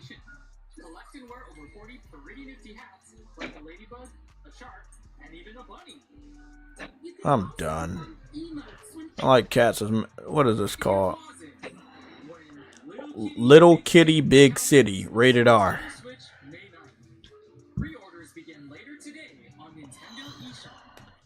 Pre-orders begin later today on Nintendo ePop. You ever get that feeling that Truity collects L's? I think I've gotten that feeling.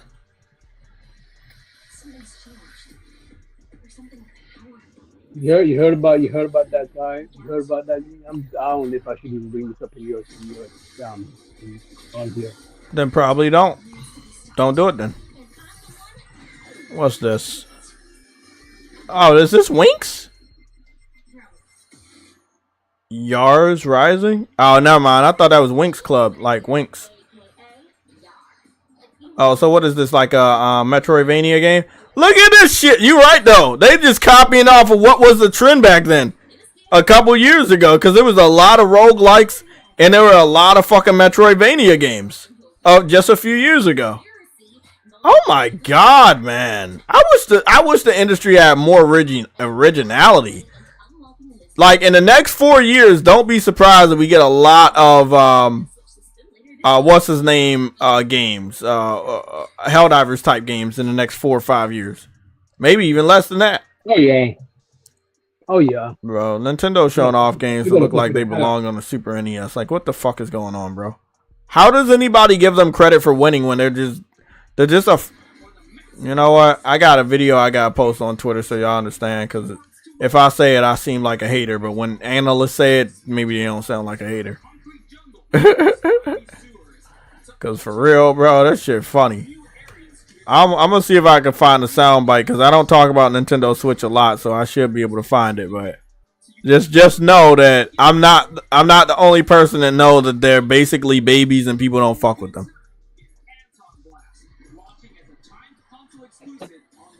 A time console exclusive, but nobody got a problem with it. You see that? That shit funny, bro. Nintendo's a baby that can get away with everything, bro. Real.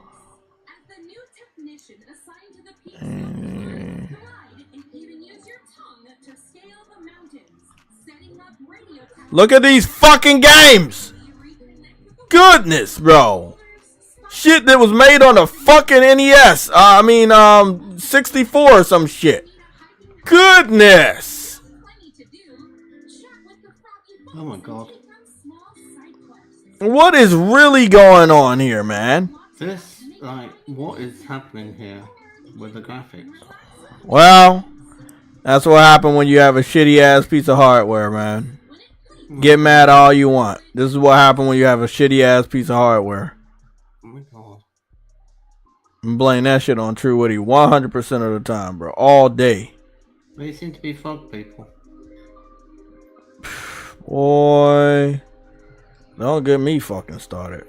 Why is this color scheme? The color scheme is made out of L's. Looks like the new Warzone. That's basically brown and orange. It looks horrendous. Well. Have you seen what Warzone looks like now? Yeah. It all used to be grey and it kind of like you couldn't tell where the enemies were because they were like wearing camouflage and stuff. And it's like fine. It looked like Northern Europe, you know. And then they changed it, and I can't fathom why it doesn't look like anywhere in the world. I have the soundbite. I remember I posted this. This was March of this year. No one paid attention to the video, by the way. No one fucking said shit to the video. I only got 400 views on a video on Twitter. No one said anything. Caution said something.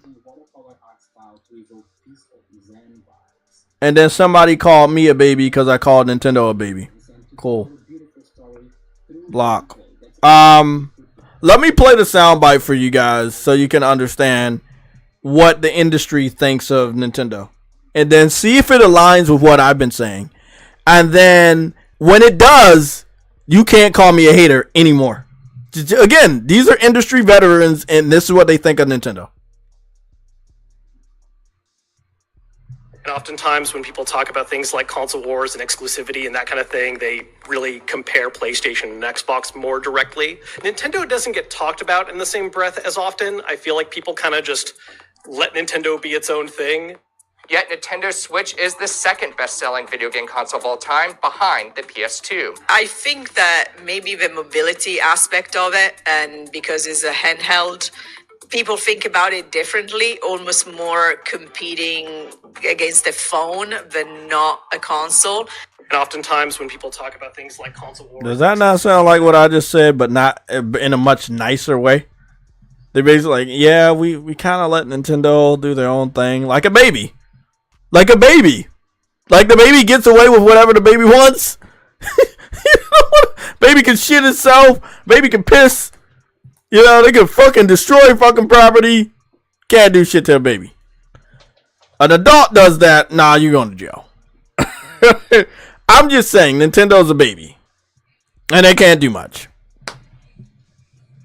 And I've always said that, and I've always thought that. And it's really good to see that the industry thinks of Nintendo the same way.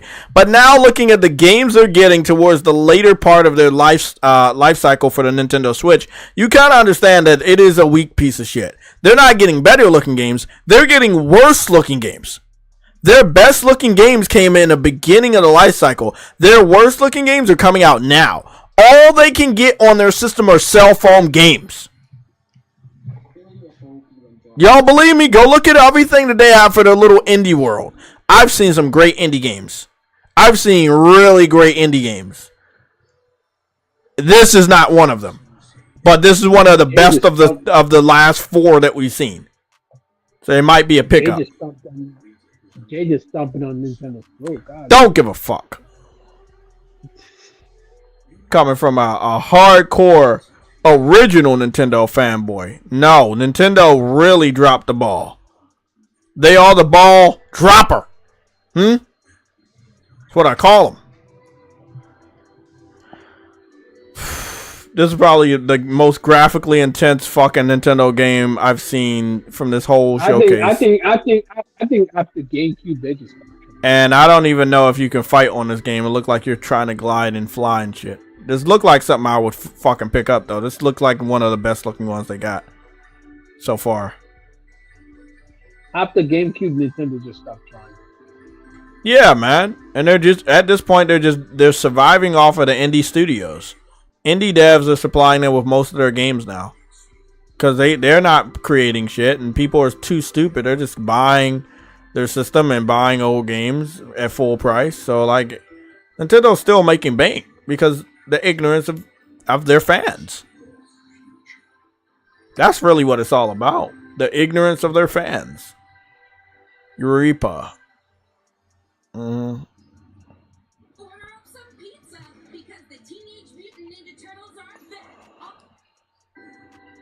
Hold on. I'm gonna see this. I want to see something.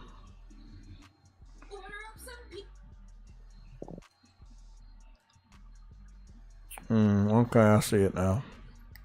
What is that?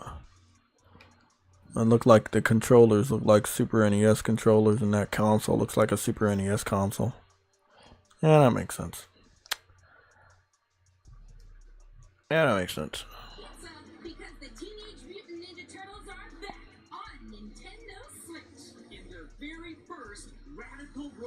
And this, I mean, the reason why they're getting a roguelike, because with a game that is this low budget, no offense,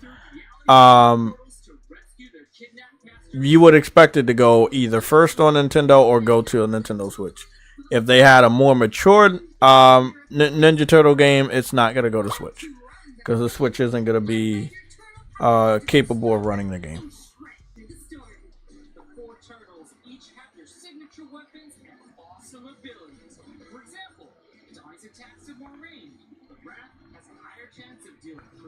You just gotta love Nintendo, bro. You really do. I mean that in all sarcasm, by the way. Like, you really gotta love these dudes.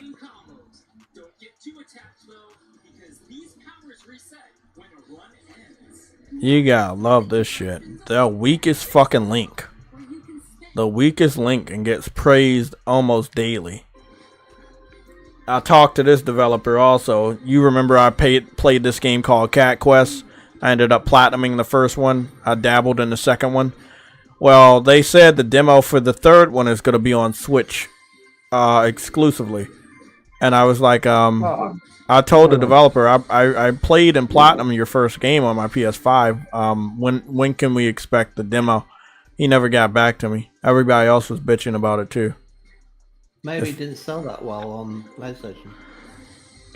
Then don't bring the third one over either. Maybe you're the only one who bought it. I highly doubt that, but yeah, if that listen, let me put it this way: if that's the case, hold on.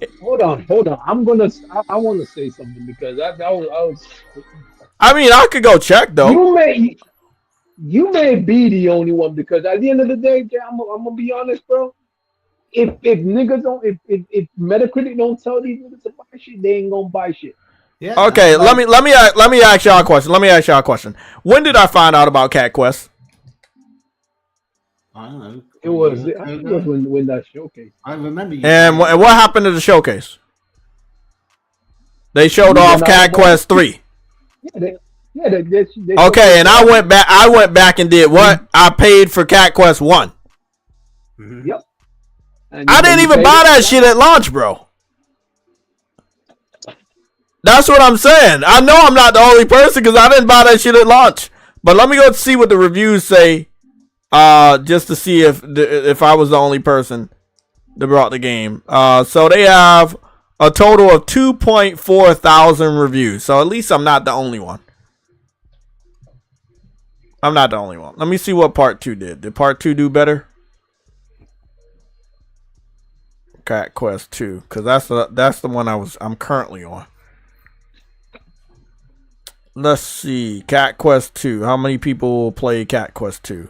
That's less. That's 1.4 thousand people that reviewed this one.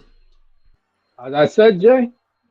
Well, this is the thing. If it didn't sell good over here, right? Don't bring the third one over. But I don't see a reason to withhold the demo.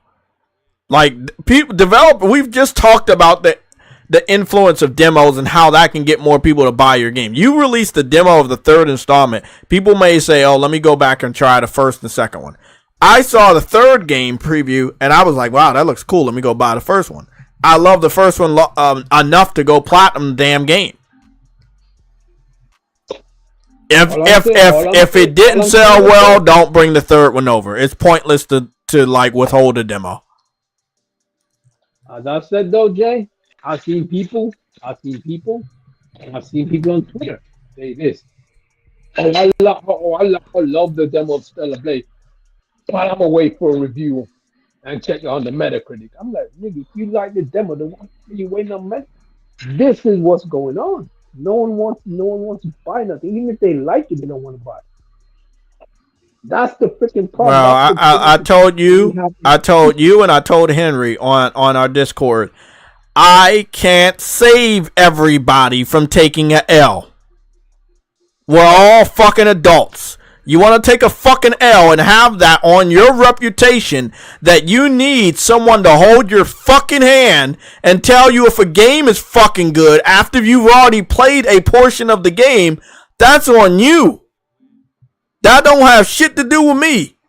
I know a game is day one. I'm going to buy the game day one. Hold on. And Jake, you are right. It doesn't have anything to do with it, but it does affect you. It affects all of us because at the end of the day, Sony's looking at that and saying, okay, we doing all of this and y'all ain't buying this shit. Well, you know what? You may have a point, but that's why I'm glad it wasn't Sony's decision to bring out a Stellar Blade demo. Because if it was up to them, they wouldn't have. That's why the developer said it was their decision. Sony has no fucking.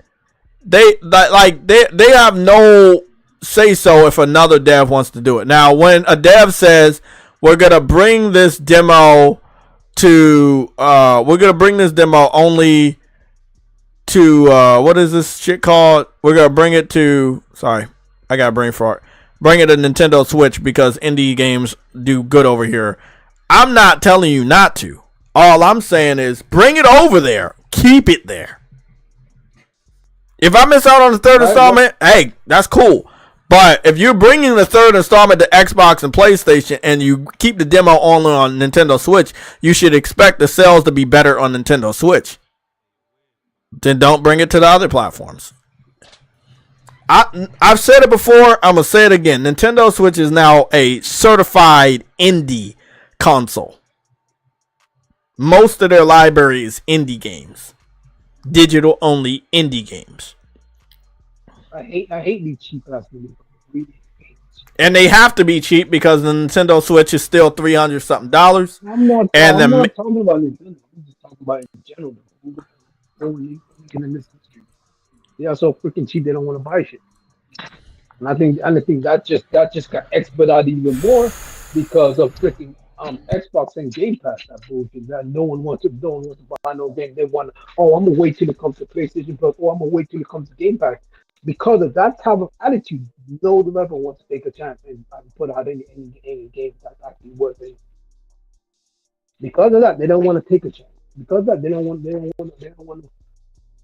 work on anything too big, because if it's too big, it ain't gonna make the sale because people don't want to purchase games. That's the problem we're having, and because of cheap bitch ass niggas in this gaming industry. Now I'm saying it. You don't gotta say what I ordered. I'm saying you niggas are cheap bitch ass niggas. There are cheap bitch ass niggas in this industry. That's why we are stuck with the problems that we are. When Sony decides that they need to go to PC because niggas on over here on this platform don't want to pick up and buy shit. They were niggas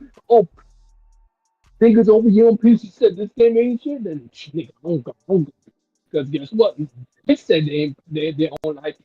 Nigga, I ain't even look at it. I didn't touch it, but said they don't like it. So I don't like it either. But 10 years down the road, it's on PlayStation. Oh wait, I know this shit with that gun. Oh my god, I like this game. When they come in that sequel, oh nigga, fuck you, nigga. Fuck you, nigga. That's what's going on, Ronald? I cannot see because the purple is blending in with the gray. But what's going on, Ronald? I need to stay on the fucking YouTube page because I am not able to see you guys. your names are blending in with the gray. True, what he continue? No, but all I'm saying is that that's the type of niggas I don't like, bro. Like, if you don't want to be in this freaking industry, nigga, get the fuck out, bro. If you don't like gaming, get the fuck out of the gaming space, bro. Leave it alone. Leave it to people who actually love gaming, bro. Get the fuck out of here. No one needs you if you're not going to participate. If you're not going to participate, if you're not going to buy games, get the fuck out so they know who to work for, nigga. If you're not gonna take part in this, I'll be that everyone loves. Get the fuck out. Gaming is not for everybody, bro. Gaming is not for everybody, and not everybody loves games. Clearly, some of these niggas over here don't love games, so that's why they look. Oh, I need to see what other people think about of a game that I clearly don't want to play. But I'm not gonna buy it if they don't like it. No fucking gamer, nigga. Get the fuck out of here, bro. I'm tired of all of these niggas, bro. Like I've been contemplating this for a couple of 15 days now. I'm like, well, this is the look, we got here because of Xbox. I know I blame them for a lot of things, but it is truly their fault, and the reason why it's their fault is because they don't buy games. They were the first of the big three console makers that basically enforced, they enforced their fans to not buy games, bro. And this is just what's going on now, man. Hey, I don't like it more than any of you guys. Trust me, I buy my games. If a game is day one, I will buy it, bro. That's just how it is. That's just how it is. I can't trust somebody telling me if a game is good or bad if I don't buy it.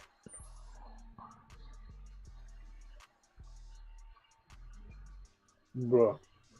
So hey, it is what it is, man. Nigga, I've taken chances on developers, and even taking chances on games. And sometimes those games I realize, nigga, I didn't even like this shit. By the end of the day, nigga, like, I tested it, I tried it, nigga. Like, if you don't like it, then nigga, don't play. Wait Okay, nigga, but like, don't pretend that you want it. Oh, I want that shit. I want that shit. And then next week, you never see this nigga play a fucking game. Nigga, if that's the case, then get the fuck out of here. Get the fuck out of here, bro. Well, sadly, we can tell them to get the fuck out of here. We can, embarrass them with their credibility being exposed. However, it's not enough because they've been dormant for so long. People have allowed them to stay around for so long that they're not going anywhere, bro. They are not going anywhere. They're going to stay here and plague us for a very, very long time. I don't want it. I don't like it as much as you do, but it's nothing we could do. Why? Because me and other people, although, you know what, not going to group myself in with that. I've said this for many years before a lot of you guys knew who I was. I said that people were going to dick ride on PlayStation, and that was in a very disrespectful way. And I meant it disrespectfully because I knew that when people dick rided PlayStation, they were going to be here for selfish gain. And those selfish gains are to make money off of YouTube and shit like this. They don't really care about video games. They don't care about the history of video games, right or wrong. They care about how much ad revenue they can make. And when you have people like that and what they dictate and what they say, it doesn't help the lower viewers that listen and are impressionable. Then you fuck up the community eventually. I sleep, motherfucker. I definitely sleep. But yeah, I feel like the people that's in control of our gaming community, they're not leading them. Huh? The one nigga that don't sleep is sick. but all I'm gonna say is, that nigga platinum Final Fantasy 7 Rebirth. Yes, I know. Look, yes, let's get back to the topic, man. I want to get this over with so I can play some games too. Long story short, they posted it. Oh, that's awesome. I gotta see that. The Justice League Crisis on Infinite Earth Part 2 trailer with Batman, Robin, Batgirl, and Batman Beyond. Oh, that is so fucking cool. Wait, what? Yeah, because that's all what you say. Justice League Crisis on Infinite Earths Part 2 trailer 2024. There was a trailer 2 minutes and 5 seconds long that was posted on YouTube that has a teaser of Batman, modern day Batman, classic Batman, with Batgirl and Robin and Batman Beyond. It is a trailer for a animated series of Justice League Crisis on Infinite Earth. Part 1 has already came out on digital and DVD and Blu-ray. And it talks about the different universes, the different multiverses combining together, and then the different heroes have to save the multiverse. Crisis on Infinite Earths is a long-running DC Comics saga. I first read about it in the comic books, and then I saw it in Alex Ross's books, which were fucking beautiful. But yes, they're bringing that iconic series to the animated series as an animated movie, and part 1 is already out. I know that Afro's gonna love this shit. This is fucking dope. Yeah, this is so fucking dope. It's sad, really, because I saw the Crisis on Infinite Earth in the series, in the Arrowverse series. Yeah, it's a very popular multiverse series. It's been in live action, it's been in comic books, and it's fucking awesome, right? But yeah, they're doing an animated series based off of the saga, and they're bringing their twist to it. I loved part 1 of Crisis on Infinite Earths. It was really, really good. So I can't wait to see. I didn't know. Yeah, it's really, really fucking good. Arnold said hi to True Woody. There's people in the chat saying hi. Collect L's. Let me see. Mass produce. We don't know what Xbox to do. So Xbox. Yeah, this is the reason why. If you want to know why our community is fucked up, right? The reason why our community is fucked up is because we have a lot of Oh, I remember that. Yeah, I remember that. Wow, I didn't know they were still doing the earthquake scene. I remember that when I went to Universal Studios in the 90s, that they had an earthquake ride and the Jaws. I didn't know they still had those, or maybe they were retiring them. I didn't know that. Long story short, you had Xbox fans come back home to be PlayStation dudes, but they didn't come home for the right reasons. They came home to like make money off of YouTube and shit, and they didn't really care about the truth or the lies. And then they've influenced a lot of people to be different types of gamers that they are today. Not buy games, wait for games, buy good games, buy bad games, whatever. And money, speaking with your wallet, can be a good thing and be a bad thing.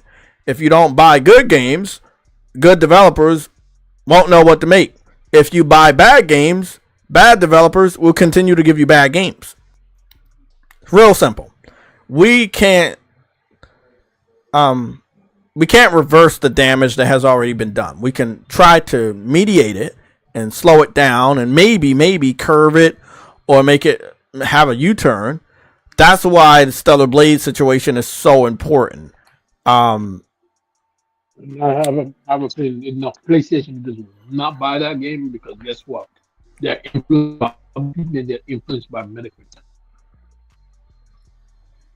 I disagree.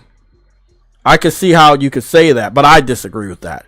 I definitely believe PlayStation community and the gaming community as a whole is more aware now than ever before on how important speaking with your wallet is.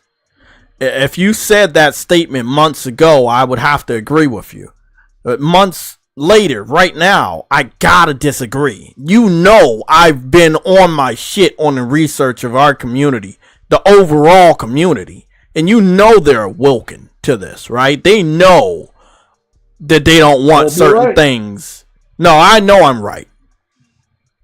I put that on my credibility. I know I'm fucking right.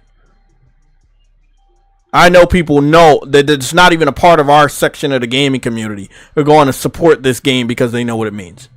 You want a good looking female that looks like a fucking normal female in your fucking games, you're going to support this game so the people that are making female that don't look like a fucking female stop making games where a female doesn't look like a fucking female. It's very simple.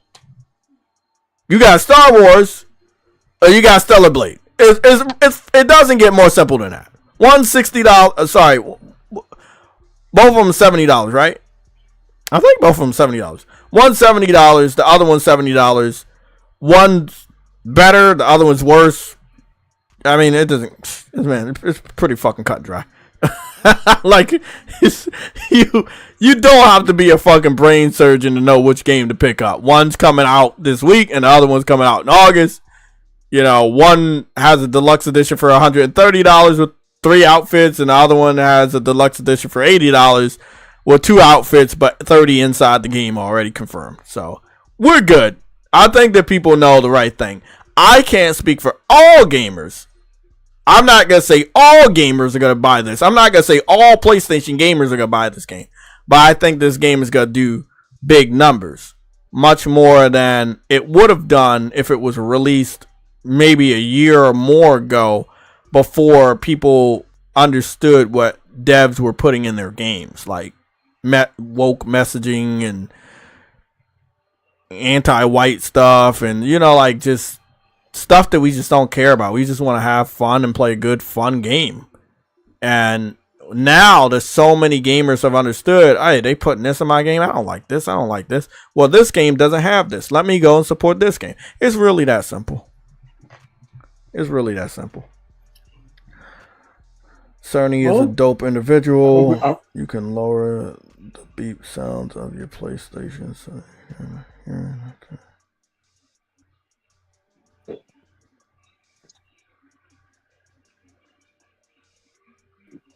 what's your prediction in sales? $1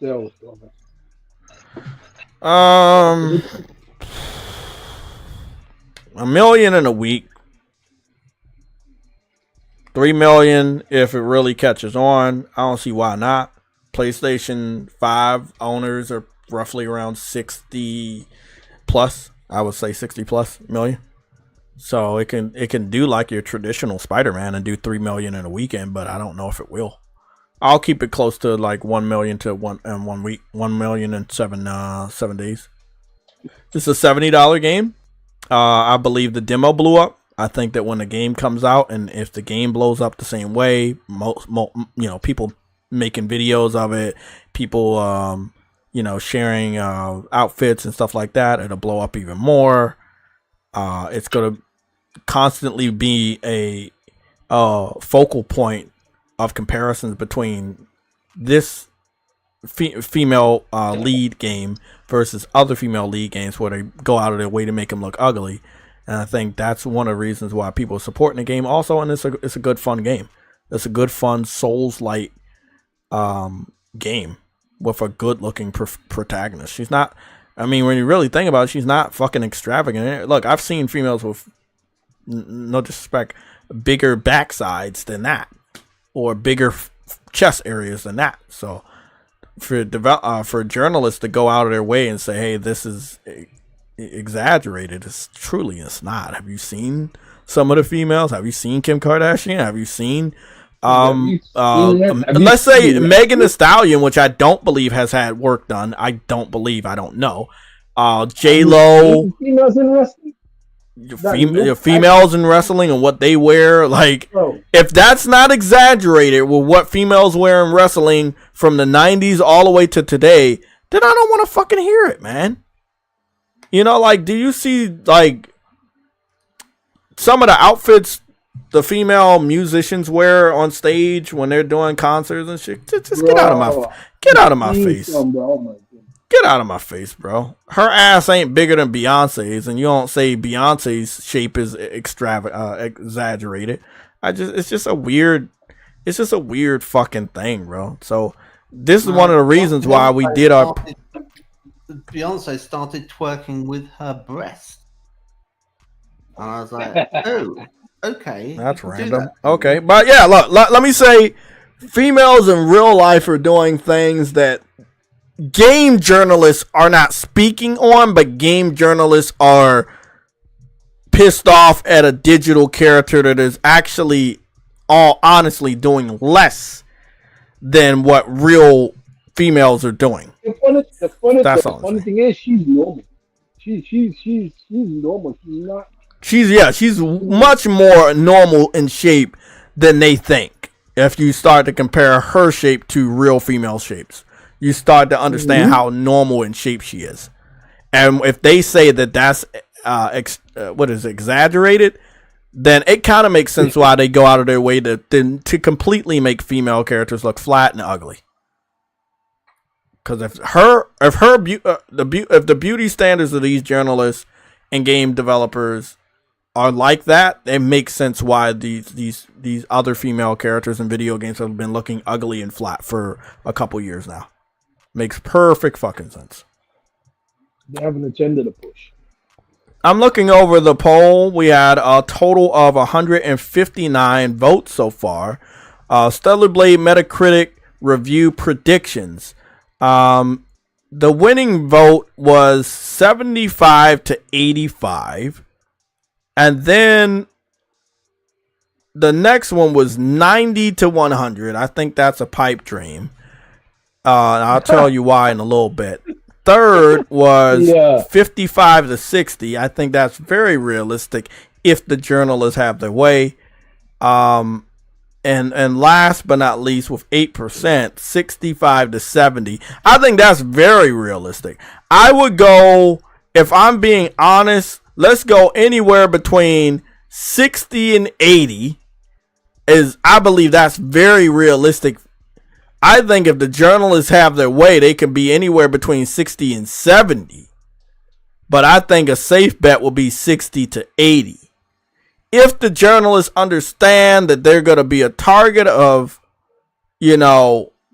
focused rage from gamers, finding out where, I'm trying to be very political on when I'm saying this, where their allegiance lies when it comes to the grand scheme of what they support. then they will do the right thing, and the game will be roughly around high 70s and mid 80s or low 80s. If they do the right thing. Do you trust that they'll do the right thing? Fuck no. So that shit could be anywhere between 60 and fucking 80. Low 80s, by the way. If they get their fucking way. But we don't know how many of them will do the right thing and won't do the right thing. So we could end up at a 75 or a 76. The whole thing is we know how good the game is. And it doesn't matter what the Metacritic is. The game's gonna be fucking great. I don't trust these guys anymore. I'm happy that we got a demo. I know it wasn't Sony's decision, but I'm happy that we got a demo. I'm glad it wasn't Sony's decision. I really am glad it wasn't their decision. Yeah, if it was Sony, they wouldn't have put the demo out there. If it was Sony, wouldn't put the demo Sony's not looking ahead. They're just looking to the. They're just looking at their pedigree, and they're like, we put out good shit, buy our shit. That's the only way. That's the only way they look at things.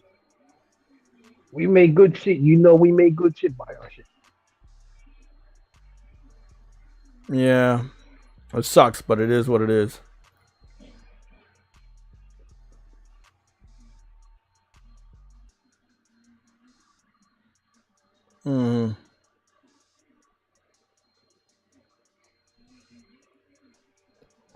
Did they have a trailer? I don't know. Hold on, let me cover my screen because fucking I don't want to get sued by fucking Disney. I'll be the only fucking black dude to get fucking sued by Disney. Yeah, I think the game's gonna do good. I think the game's gonna do even better when they announce that photo mode is coming to the game. I think that's when it's gonna really fucking go up there. High level content creators definitely want to make sure they buy the game so they can have access to it. So they can do as much content as possible. I think that if you're a content vulture, you may not buy the game because there's so much content out there. But if you are a real gamer, you actually got to buy the game and enjoy it for yourself. I know dudes that have paid way more than fucking $70 on OnlyFans. So if you're going to buy this game or saying you don't want to buy this game for $70 for obvious reasons, then it's a weird thing to say. You know what I'm saying?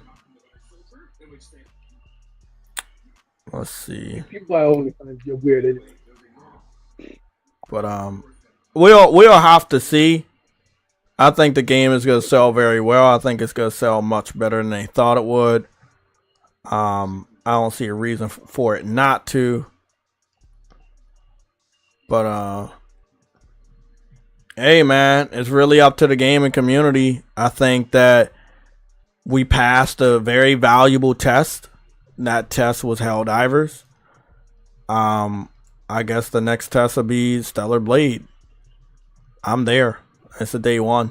It's a no fucking brainer. That's a day one, bro.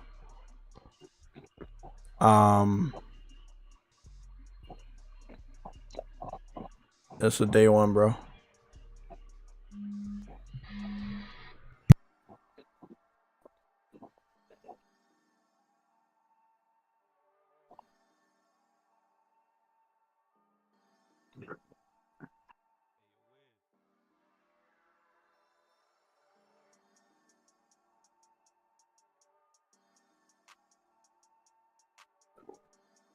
He may say this, but it's enough people saying it.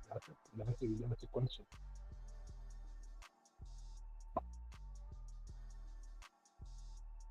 Yeah. Well, you know, we already got the confirmation that she's Alana Pierce is playing Stellar Blade, the game. Now she said she's gonna play it herself. She said this and confirmed this on Twitter. We don't know if she will be on time or won't be on time. Also, we don't really know what's gonna go on with some of the other Stellar Blade previews or any of the other content. PlayStation Access. I would love to see the females play the game, like Rosie or whatever. I wanted Rosie and Ash to play the game together, but I don't. Ash is no longer with PlayStation Access, so I don't know how that's gonna go. I don't know, man. I don't know who else is planning on properly covering the game. I think a couple media outlets, if I'm being honest, from what I believe, some media outlets will just not cover the game and just be like, "Hey, well, we're against this," or may not even say that we're against it. They may just like speak with their actions by not covering the game to drop a review. IGN has been engulfed in some bullshit regarding Stellar Blade. It will be in their best interest to play the game and give it a proper score. And that also includes IGN France, where the controversial statements came from. If I know them, they might not even play the game. So, hey man, it is what it is. I am going to be interested if I see people playing Sea of Thieves more than Stellar Blade. And it is going to be an interesting thing to see. We did have a confirmation yesterday. That's another topic of it. Yeah, we have a confirmation from yesterday on Twitter. This is from Shift Up. This is also from the official Stellar Blade page. They confirm in all territories that the game will not be censored. Now, I saw this yesterday on Twitter. I'm sorry that we didn't bring it up earlier in the stream, but it has been confirmed, and I wanted to show off the tweet. Big shout out to Podcast Now for helping me with this. So this is what the tweet says, and I quote, Stellar Blade offers the same uncensored version in all countries, including the Japanese version. And this is translated by Google, from Japanese to English by Google. It says, quote, Stellar Blade offers the same uncensored version in all countries, including the Japanese version. Stellar Blade offers the same uncensored version in all countries, including the Japanese version. Hashtag Stellar Blade, hashtag PS5, hashtag uncensored. A lot of gamers yesterday when I saw this quote, and I didn't go back and look at how high the quote is, but a lot of gamers were very happy that the game is not going to be censored. And that the developer went out their way to confirm this shit ain't censored anywhere. Which means that the narrative that Sony will censor your fucking games is dead. Oh, I love it. I love it. So, the narrative that Sony will censor your games is fucking dead.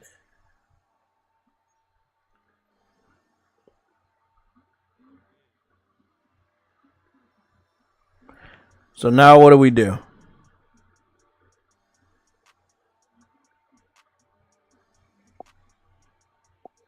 We don't know what we do. We know that Game Pass is still fucking dog shit. Xbox has no games until May, which is a fucking glorified tech demo, aka Hellblade 2. I'm gonna go find that tweet real quick. Let's see what the engagement is for that. I love this. I love this tweet. I love this tweet. Yeah, I mean, developers gotta understand. You need to give the gamers what they want. If they want a game that's uncensored, give it to them. If they want a game where a female has a nice ass or a nice chest because that's realistic, give it to them. You want a female with a pretty face, give it to them. You want to make money off of us. If that's what we want, give it to us. They gonna learn the hard way, man. This game, I expect the gamers to put their money where their mouth is. I expect this game to do numbers. That's what I expect. That's just me. I don't see any reason why it shouldn't be. You know, the fan art is fucking crazy. I think they're gonna have an obvious crossover with Square Enix and Nier Automata. It's definitely gonna be an obvious crossover. There's a lot of fan art. A lot of fan art. There's plenty of anime already. Yep. I've seen so much. It's not even funny. So the post was originally made on Twitter 13 hours ago. It has over 520,000 views, over 10,000 likes. I mean, this is what we expect, man. We expect this type of shit. Developers giving us what we want. Now we get to see, after a developer gives gamers what they want, what does the journalist tell us about the thing that we already about to get that we wanted? Do they tell us what we want is bad for us, even though we know we want it? Or do they say, oh, this is a good game, enjoy? Because I'm thinking that some of these journalists are going to tell us the game that we've dreamed about is not the game that's good, even though we played a portion of the game that we know is good and we put our money down for, and they're going to go out of their way to tell us this is a bad game. That I can't, Truity, that is the moment I'm waiting for. This Wednesday, 10 o'clock in the morning, the reviews are dropping for Stellar Blade. This Wednesday, 10 o'clock in the morning. Somebody in the chat said Hellblade 2 is 900p at 30 frames per second. 900p of greatness. Yes, they can enjoy that. That's what 12 teraflops gets you. The funny thing is, though, this Jay, this has 3 performance modes. Yeah. 3 modes for graphics, performance, and performance art. Like, this shit's gonna hit. It better hit, and people better support this game. I'm not buying multiple copies because other people are fucking up. I brought my fucking copy, Digital Deluxe, day one before the demo came out. I don't have to buy multiple copies for other people that are slacking. Do your fucking part and pick the game up. Don't talk about this fucking game if you're not gonna buy it. I do not want to fucking hear, oh, this, and this came up. Oh, this came up. No, I don't want to fucking hear that. I already knew I ran out of free space. Fucking knew it. Let me go see how much free space I need. The game is only 32 gigabytes, so it's not that bad. Something got to get deleted, though. I don't know what it is, though. It might be Final Fantasy. Yeah, I know Final Fantasy taking up a lot of space. Oh, what's this? Final Fantasy Rebirth demo? Why is the Final Fantasy Rebirth demo still on my shit? And that was like fucking 48 gigs. Why is Final Fantasy demo still on my shit? Delete. I'm good on this. I'm good on this. Oh no, I want to play this. Contra demo. I'm good. I'm good on this. Nope. Nope. Nope. Not yet. Sea of Stars. I don't think I'm getting to that anytime soon. Nope. Nope. Yes. Yes. Yes. Yes. Yes. Yes. Yes, definitely. No. But it's not that crazy. Okay. There we go. Cleaned up. 70 something gigs. Good.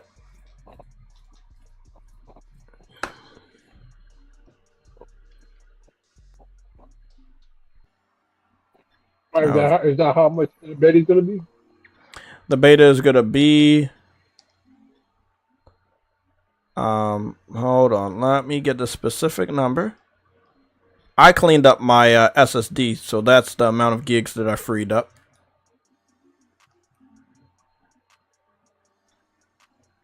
And the beta is gonna the full game is gonna be 30 gigabytes and 45 megabytes. 30.45. That's how much the game's gonna be. That's what they're telling me. But they just told me 35, so maybe the compression technique squeezed it up. Because they just said 35. Yep. No, it is 30.45. So, hey, that's what they're telling me. Compression technique for the win. 30 gigs. They definitely use every bit of power that the PlayStation 5 had to offer. And this isn't a first party studio, and I really respect everything that they did when it came to the PS5. Because we just talked about devs not using the PS5 properly. And it is really, really awesome that this dev is doing a really, really good job, man. Yeah, it's doing a really, really good job.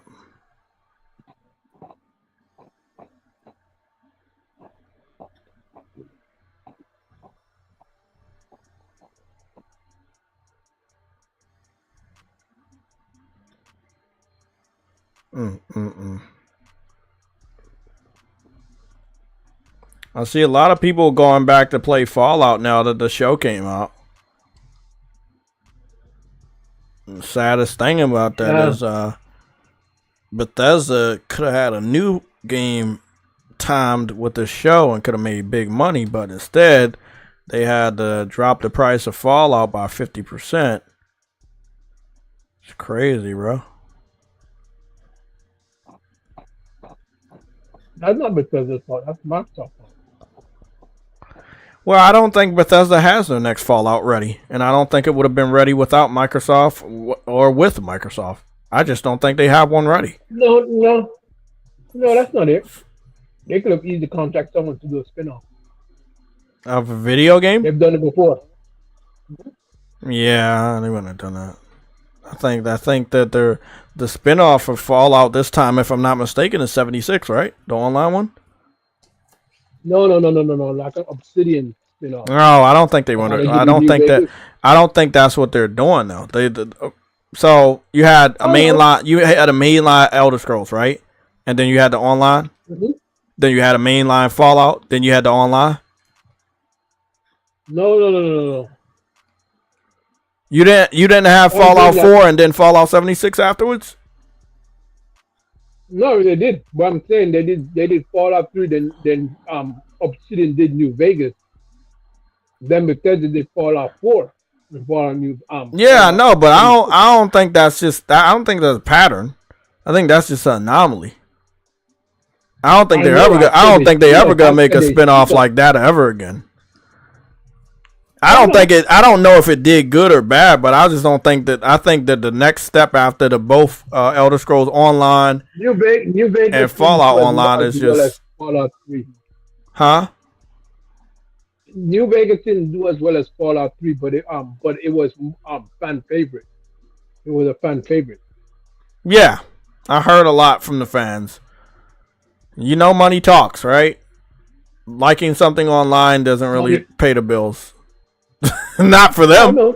Yeah, like it don't pay the bill for them, so you ain't gonna get that shit again. If they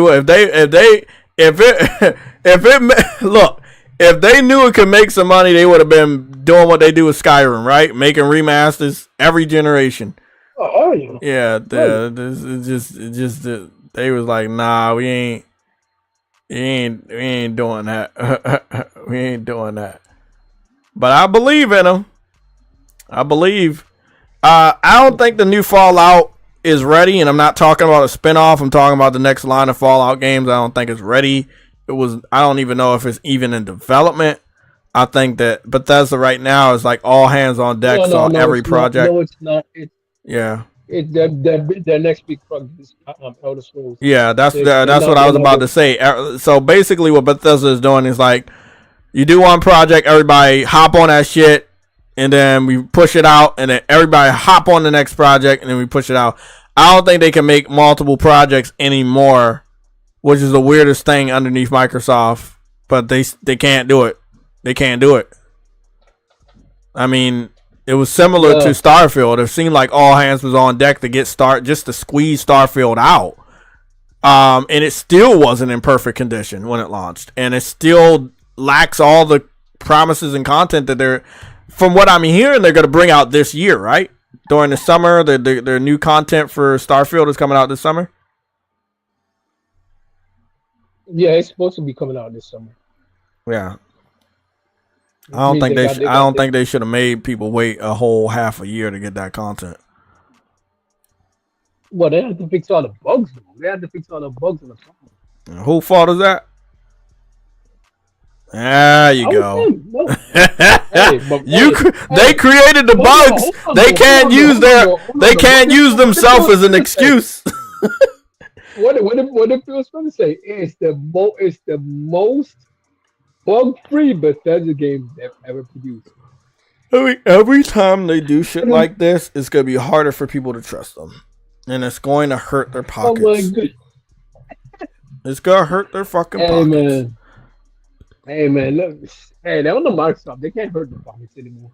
You said they're working on a new Doom? Okay, cool. No, but that's a different studio. That's a different studio on the Bethesda. Yeah, that's not Bethesda's main studio. That's a different studio. Listen, Bethesda has many studios. They can work on multiple games at once. The question here is, Fallout. do they have another big game that everybody could buy and they can actually make money off of, instead of like the next game they ain't really gonna make money off of? That's the question here. You know what I'm saying? I like, they bring out another Doom. Doom Eternal was good. It was challenging, but it was good. I didn't beat it, but it was good, right? Beautiful graphics, great gunplay. But at the end of the fucking day, did it make all the money they wanted it to make? The answer is no. Across 3 different major platforms, they made what, 2 million in a year or 2 million in 2 years? 2 million copies? This nigga said $5 too much. Exactly, yeah. The Fallout 4 or 3 is on Steam for $5, right? Yeah, bro, that shit crazy. Nigga said, hey, but it's 15 years. What did you expect?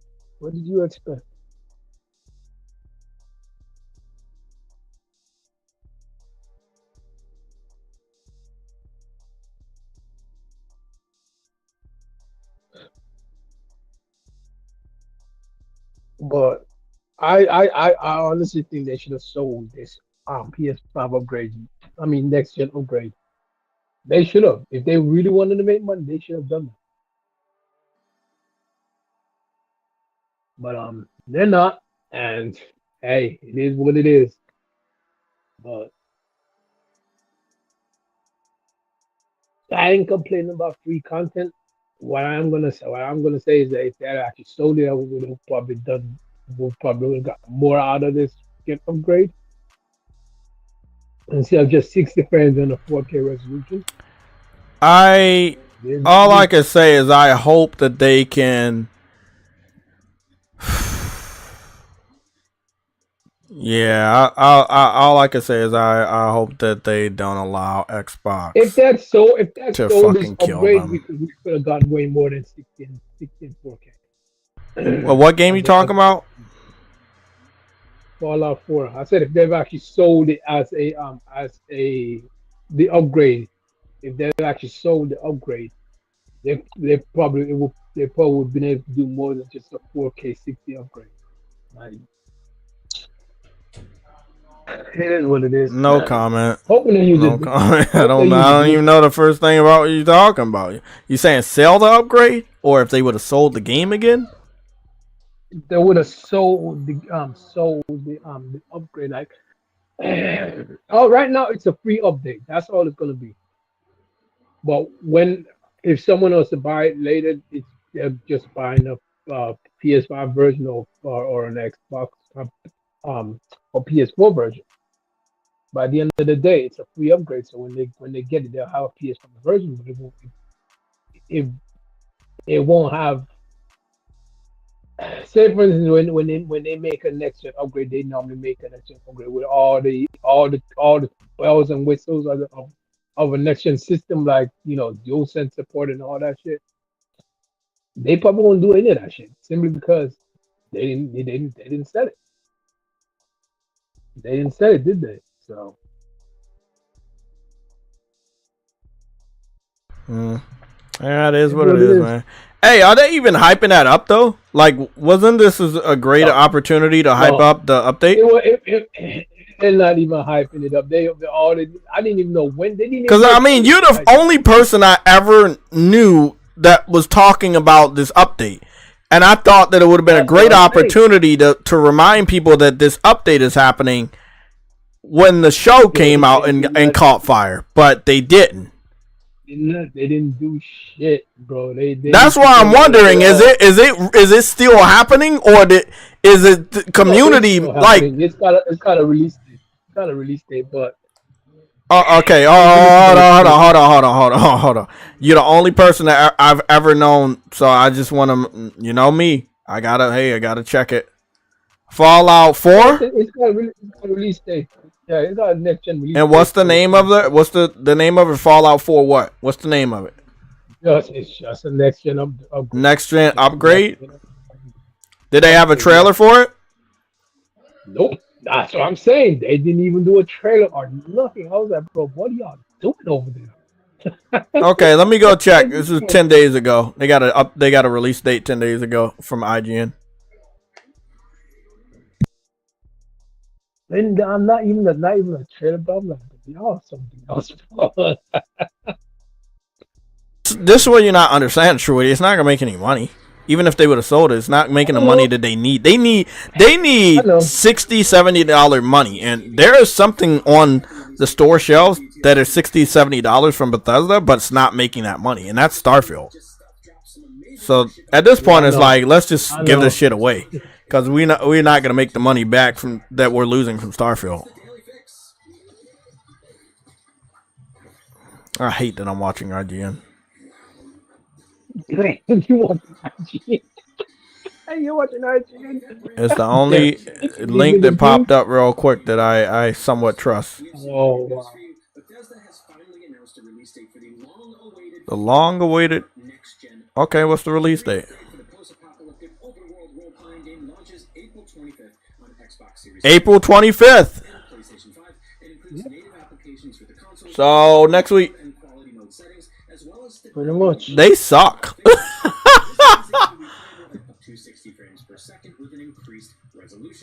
They suck. I mean, because they could have still had this game come out.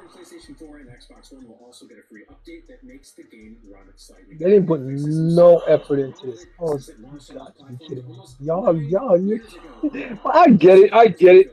They ain't gonna sell shit. They ain't even selling it, so why put the effort in? But like, that's why I'm saying you should have sold it. I know your people over there is cheap, but niggas sell them damn game. Yeah, they gotta look pro consumer for give it, like, you made people wait like this long. You gotta give it away for free. I understand what you're saying, Truity, but trust me, if they would have tried to sell this update, it would have been a big backlash. I'm just letting you know. This would have been a lot of backlash. They're doing the right thing. They sold Skyrim freaking 3 times. Yeah, but Fallout. We've talked about this, right? Fallout 3 was better than Fallout 4. You cannot resell people the worst Fallout. Fallout 4 sold 15 million. Fallout 3 sold 12.4. Yes, but it's the better one that fans love, right? Am I correct on this? Yeah, okay. Like, as you said earlier, though. I mean, I'm not a Fallout fan, so you got to tell me, did fans like 3 or 4 more? Oh no, they like New Vegas more, but New Vegas sold even less than 3. Okay, then you can't. That's what I'm saying. It proves my point. You can't sell people on a game that they like the least. And look, and hear me out and don't interrupt. In an age where there's a lot of gamer, like a pushback on the media and a lot of boycotting, it wouldn't be in their best interest to say, "Hey, we're gonna sell you this update." I'm just saying.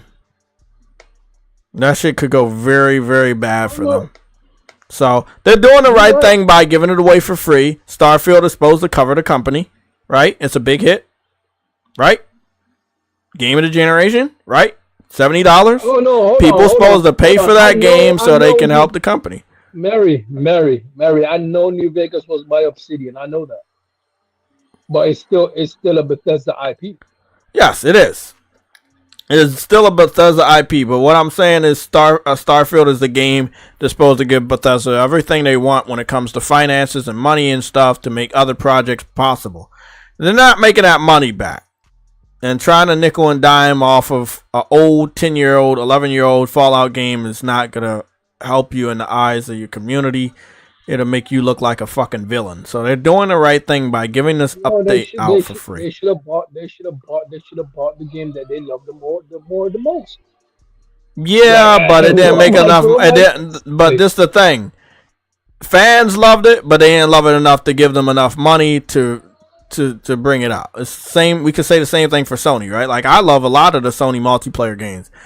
It's just not enough for us to love it with our wallets that they would say, hey, it's worth bringing back. That's the problem we have in our industry. So Niggas don't like to spend money, but they like to have games. yeah, and again, with Fallout 4, you said it sold better than 3. Didn't Fallout 4 come out during the PS4 generation? Yeah. Yeah, there's the reason. So Yeah, even though we got this next gen update, it's not gonna like it wouldn't. I don't know how much it's gonna sell because of the show. I think they're doing good by putting the update really close to the show. I think they're doing really good by doing that. And they're doing good by giving it away for free. Everybody loves something for free. I'm just gonna go check and see where this Fallout, see what Fallout looks like on PlayStation 4. You're right. You're right. Both, whatever, I can't pronounce that name. But you are right. Fallout 1 and 2 do need remakes, but is Bethesda even gonna go down that road? I doubt it. If I'm not mistaken, they were made by somebody else and they brought the rights. Yeah, they were made by what's the name? I can't remember. Don't worry, I know you can't. I saw it the other day. Let's see. So the game, what did I got with the game? Let me view the product, cause I know I didn't buy the game. Yeah, they're selling the game for $5. They're giving the update away for free. I mean, it is what it is. They're not really making much money on it, but they're making something. Damn, they giving that shit away for free. That basically for $4.99. That shit basically free. Shit. I don't even fuck with Fallout, so I ain't gonna pretend about this shit. Like I said, I'm not giving no more money to Microsoft. They need somebody to save them. That's what you gotta. That's why you got the Xbox community for. I believe in them. Old ass, dusty ass game. This game dusty than the airline. Oh yeah, Interplay made one who made the first two. So this game came out in 2015. Okay. 2015. Almost 10 years old. This game is dirt. Oh, and they got microtransactions in this shit. How did they put that in there? They got season pass too? How did they get that in there? In what? And Fallout 4, I didn't know they had season passes and shit. Wow, look at that. And they got microtransaction too? Wow. Yeah, they got it's not it's technically mods. It's technically paid mods, not microtransactions. The creation credits? Yeah. What do you do with that? You buy mods? Yeah, you buy mods, and the mods that you buy, it don't stop you getting trophies and stuff like that. But if you put mods in there naturally, it stops you getting trophies. That's so sad what they did with that. That's interesting. Gotta love it. Gotta love it. That's the power of fucking Game Pass. That's the only thing. That's the only thing keeping their game alive. Those mods. Like their games die out pretty quickly, and then their mods keep them going. That's the power of Game Pass. Yeah. They got a parking garage you can explore. Oh shit. Hey, I'm gonna like the Stellar Blade just because it's like, like it's like a rundown city and shit you can explore. I think that's gonna be dope. I can't wait to see the detail on that. I'm excited to explore the world. That's one of the things I can't wait for.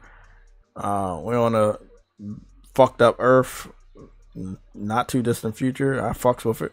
Hey man, the game's gonna be fire. It's gonna be more fire than fucking Fallout. I'll tell you that. Hey, I'm gonna have to block off my television screen, bro. Like, goodness, that's a lot of Game Pass over there. Oh yeah. I just want to see something.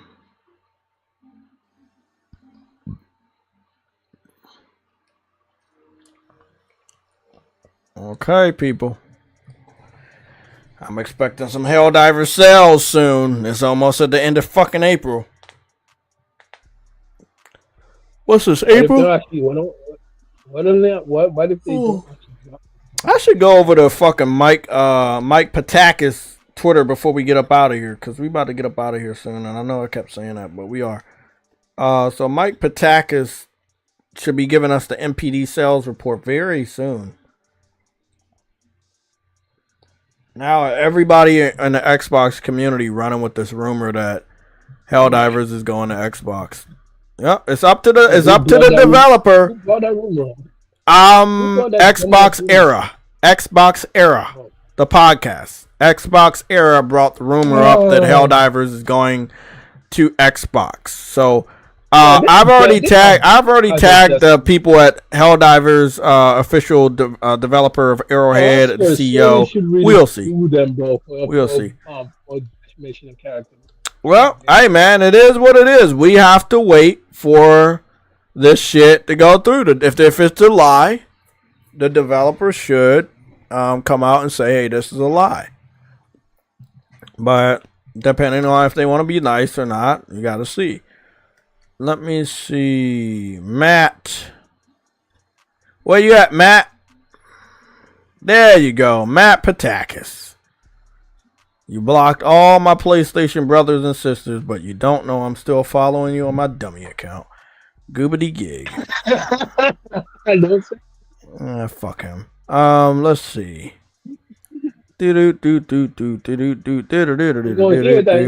Cats. Who gives a fuck? So he's giving out the NPD sales data on May 1st, which will be Wednesday, not next week Wednesday, but the Wednesday after next, which is May 1st, the very first day of May and the middle of the week. And that's when we will get the sales report for what happened in April. That's what's going to happen then. Or, yeah, we get to get the sales report for what happened in April. From March 3rd to April 6th. Okay.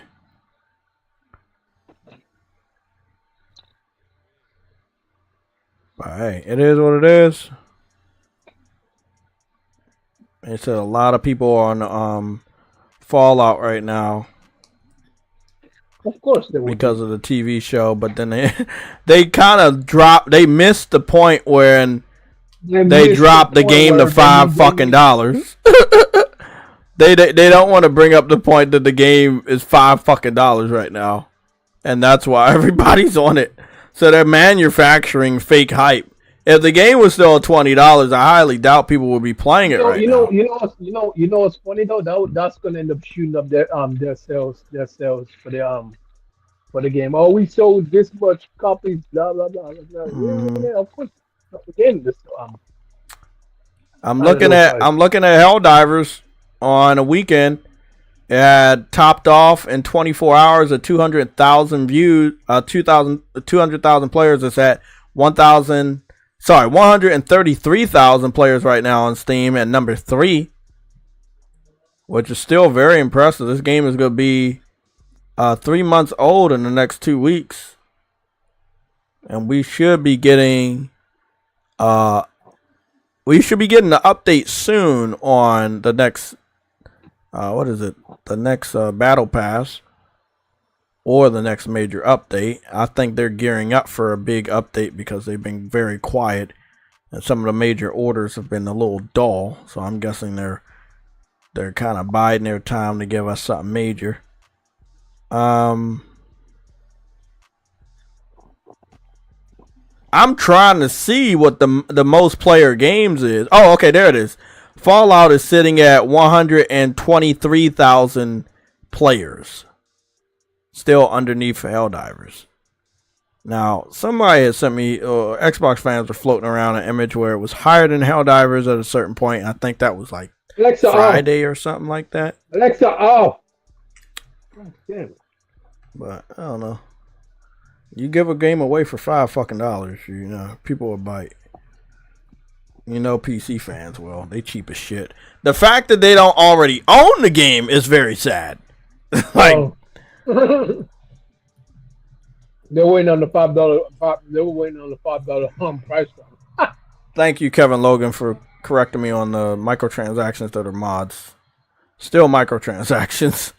You know, you still gotta buy that to buy something else.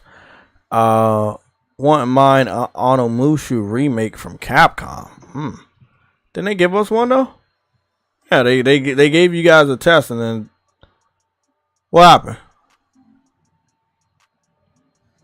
Oh, you guys didn't support it. I remember that. XDefiant. Is XDefiant back? Is XDefiant back? It's on the store right now. I'm downloading it. Maybe Ubisoft finally gonna bring it back. Call it the pack stack. Multi-curses. Rated R. Or the new version of Multiversus, because I got a fucking platinum on this shit. Oh, you gotta let me... Are they gonna let me re-download the game? Yeah, you can. No, I don't think they are. Oh, they said my wish list is full.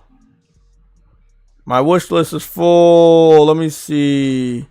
Nope. Jedi Survivor got to go down $20 or $30. I will not buy it for $70. Nope, that will not happen. You can download XDefiant again. The hell? Is this a demo? This is the demo. It was, I guess. I'm not even sure. Yeah, I'm good on this. I don't need that. I don't need Hi-Fi Rush. Ark Survival Extended. I kind of want that, but I don't want it for that price. Dark Light. I'm good.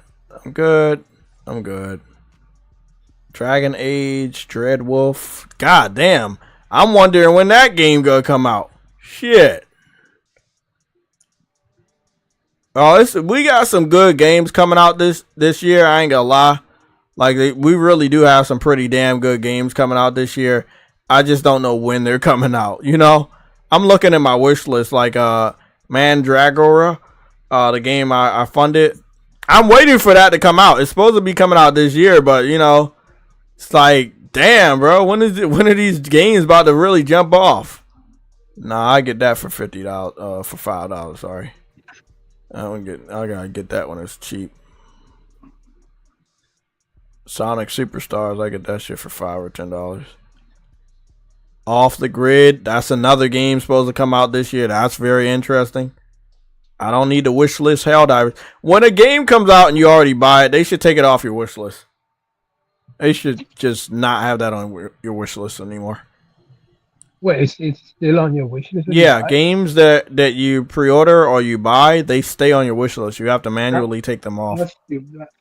Spider-Man 2 is on my wish list. I don't know why. Like, I already own the game. Bro. I don't need it anymore. Sony's messes up, bro. I've been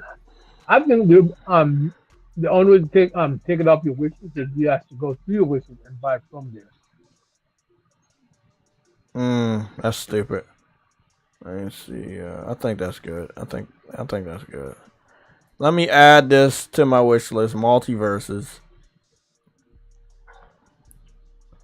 It's funny because the original Multiversus is still available here to download, which is the weirdest thing. Like they're launching a new one, but they forgot to take off the original one. Is that weird? No. Yeah, that is weird. And I know they claim that the original one was a fucking beta, but I got a fucking platinum for that shit, bro. It's not much of a fucking beta when I got a fucking platinum for that shit.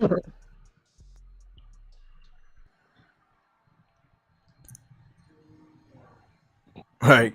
And I'm 0 of 1% that got that platinum, by the way. That's a very, very rare platinum. Very rare. Proud of that platinum.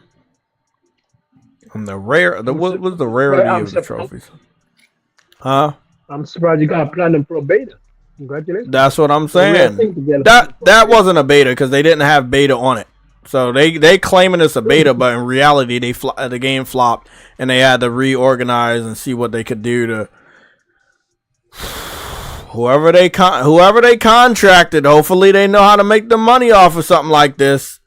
Making something free to play where you can grind properly is never gonna make you your money back.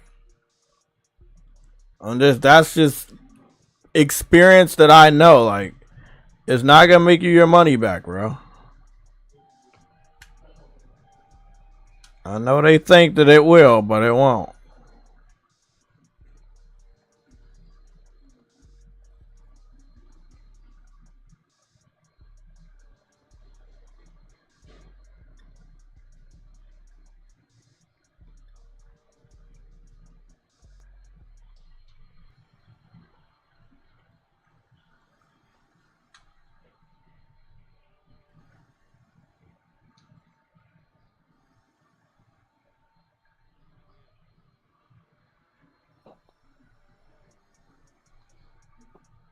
I'm still here.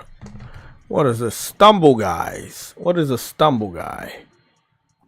What is this, like a fucking Roblox type shit? Oh, it's Fall Guys. Oh, okay. I was like, what the fuck is this shit? It's basically an off-brand Fall Guys. The character models look a little bit more likable. The guy that stumbles. That's why it's called. When we talk about just wait, people gonna copy off of Helldivers, you guys have no fucking idea. Somebody copied off of Fall Guys, but it took until this year for them to copy. It takes a while to make video games, as we all know. So I'll give it another 2 to 3 years at the earliest. We see people copying off of Helldivers. I can't believe this. XDefiant. Oh, okay. Oh shit, look at that. We got 4 fucking days. 4 fucking days. Funny how PlayStation day ones be better than shit pass. I mean Game Pass. You're right about that. Rocket League was a PlayStation Plus day one title, and it did really good, man.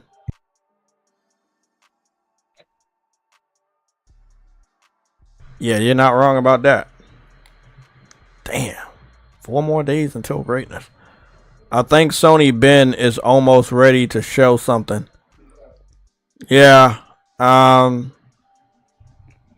you guys come here for this. Let's see if we can get a estimate on the next showcase.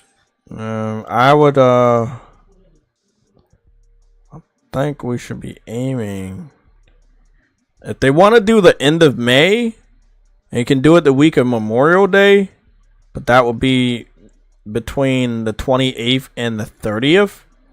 They want to do it before Memorial Day, they can do it between the 21st and the 23rd. So between the 21st and the 23rd and the 28th and the 30th, both for Tuesdays and Thursdays. And going along with some of the other PlayStation showcases that happen and stand-in of the E3 event, they've done it towards the end of May at the earliest.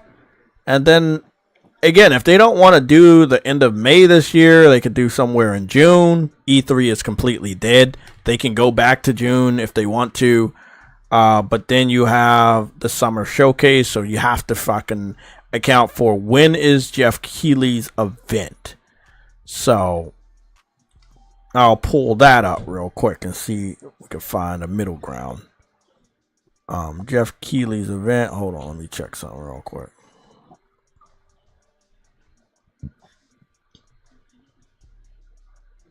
Okay, it's nothing of value. I'd love to see what Jeff said about what's happening next to Xbox games. You would love to see what Jeff Keighley has to say next about Xbox games? Mm-hmm. Yeah, he's not gonna do what we want him to do. He's too big to kind of like dabble in the console. What he will do is announce them, but he's not gonna give us his true thoughts. People that. I'm not asking for his thoughts. You're waiting for him to announce the next Xbox games? Mm-hmm. Oh. Let's see the next one. Yeah, I mean, I don't know. I mean, yeah, I think he gonna announce them. I just don't know if he's gonna have exclusive rights to announce the next Xbox games. That's the question, because the Xbox started to announce the actual games, even though we already knew about it through the Nintendo Direct, and so they had exclusive rights to announce those games first to open the doorway. Now I don't know who else is gonna have. You know what I'm saying? Like, PlayStation could have the next rights to announce the next couple Xbox games through a State of Play. Jeff Keighley could be doing it on a Summer Showcase. Like, we don't know for sure, which is really crazy when you think about it. I'm not gonna let Sony do it. They'd rather give it to Jeff Keighley than let Sony do it. They'll rather give it to Jeff Keighley than let Sony do it. Where's the Summer Showcase? The Game Awards. I don't know why you need a front guy. You just show the trailers. They don't want to do that. I can't hear you. I mean, Nintendo Direct have shown that they can do pretty good in half an hour. So why do you need everything to take such a long time? Because you are low. You are really low. True, Eddie. He's saying that Nintendo's done it all at one time. Something like that. Basically, I don't think that they need any specific person. I think this is what you're trying to say. They can just announce them. But just saying, show the they can. Yeah, but they don't want the backlash. That would listen. If Phil Spencer and Matt Booty and Sarah Bond was all on the stage and they confirmed the 4 games, it would have been a lot more backlash than the way of Nintendo's announcing them. Here's the thing. I'm talking about Sony. I'm saying Sony. The PlayStation Showcase is in the summer, and they have the trailers. Mm-hmm. And they don't. I doubt that. Hold on, True Woody. Uncompetitive. Repeat that last part again. They don't have anyone play the flute. They don't put on an event. There's no E3.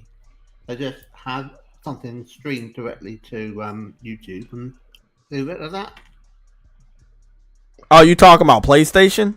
Yeah, PlayStation. No, that's what I'm saying. I'm not saying they're not going to do that. I'm saying that they don't have to wait until people who get them, right? We already know that Indiana Jones has been originated. Okay, that's what you're talking about, right? But when the Indiana Jones game is announced, it'll be announced on the platform that it's been a timed exclusive. It'll be a simultaneous day and date exclusive, right? So it's going to be on PlayStation. So they'll be talking about it, and they'll show the trailer for it. And look, Microsoft, there's no advantage to Microsoft to have it at their event. We've already seen it from them. And the people who have an Xbox don't buy their games, they rent them. So their actual customers are on PlayStation.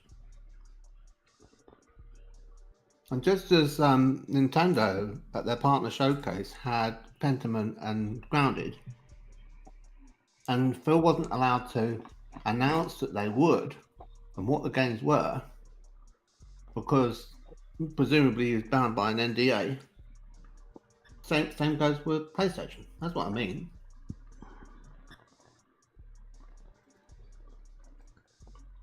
Okay, so this is what we have for the calendar. I heard everything you said, by the way. On June 7th is the Summer Games Fest from Jeff Keighley. That's the week after the last week of May, which will be the week of the 26th to the 1st of May, right? Which will be that Saturday. And then I just wanted to go over to the month of May. I wanted to go over to the month of May to see what's going on here. Okay, so this is what we have for last year for the PlayStation Showcase. The PlayStation Showcase was on May 24th. So we need to go back to May of this year and see what happens on May 24th. May 24th is a Friday. They don't normally do events on Fridays. So I'll go say that we could have it on May 23rd, which is the day before Friday. And that's a Thursday, which they actually do have state of plays and showcases. So I think we're pretty good. You know, at the earliest, the 23rd. If they want to drop down to Memorial Day, they can. But knowing them, they'll just do the fucking second. The 23rd. So that'll probably be when the PlayStation Showcase is. Because last year was the 24th, but the 24th is on a Friday this time. I will say though, when you check that, it was on a fucking Wednesday though. So why was it on a Wednesday? Hold on. Why was it on a Wednesday? It was on a Wednesday.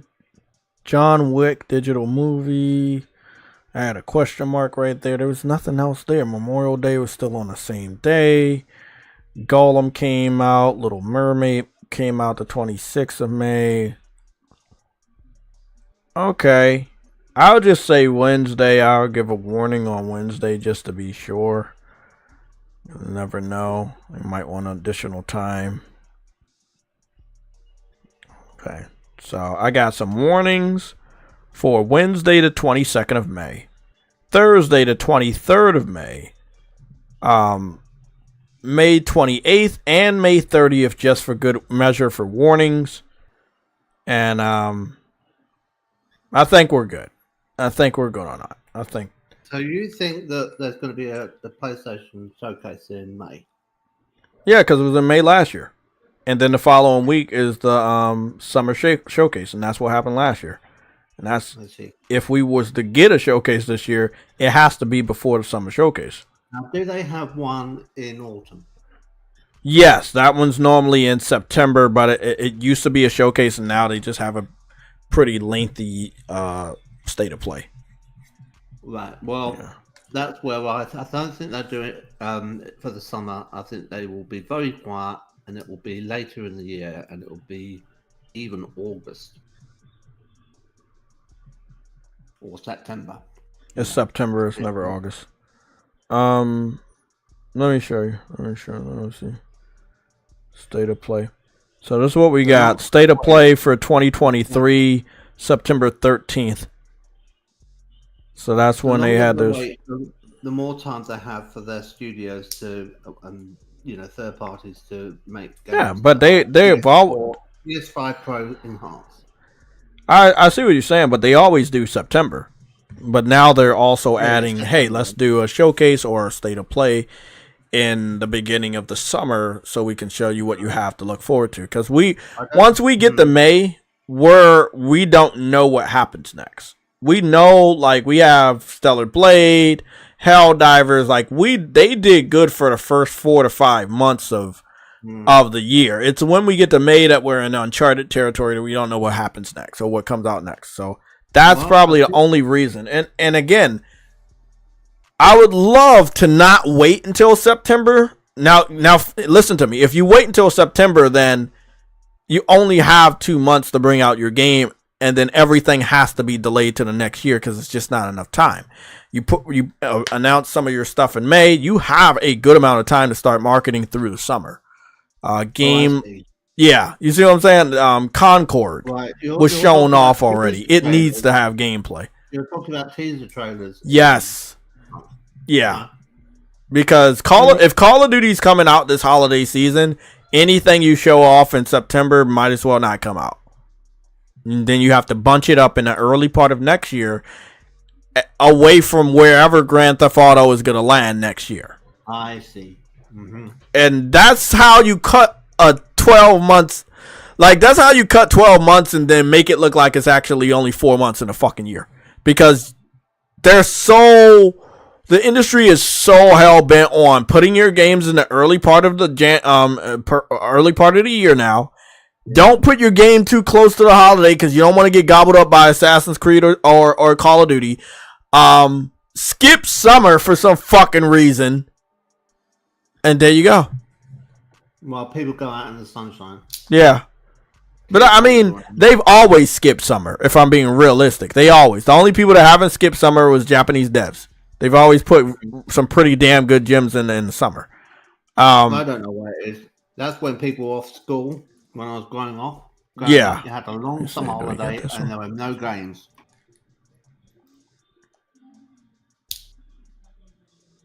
Damn, XDefiant demo is fucking 31 gigs.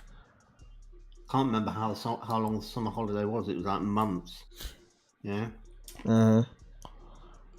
Well, I was wondering, was anybody playing XDefiant?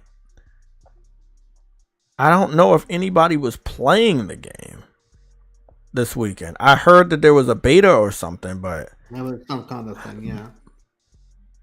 Yeah, well, this person posted his video yesterday. Doesn't seem too interesting to me, I'm afraid. Yeah, we talked about this. It is not that interesting, and the characters are very woke. Call them woke packs. It was a little bit better to begin with, you know, but it was very cluttered user interface. It looks good when it comes to the 60 frames department. It's very clear. I like that. It's definitely a Call of Duty clone. Of course it is.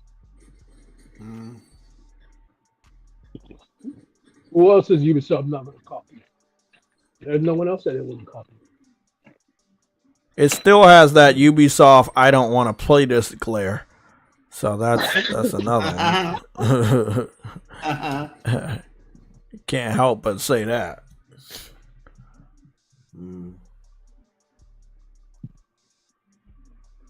Anybody saying it still has that stench of I want to. It's there. It still stinks like kids, like tiny stinky tiny miniature kids, humans. It stinks. I mean, look. Why can't they make a first-person version of The Division? Oh, that would be nice. That would be nice, but the problem is you can pay me. You can pay me for that idea. Because Ubisoft has to copy. They are not gonna make their money back on this, bro. There is no way this is gonna keep people's attention, bro. They are gonna either lose a lot of money or they need to cancel this shit. I do not see this. I like the funny thing is I like The Division. I don't know why they can't just do something of that nature in first person. Because it's Ubisoft. They always want to put their stench on it. This dude over here trying to camp and snipe and shit. Well, and he's doing a pretty damn good job of it. In The Division 2, Warlords of New York.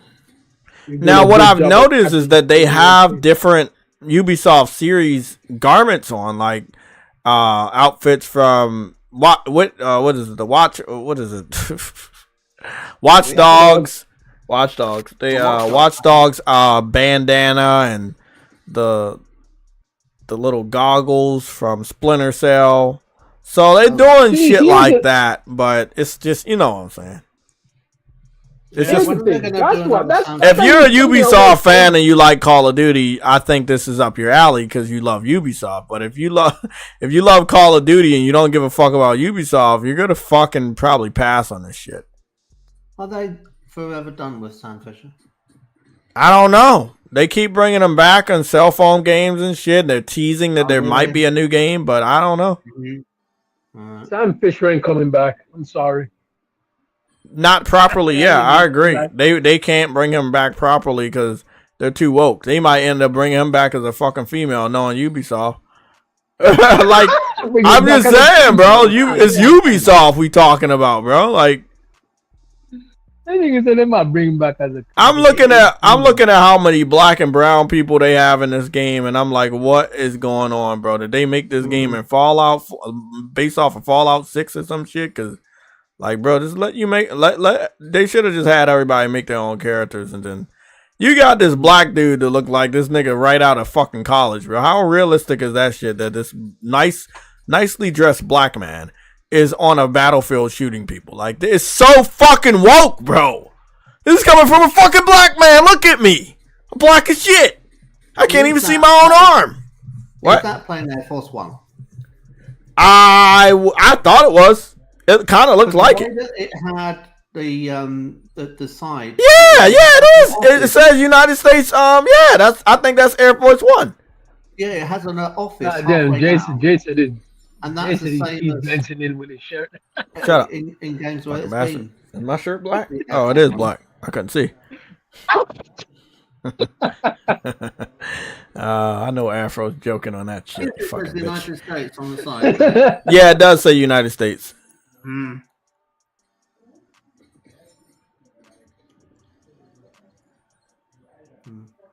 I think for a first-person shooter that may be free to play, if I'm not mistaken, looks really good visually.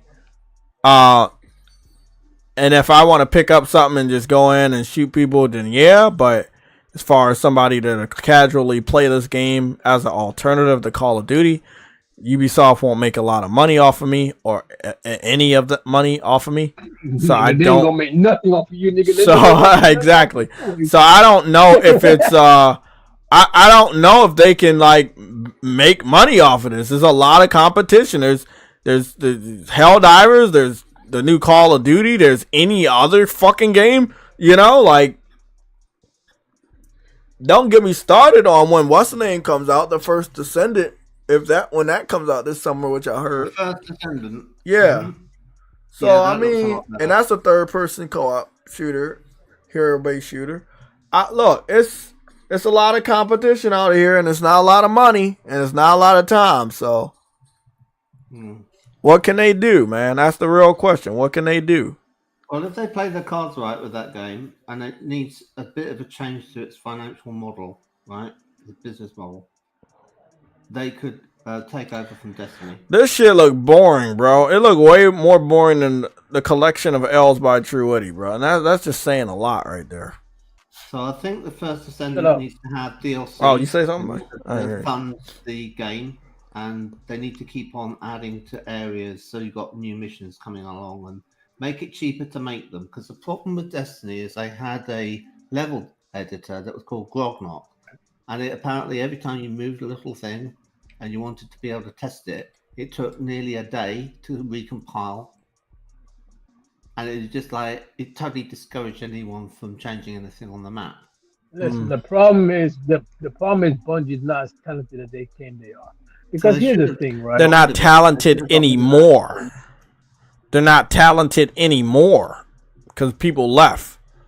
So the Bungie that we grow up with and respected, those people aren't with that company anymore. And they're not the same young devs that we used to love and respect. They're just not there anymore. I mean, Bungie is just Bungie. It has the name of the studio we used to know, but it's not the people that we respect. They're not there anymore. Yeah. Like, game development is rotating door. I'm not like in the industry or anything, but one thing I know is that it's a lot of temporary people there, a lot of contractors. I on Twitter all the time I'm hearing, we're I'm moving on to another what's name, or this is my last day at this studio. Over the last 4 to 5 years, I've seen a lot of devs that I don't even fucking know on Twitter announcing that they're leaving this studio or they're leaving that studio. So I know game development is a revolving door. There's not even a fucking small chance that at least 40 to 50% of the original Bungie staff that created your favorite Halo games are still over there. Let alone the first fucking Destiny. Or Destiny 2 at this point, since that game's so fucking old. Like, it's not the same. I do respect that about Arrowhead. A lot of the major people made Helldivers 1, they stayed. They literally stayed. That's why Helldivers 2 is so fucking good. They stayed there, bro. Here's the thing, right? When you love your job and when you love the people you work with, you stay. Not exactly. That's why a lot of Xbox fans have stayed with Xbox. Huh? Oh, okay. I don't know what you just said, so I can't even comment. I said that's why a lot of Xbox fans have stayed with Xbox. Oh yeah, because they don't want to leave. They don't want to leave. The funny, I think what it is that they acquired a library over the 360 and the Xbox One generation that they can't leave.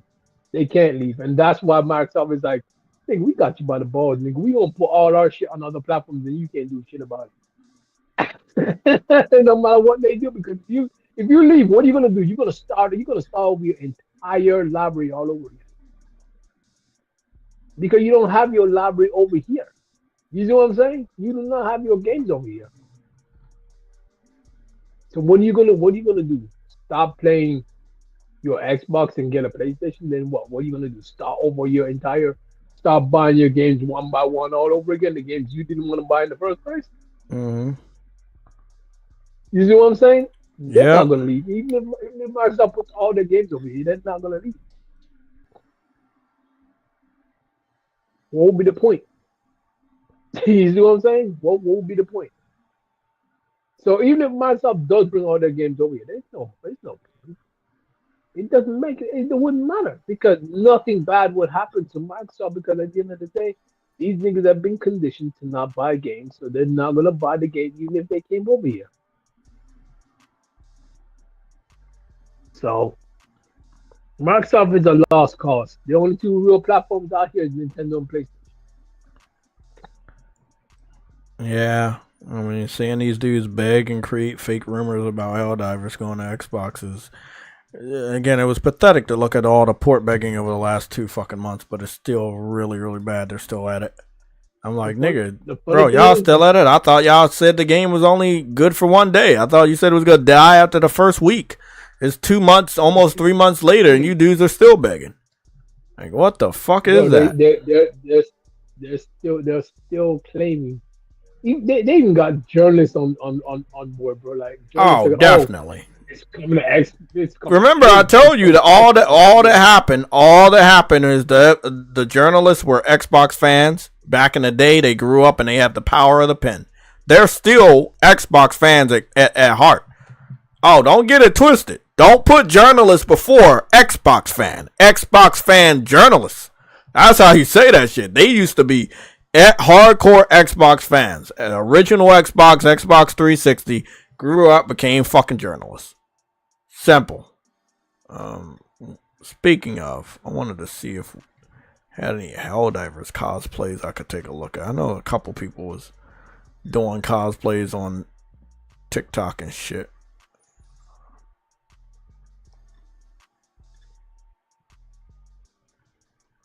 Where is that?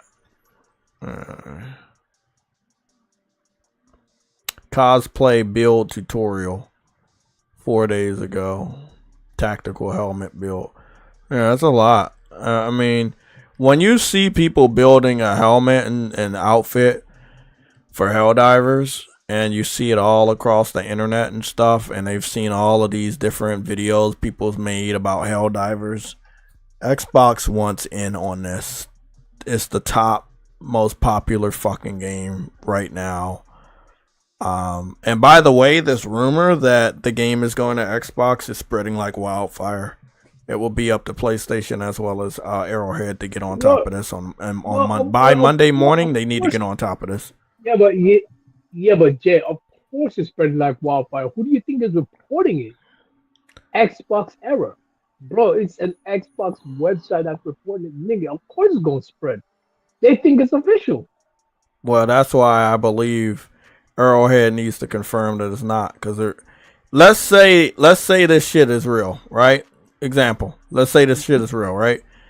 Okay. Until the game goes to Xbox, you could have a lot of people not buying a PlayStation, not buying the game. And here's what it could fuck your money up. You are a freaking reason. As I'll say to this, right? If this actually becomes actual real, so only you don't deserve those fair games, bro. Just stop it. Because at the end of the day, you don't, bro. This is the funny thing. You do not need Xbox to have a successful shooter, and you proved it to yourself. And then you decide to bring it over? No. At that point, bro, why do you even bother trying? Whoa, he jumped on. He jumped on the motherfucking jet. And the jet flew him out of bounds. That's fucking dope. Oh, that's so fucking cool.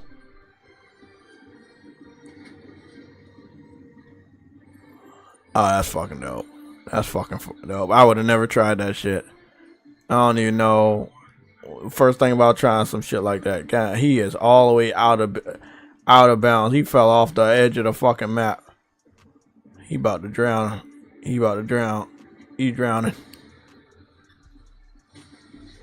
Funny, I got a clip like that where I got kicked out of bounds. I need to put that shit up. But yeah. That you know how I am, True Witty. Whether it's real or false, they need to come out and they need to tell the truth about it now. Do not wait. Come out and tell the truth, because one thing I know is the PC fans will data mine that shit on the PC version to find out if it's true or false. Most of the people that watch my videos aren't even subscribed, and I hate to keep nagging you guys, but we are so close of that. As I said though, Jay, if Sony release going to end up putting their multiplayer games on Xbox, you really don't deserve that. Helldivers and Batman. And you're giving it to somebody put Helldivers in a Batman game? They modded Helldivers in a Batman game? Oh, I know Afro gonna love that shit. Oh my god.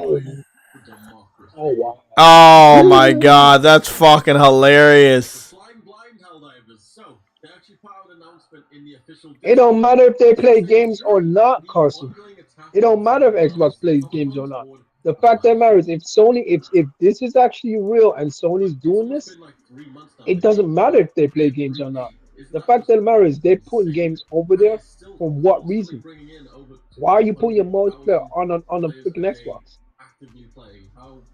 Like they just bought Call of Duty and took that away from you. Well, they didn't take it away, but still.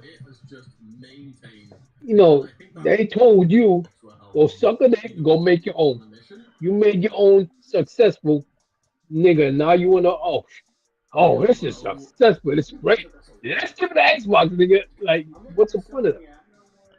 You might as well not even bother trying. I agree, Wander. Everything you're saying, how crazy it sounds, I 100% agree with it. Like, what's the point of creating the Call of Duty competitor and not putting putting it on your competitor's platform? Like, they just threatened to take Call of Duty away from you. You should not put this game on Xbox. You should not do it. They're not willing to pay $40 for it. Do not give them this game. They have Call of Duty. They're about to get somewhat of a W by putting the old Call of Duty games on Game Pass this summer. What benefit do you have putting this game on Xbox right now when they're going to be playing Call of Duty across Game Pass this whole summer? Older games. Well, what is the benefit of Helldivers on Xbox? So they can say they have it and that we can't brag about it, and that because of the lack of exclusivity, it actually does die because it is no longer special. Crash Bandicoot is a prime example. As soon as that motherfucking game had once the second multi-platform version of Crash Bandicoot came out, it started selling like dog shit. And every Crash Bandicoot game that came out sold like dog shit until 12 years after that, when the game came back, the remake came back, and it was exclusive for 1 year on PlayStation 4, and it sold 3 million in 1 year. That's the only time it ever started making money back. And that's because it was exclusive. Some games have to be exclusive to be successful. Not every game needs to be multi-plat.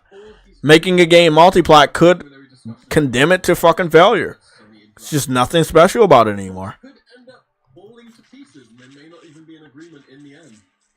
Members all agree that Helldivers 2 is a very Xbox-feeling game and it would find success on the platform. I highly agree with this. As I said, they better not try some shit. They better not try some shit like that. Nick clarified that this doesn't guarantee that Helldivers will arrive on Xbox Series X and S. All he's heard at this point is that there are preliminary discussions going on in this regard at Sony Interactive Entertainment. The talks could end up falling to pieces, and they may not come to an agreement in the end. The podcast members all agree that Helldivers 2 is a very Xbox feeling game and that it will find success on the platform. What does success mean though? Game Pass. That's not success. That just means you don't have to buy the game. What does success mean? See, that's the thing. Like, success over here on PlayStation means people bought the game and they buy it when it's out and when it's hot. Success on Xbox, what does it mean? You just get the game for free through Game Pass? That's not success. That's a handout.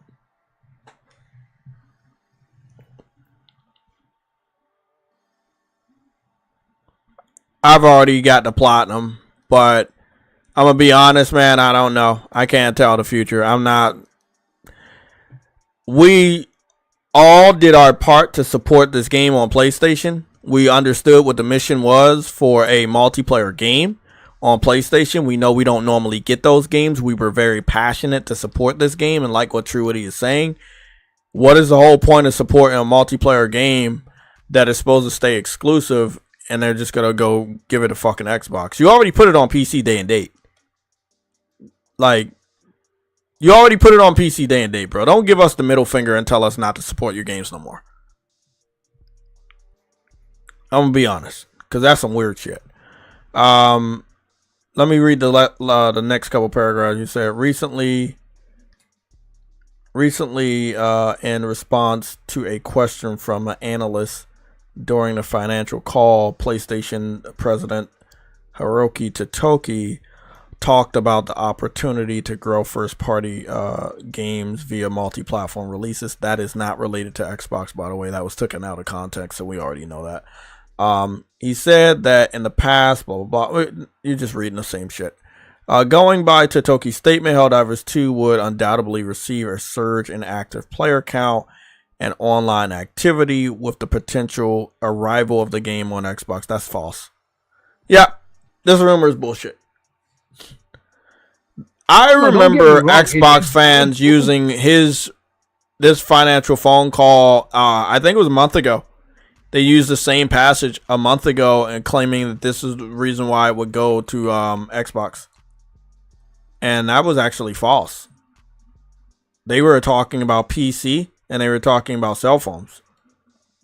They already confirmed that they were not talking about Xbox, and this was a month ago when this is what I don't understand. Xbox fans will use outdated information to make something new.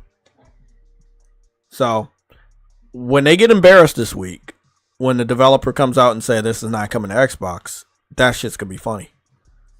The rumors are getting so crazy now, Truity, that the developer has to respond. They're not responding just because JayTech sent them the video of the person creating the rumor and tagged everybody. No. They're going to respond because they could potentially lose guaranteed PlayStation money. And what I mean by that is people buying a PlayStation to buy your game right now versus not buying a PlayStation to buy your game and wait. That means you have a delay of funds. No one wants that. You want a streamline of your funds coming in. And if people think they can just wait it out, that's money you're not getting right now. Mary Wilcox said, Darth Seth, yep. They'd rather rent their games than own them, sadly. Yeah. Bot's whole thing is to try to take away games from PlayStation. It's not about games on Xbox. Exactly. They don't want us to have anything. They want us to be just like them. They're giving us their games. They want the narrative that, oh, we're giving them our games. Bro, don't group us in with your fucking failure, bro. Don't group us in with your failure. Somebody asked me on Twitter, you buying Sea of Thieves? No, bro. I don't give a fuck how many people talk about that game. No, I'm not buying that shit, bro. I'm good. I'm not buying that shit. That's why I'm hoping Halo and Gears and all those other games, I hope they're last. I hope they don't come over here anytime soon, bro. Yep, I'm good. Don't come over here anytime soon, please.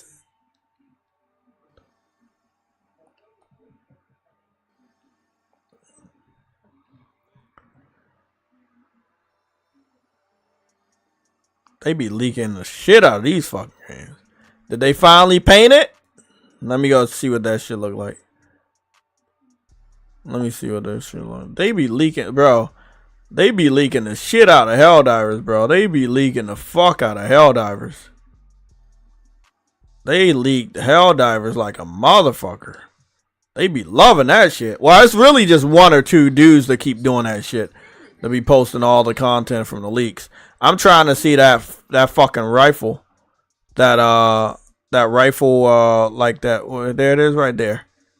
It's basically like an old school Western rifle that we supposed to be getting in Helldivers. That's the one that they got from the data mine. Oh, I want that shit, bro. That shit look like it's gonna be dope. They sand it up and put some stuff in there. Yeah, I need that. I'm gonna need that.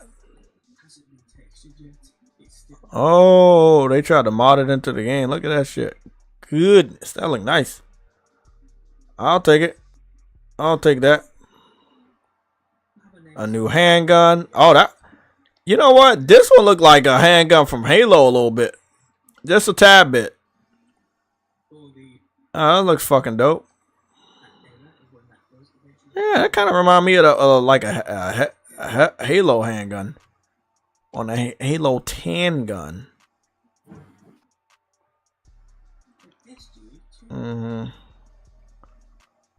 What the fuck is that?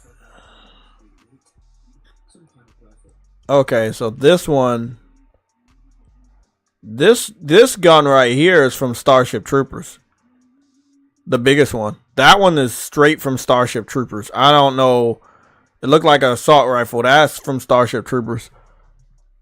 Did it come with extra content? Mass produce, blah, blah, blah, blah, blah. Microsoft brought them a whole $69 billion third-party publisher, and they still not happy. Oh my God. Darth Seth. That is one of the best comments I've seen all fucking day on this stream. This dude said they spent $79 billion and they still not happy, bro. Or is it $69 billion? Then the real question is, how do you even make these Xbox things happen? You can't. With the destruction, with the complete destruction of PlayStation by your hand, that's what will make them happy. If we're being real, that's what they're waiting for. For them to be back on top and PlayStation to be almost dead. The time where Xbox fans was the happiest was during the Xbox 360 generation. If we're being honest, True Woody, if we're being honest, that's the last time where they was really truly happy, bro. If we're being 100% honest, bro. Look at the magazine. It's way bigger to basically show it has more ammo, and this is what they changed it to. They made it sort of more like slimmer, more streamlined to make it look like it has less bullets, which it does. So the designers and the animators at Arrowhead actually created a new look for the gun, and also it's included in the reload animation. So they've basically changed the game after just doing a nerf. Like most developers will just nerf a gun. It'll look exactly. Oh, they said that after a nerf, they changed the gun's ammo cartridge, and when you reload, it actually looks different. Instead of them just nerfing it, they nerfed it, but they changed the animation and what the gun looks like. That's actually pretty fucking deep. You're not wrong. Let's take a look, shall we? They're not wrong, man, because most devs are not gonna go that far to like change the game or anything.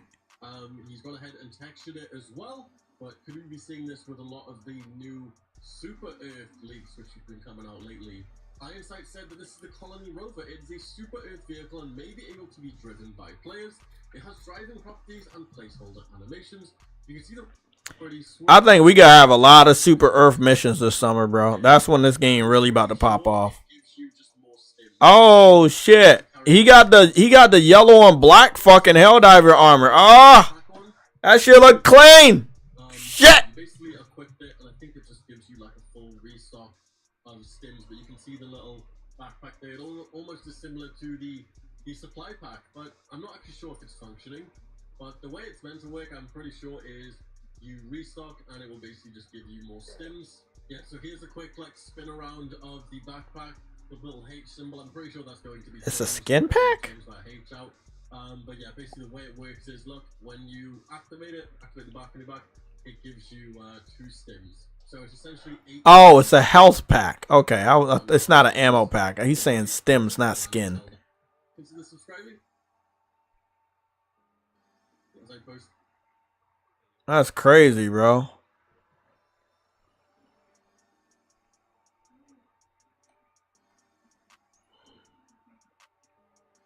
That's wild. Might have a Super Earth event close to July 4th if they are smart. Yeah, that'll be nice. That'll be very patriotic. Yep, I can see that happen. We also have Memorial Day coming out before Memorial Day the week after. Let me think. The week after the supposed PlayStation Showcase. So the week of you could definitely do that. You can definitely do that shit.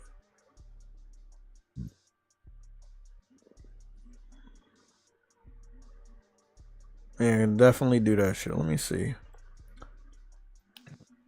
I'm just trying to see if I missed anything because I was gone for a while. Yeah, I know. You didn't miss much. No, I'm talking about the Helldivers leak.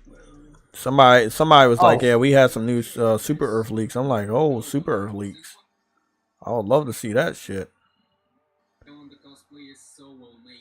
Yeah, bro, the people doing the cosplays and shit, they doing some good shit. Oh, okay. They do have different types of robots. They about to introduce the different types of mechs. Yeah, there's one monster looking one, like some huge ass machine. I know you're talking about the Walker type. Yeah, they showing it off right now. Yeah. They call them the factory Striders. Yeah, it actually looks scary. Yeah, that shit do look fucking crazy, bro. He had 3 of them drop right next to him. Oh my goodness, man. This shit is dope, bro. That's dope, bro. Oh man, Helldivers way better than Halo. I can see why they want this game so much, bro. It's everything that Halo was supposed to be. Fun. Ah! Fuck that game. Fuck those guys.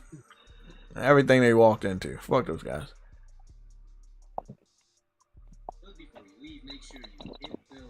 Oh yeah, I already know about that. Me and Afro did that one the other day. How you gonna this legend that is Master Chief? You gonna diss that legend, man? Oh, that looked pretty dope. Interestingly enough, it actually doesn't seem to have a passive at the moment. It's a light armor set, then that's something, but if it stays without a passive, probably no one will touch it. Even though it looks really incredible. I do like the helmet, and that will go with a lot of different stuff, so at least we have another medium armor that comes with. Oh, I never seen that one before. That one looked very Star Warsy. That shit look fucking dope. Some of these armors look better than the armor, the outfits you about to see on the new Star Wars.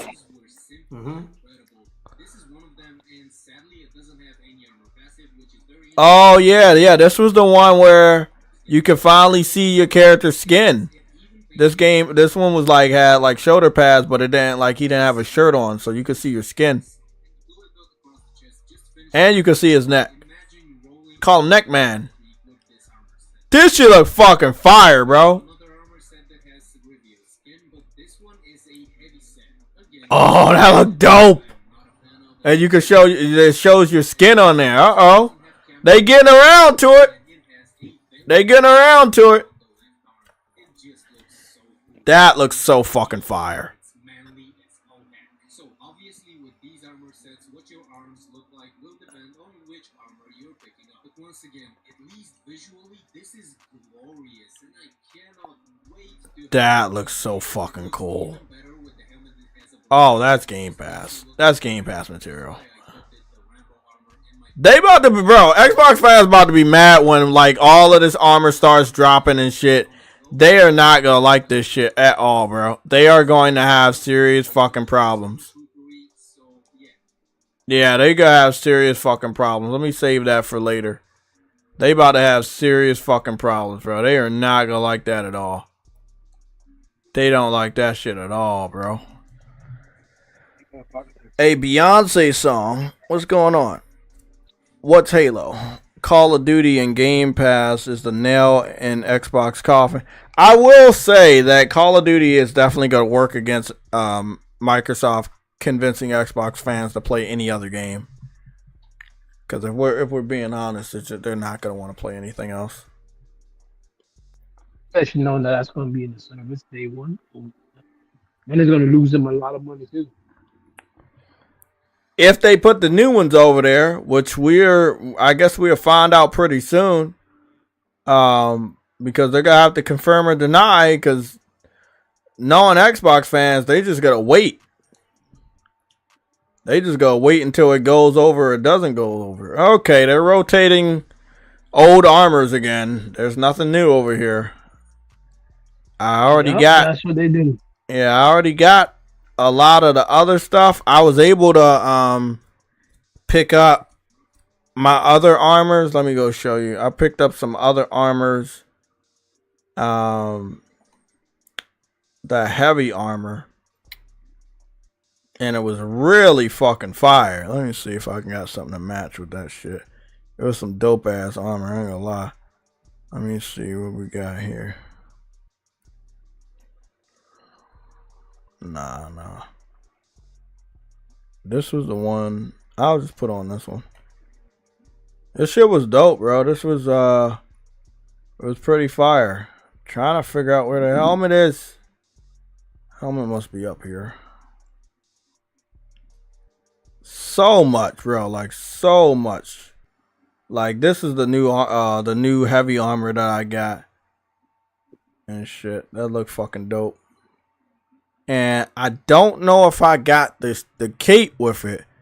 I think I clicked on the cape, but I can't be 100% sure. That's gonna be Got that out the way. I got that. Where? Oh, there it is. There's the cape. I got the cape with it too. It was a pretty good armor set. I ain't gonna lie. I fucks with it. Like not the biggest fan of how the chest part is covering up the mouth, because the helmet is, if I'm not mistaken, bro, like the helmet is actually pretty damn good. Let me see what we got here. Yeah, the helmet is pretty damn good when you look at it like this. It's a pretty damn good helmet. Like that shit pretty fucking fire. Yeah, it's a pretty damn good helmet. I fucks with it, bro. I'll run down there just like that in the classic Helldivers gear with a dope ass cape and a dope ass helmet.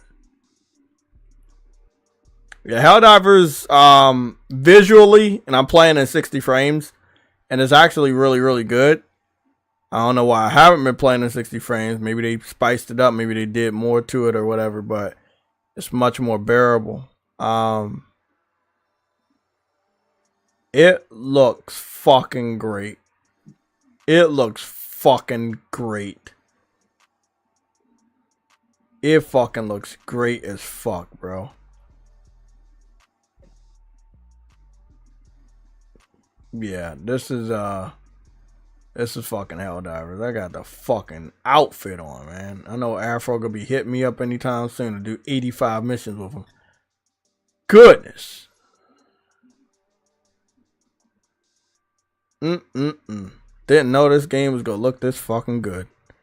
Goodness, they cook with this shit. $40 fucking, and you get something this majestic, man. This shit look better than 85 Halo games all mixed together. That motherfucker is fucking nice. That's nice. I gotta go see what the heavy armor look like with this. I know it look a little ugly because it's covering up the mouth. But it's fucking fire though. Damn. That's definitely heavy. Shit.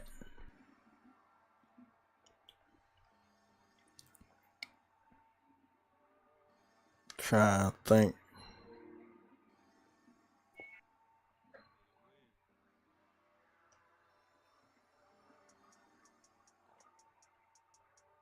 Medium armor penetration. I think this is the one I wanted.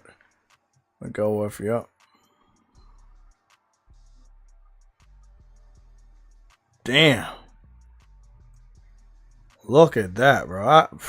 Boy. We got the guns. We got the upgrades. I'm gonna push this back. I sent you a message on PSN. Look at it. That's funny. That belt stiff as shit. That's the stiffest fucking belt I've ever seen. Look at that dumb shit. That belt look like it's made out of motherfucking cardboard. Get that shit out of here. They need better belt physics. Stop putting that shit on PS4 and they'll be able to have better belt physics. Right. You're right. Shit. I'll be a motherfucking tank on this game. Call me Tank Man. Shit. They wish. What planet am I over top of? Definitely feel like they doing some shit down there. I'm fighting a war.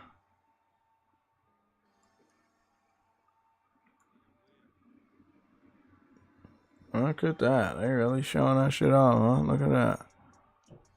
God damn, bro. They fighting like a motherfucker down there. Oh, shit. Yo. Oh, come on, man. I don't know if Bungie's even capable of doing that anymore. What is this? I don't know if Bungie's even capable of doing that anymore. Oh, the ship is falling into the atmosphere. I've never seen that before. When did that start happening? That's a new animation. Oh, wow. It normally just blows up right out here and then it doesn't go down there. Oh, that's wild. Oh, that's crazy. Wow. That's crazy, bro. Sony is not buying Paramount. That's not what's happening. John Wayne, did Sony buy Paramount? They in talks. No. They didn't buy them yet. No, it's in talks. Yeah, somebody else partnering with Sony to buy Paramount. Sony not doing it by themselves. And it's another opposition that wants to buy them too.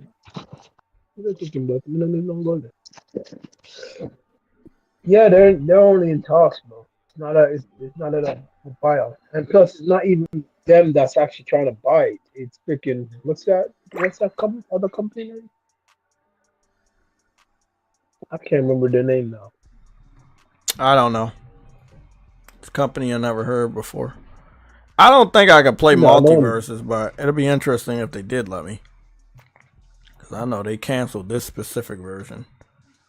Claim that. No. I'm not talking about Bungie's. I'm not saying anything bad about Bungie's shooting mechanics. I'm just saying Bungie and Guerrilla making a shooter to kill Call of Duty. I don't think Bungie has any staying power when it comes to like multiplayer. Like they keep messed up on their multiplayer. I don't know why.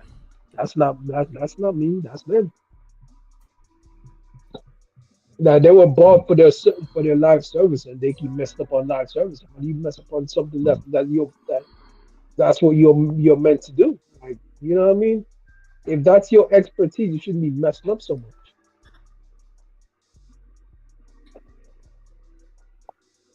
Oh, so you can still play the original Multiversus, but you can only play it in the lab.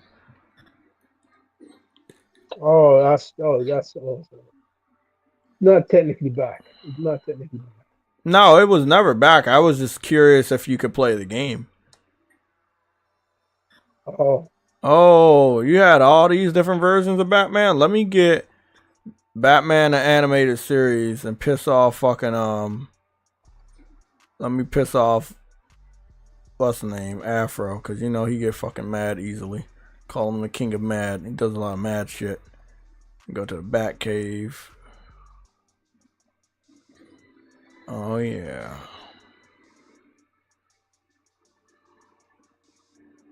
Send this fucking picture to Afro, piss him off. He ain't gonna like that. It's not that Sony wants a stake in Paramount. It's just Sony was called to deal to help buy Paramount. It's not necessarily. It's not Who are you necessarily that talking Sony to, wants a and stake. what are they getting wrong? Because you're very passionate about whatever this is. What's going I on? don't actually care what that Sony does anyway. So, well, who's talking to you in the chat about this? What's going on? No, someone asked if asked John Wayne, but John Wayne saying that Sony wants a stake, and I'm like, Sony doesn't.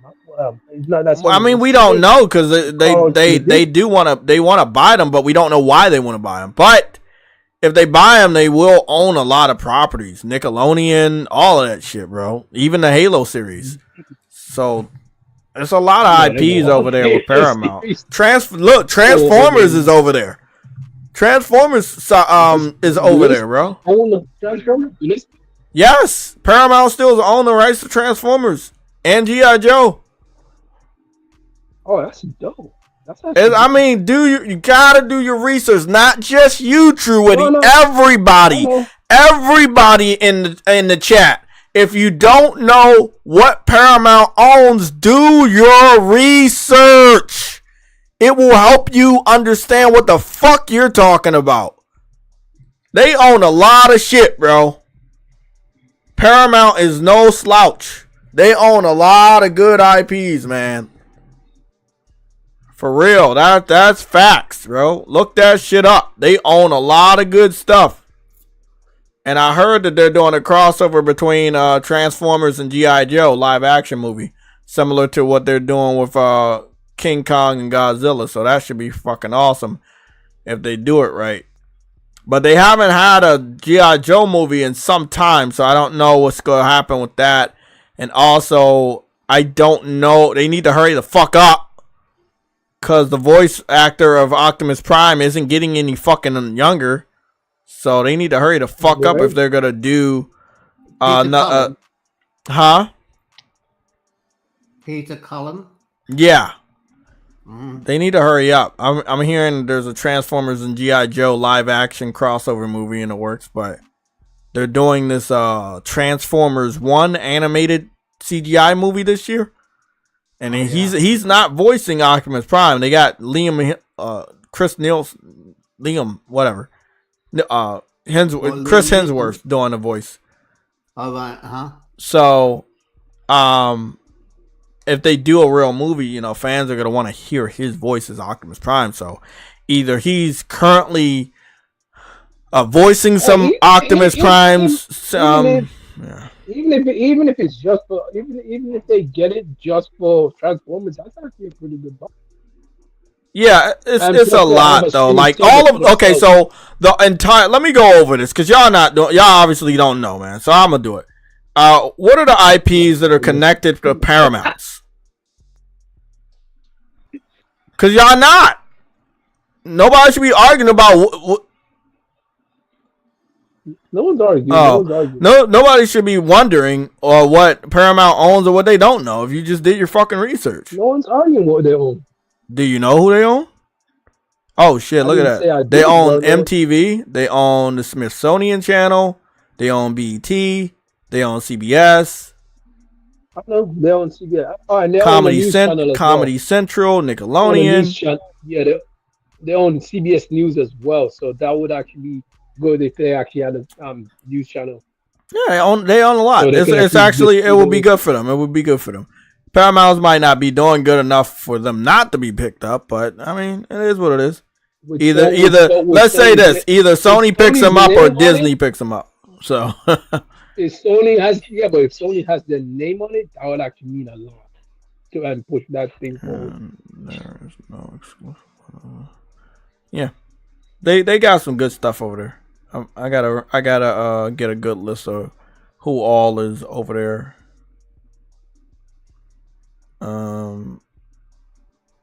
The assets for Paramount. Now they're buying Paramount, right? So they would have access to Paramount Plus. Let me go see. Yeah, that's what I'm saying. Paramount. It will be good that they actually have a streaming service for themselves, but yeah, MTV Animation, South Park Digital Studios, MTV2, MTV Classic, MTV Live, MTVU, Comedy Central, CMT, which is Country Music Channel, Logo, which is a gay channel or whatever, TV Land, Smithsonian Channel, Paramount Network, Pop TV, Showtime 2, Showcase, Show and BET, Showtime Extreme, Showtime Family Zone, the Movie Channel, Flicks, Nickelodeon Junior, Nick Jr., Nicktoons, Teen Nick, Nick Music, Nick.com, Nickelodeon Productions, Nickelodeon Animation Studio, Avatar Studio, Nickelodeon Digital, Paw Incorporated, which I might be related to Paw Patrol.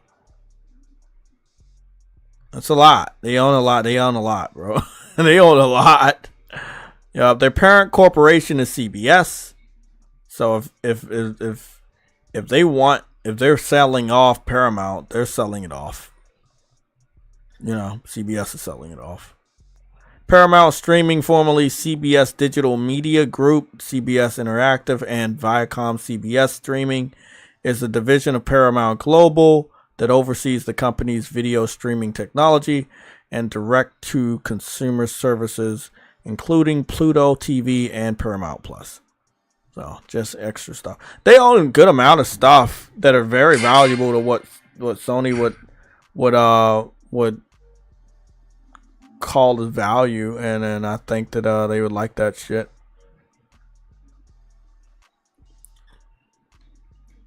That's actually a lot of stuff. That wouldn't be too bad.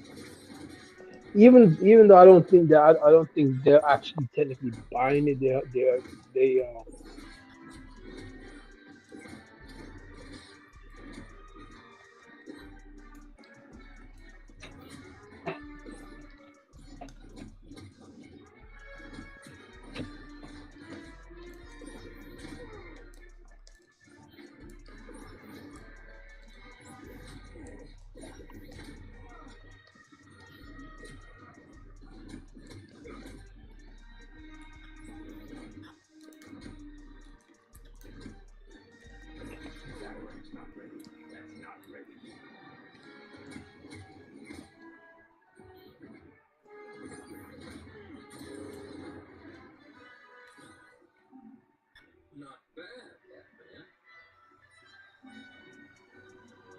That's dope. You start to fight, and you start to hear Batman's fucking music.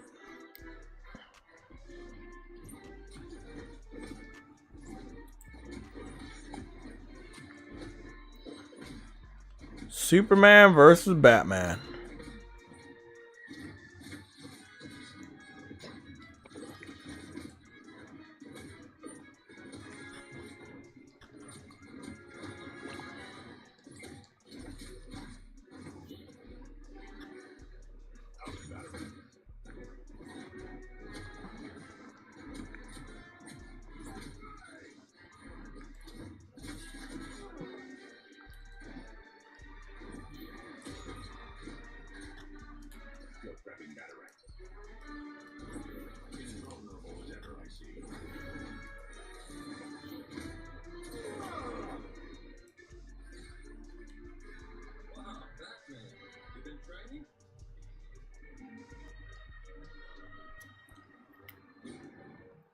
Yeah, when this comes out, it'll be free to play, and I'm still live for unknown reasons.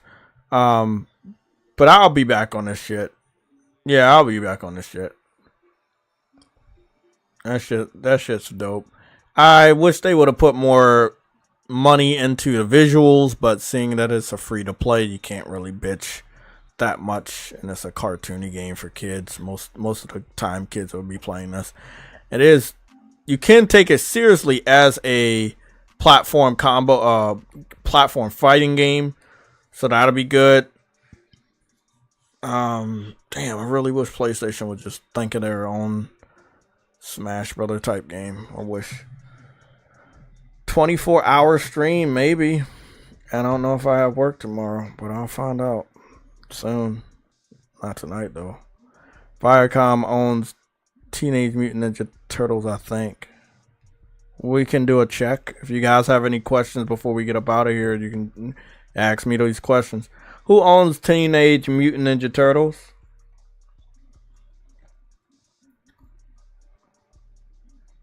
Nickelodeon owns them.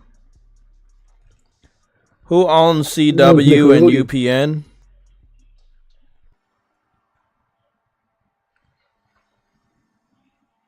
Nexstar Media, and UPN is owned by Paramount. So I think it's the two. No. Paramount Global and Nexstar Media own CW, and UPN is owned by Viacom. Not,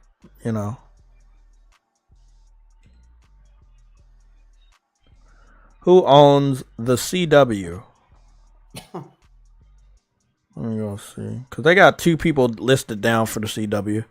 They got Nexstar Media Group and Paramount Global. So CW is 75% owned by Nexstar Media Group Incorporated, leading to the diversified media company and largest CW affiliated group within 42 CW and CW Plus affiliates, covering 39% of the population. For more information, so basically, did y'all hear like CW basically sold for like a penny or something because it was so woke, and they lost so much money by going woke with their TV shows that they couldn't sell it for anything? Yeah. How much money was CW sold for? Nexstar was paid. Yeah, so basically, in the end, Nexstar was paid $54 million to take CW off Paramount and Warner Brother Discovery's hands. They had to pay to get that shit off there. That's so sad, bro. When you go woke, man, you really do go broke. So CW didn't sell itself. They should have just shut them down. To be clear, CW was never designed to make money as a network. It was launched as a joint venture between CBS Studios and Warner Brothers TV in a bid to generate revenue for both studios through selling its programs internationally and to streamers. Yeah, that's false. CW was a woke channel, and it was designed to make money. I mean, but it wasn't always woke though. This is what they said. In the same period, Nexstar loses at the CW narrowed to $52 million from $60 million in the third quarter. That marks a 45% improvement in the network's losses, down from $94 million. Since quarter 4 of 2022, when the CW was formally acquired by Nexstar from Paramount Global and Warner Brothers. Yeah, they lost a lot of fucking money, bro. They lost a lot of money.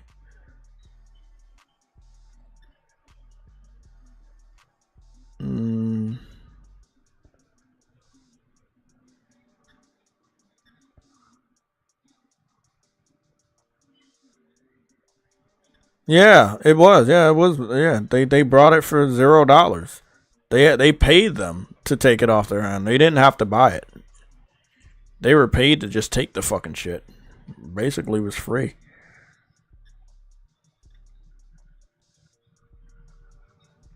Yeah, hey, bro, that's lost a lot of money on CW and or what used to be called WB50 or over here. It was really good. And then they started doing a lot of woke shit and just sucked.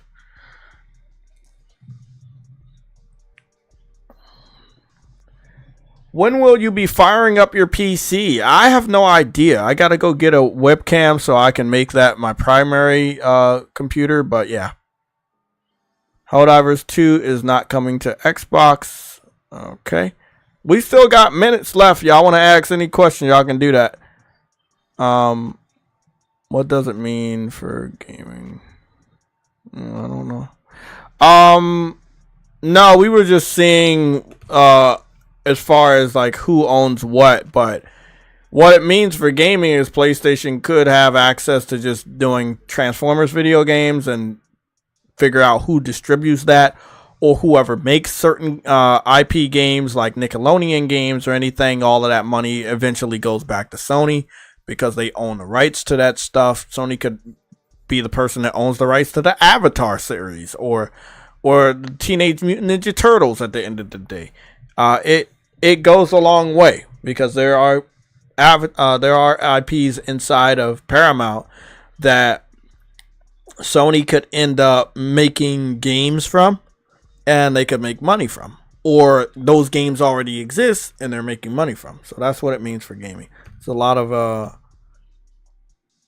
IPs that have already turned into games or could be turned into games. I would love to see another good Transformer video game.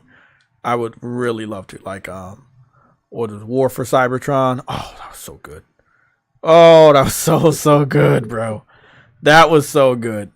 I would love that. I would love a new War for Cybertron game.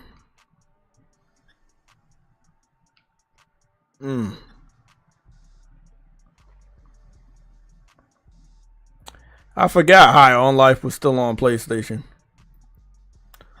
Yep, I won't be picking that up until it's like $5. High on Life is out. High on Life is on PlayStation, yes. High on Life was on PlayStation, I believe, since last year, if I'm not mistaken. Really? The High on Life game by the creators of Rick and Morty? Yeah, that's been on PlayStation since last year. Oh, that thing. What game do you think I said? I thought you were talking about that the animal thing.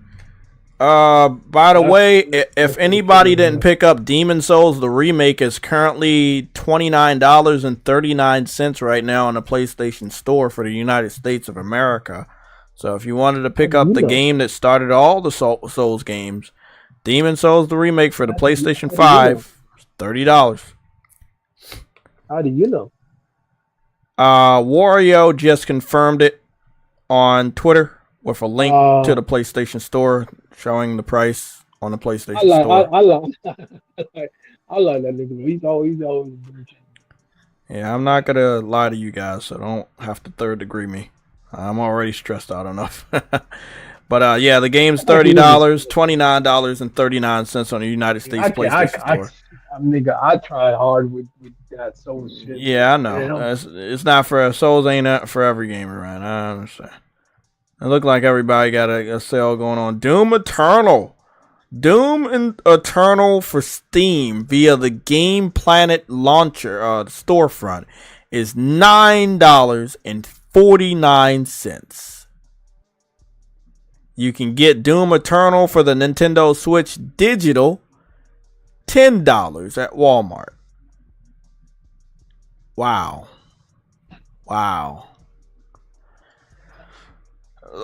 I have never said that Doom Eternal was not bad. I actually went out and got the game day one, right? Pre-ordered the game and everything. But we cannot sit up here and say that it made their money back, because it didn't. So, this was also around the time we knew Bethesda was Xbox was picking up Bethesda, and Xbox fans didn't feel the need to buy this game, so they didn't. It definitely flopped on Xbox. It did much better on PlayStation and PC.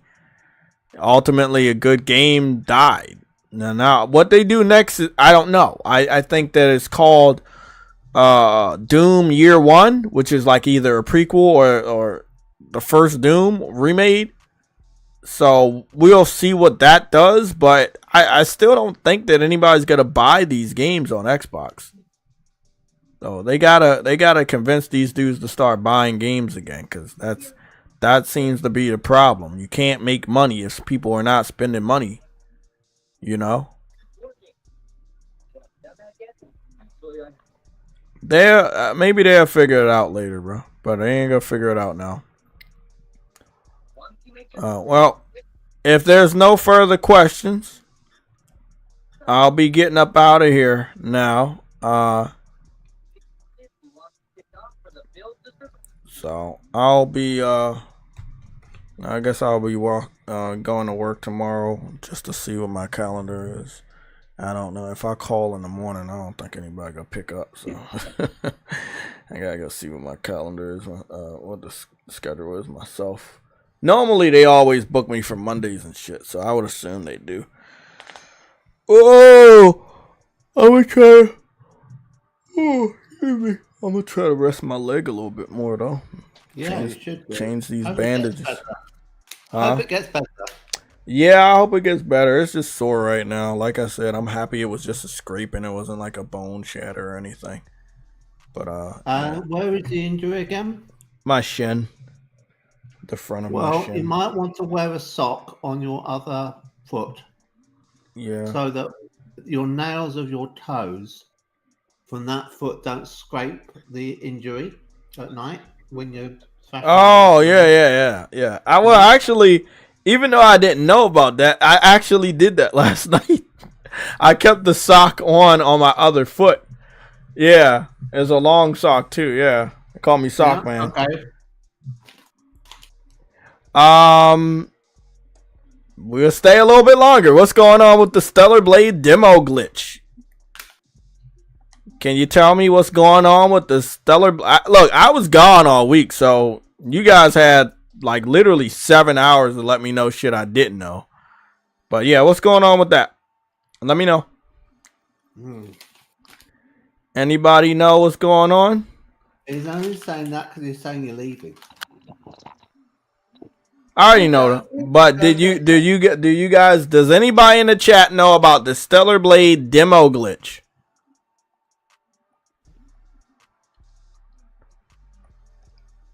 Going once.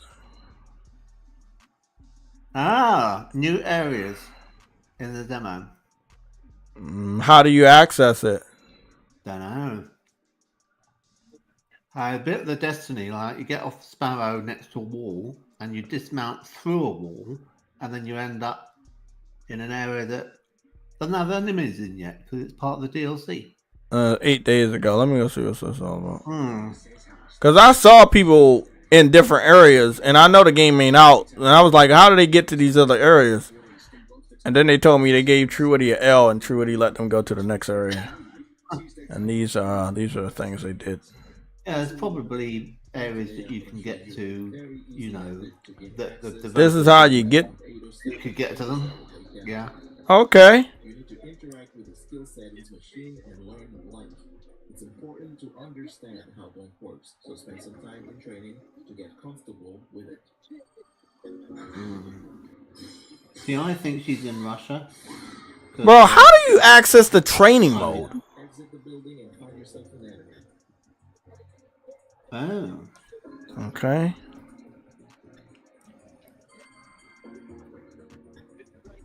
Oh, hold on a minute. That phone with the keypad on it. The phone keys weren't in Cyrillic, were they? Which is odd, because the signage is in Cyrillic. I'll look into that when I play the game. Its special attack signaled by a blue light around its pad. Now use blank right as the sword glows blue.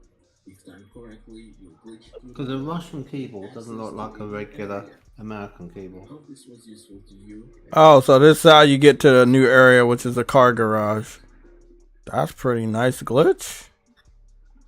Was that the only new area y'all talking about? Demo glitch area is awesome. New gear, new upgrades. It's been a few days now. Oh, so this is the glitch everybody knew about. This was days ago. I didn't see anything about it. Seems like it's a little challenging to get because you got to go do the parry properly. Okay. And you got like a what is it under? It's a garage, a car garage. That's pretty dope. Yeah, I don't think it's a glitch. I think And you got to glitch. Basically, you got to do a special parry to glitch yourself through the wall. Okay. Yeah. It's interesting that there's enemies there. Oh, he says that this new area accounts for 40 minutes to an hour of new gameplay. Really? Wow. What? Oh, so you go all the way up here and oh my god, that's pretty fucking dope.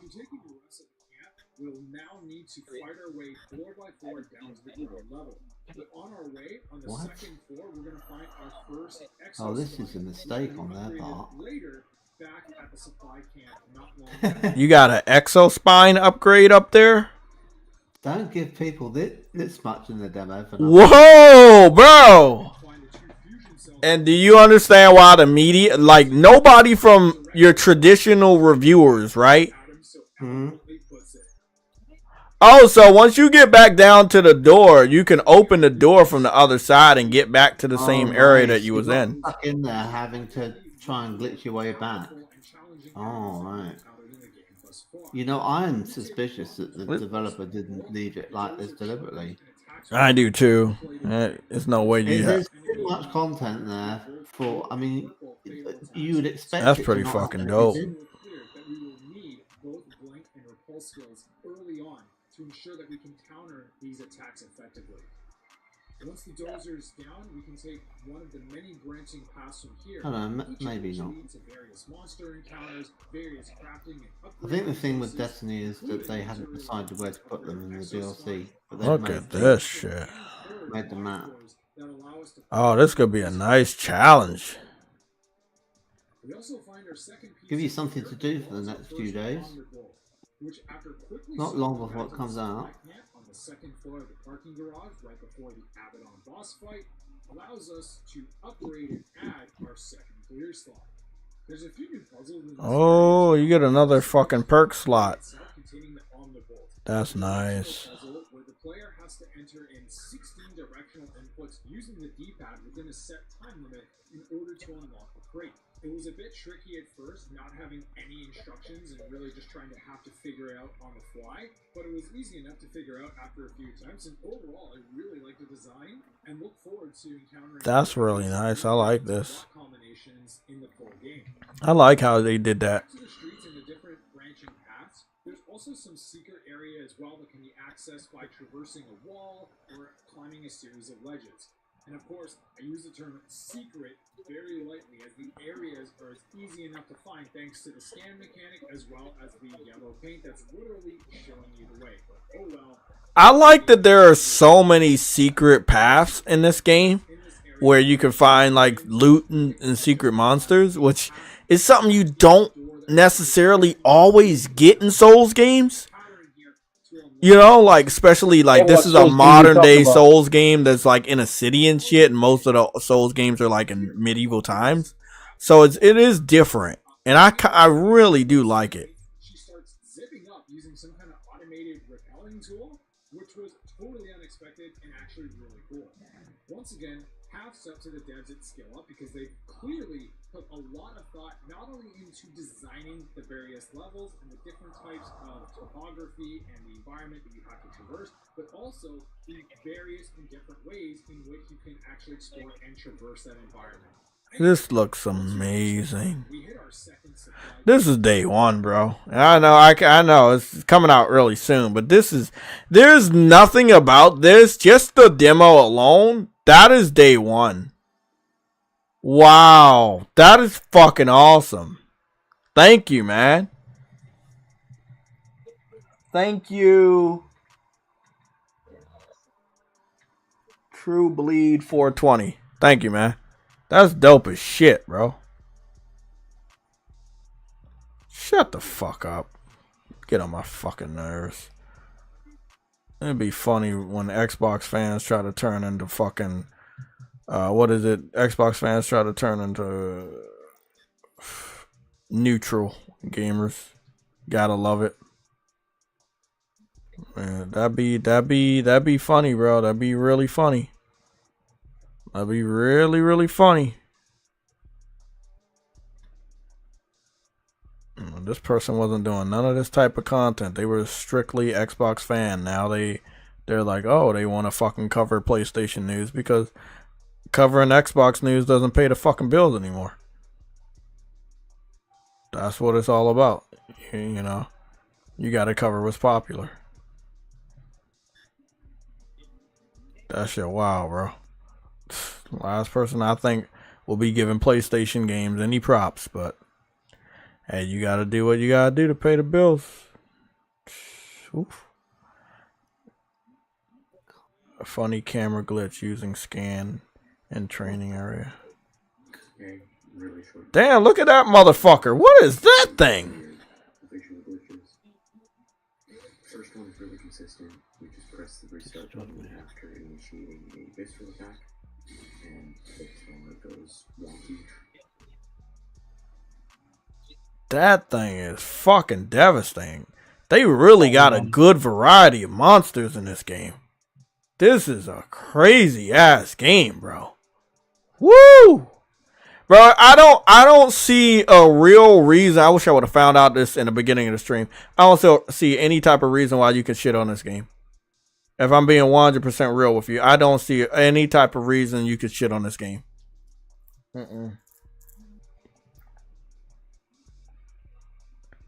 I don't see any reason why you could shit on this game. I got a lot of videos to watch after the stream. Yeah, I don't see any reason why you could shit on this game. You cannot shit on this fucking game, bro. You cannot. Oh man. Damn, that's fucking crazy, bro. That's wow, bro. That shit wow.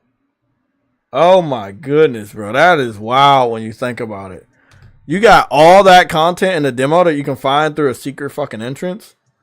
Shit. What demo are you playing?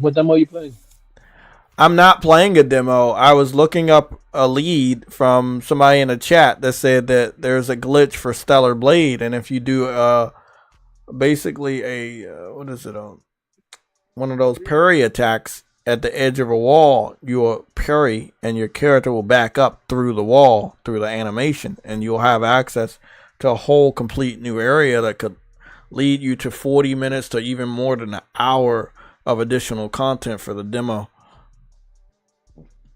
Oh, wow. Really? That's interesting then. I just went over the whole process. You didn't watch? You didn't watch. Don't worry about it. No, but yeah, you can basically glitch yourself through a wall. I mean, it's an old-fashioned technique that game developers used to use back in the day, where you can go through a wall and find a secret entrance and shit. But it was like they hit a whole other aspect of the demo through the fucking game, through the demo, through a wall, bro. And it's fucking magical, man. Because like, when do devs don't even give us that type of treat anymore? I can't wait to see like the different Easter eggs and shit. It's gonna be a fucking great game, man. It's gonna be a great game. I'm telling you right now, man. I can't wait to see the first dev shit on that game. I cannot wait to see who they gonna be. You mean reviewer? Yeah, reviewer. I can't wait to see who the first reviewer is. Just go shit on Stellar Blade. I cannot wait. Because they gotta be there, bro. They gotta be shitting on that, bro. They gotta find some fucking excuse. Ooh. They gotta find some fucking excuse. You know it. That shit's fucking dope. That blows my mind, bro. Also, just before we leave, even though I keep saying we're going to leave, the developer of Stellar Blade and the developer of Nier Automata, they met. The dude went to his studio and they spent a lot of time together. They respect each other. They respect each other's game. They also respect each other that they have a love for the female form, and that they're going to make sure the female characters that they make in their video games are going to stay beautiful. And I just, it's just the perfect game. It's just the perfect game to give a digital middle finger to everybody that's against this type of stuff. I love it. I love it, man. I love it so much. I love it. I love it so much, man. Wow. You gotta love this shit, bro. Didn't Yoko Taro say Stellar Blade was better than... Yeah, he did. He did say it, and a lot of the hardcore fans couldn't believe it, and the Xbox fans that wanted to use that game against Stellar Blade, they couldn't believe it either. So that whole narrative is gone. There is no, like, I love that this game is coming out and you don't have those questions. You're like, oh, I'm going to go to IGN to see if this game is better than Nier. I'm going to go to IGN to see if this game is actually good. You have the demo. You have a first-hand account from the developer of Nier Automata confirming that this one's better. You don't have to go to a journalist like IGN for any fucking answers. They're already right there in front of you. You really don't need IGN to let you know if this game is a buy or a skip right now. It's a certified buy for me. Damn, this shit about to hit, bro. This shit about to hit. This shit about to hit, bro. Wow, that shit about to hit. Wow. Fuck. God. PlayStation, that's where the games are, bro. Hey, it's yeah, Twitter gonna go crazy and let this game get photo mode. The internet's gonna go fucking up in flames, bro. Can't wait for that, bro. Everybody have a great night. I'll try to make up for lost time, man, because we definitely weren't here for a long time. So thank you guys for being here. Everybody have a great evening. I'm gonna see what my work schedule is, and I'll let you know what Tuesday and Thursday are gonna be, whether they're gonna be morning streams or evening streams. I should get that information tomorrow.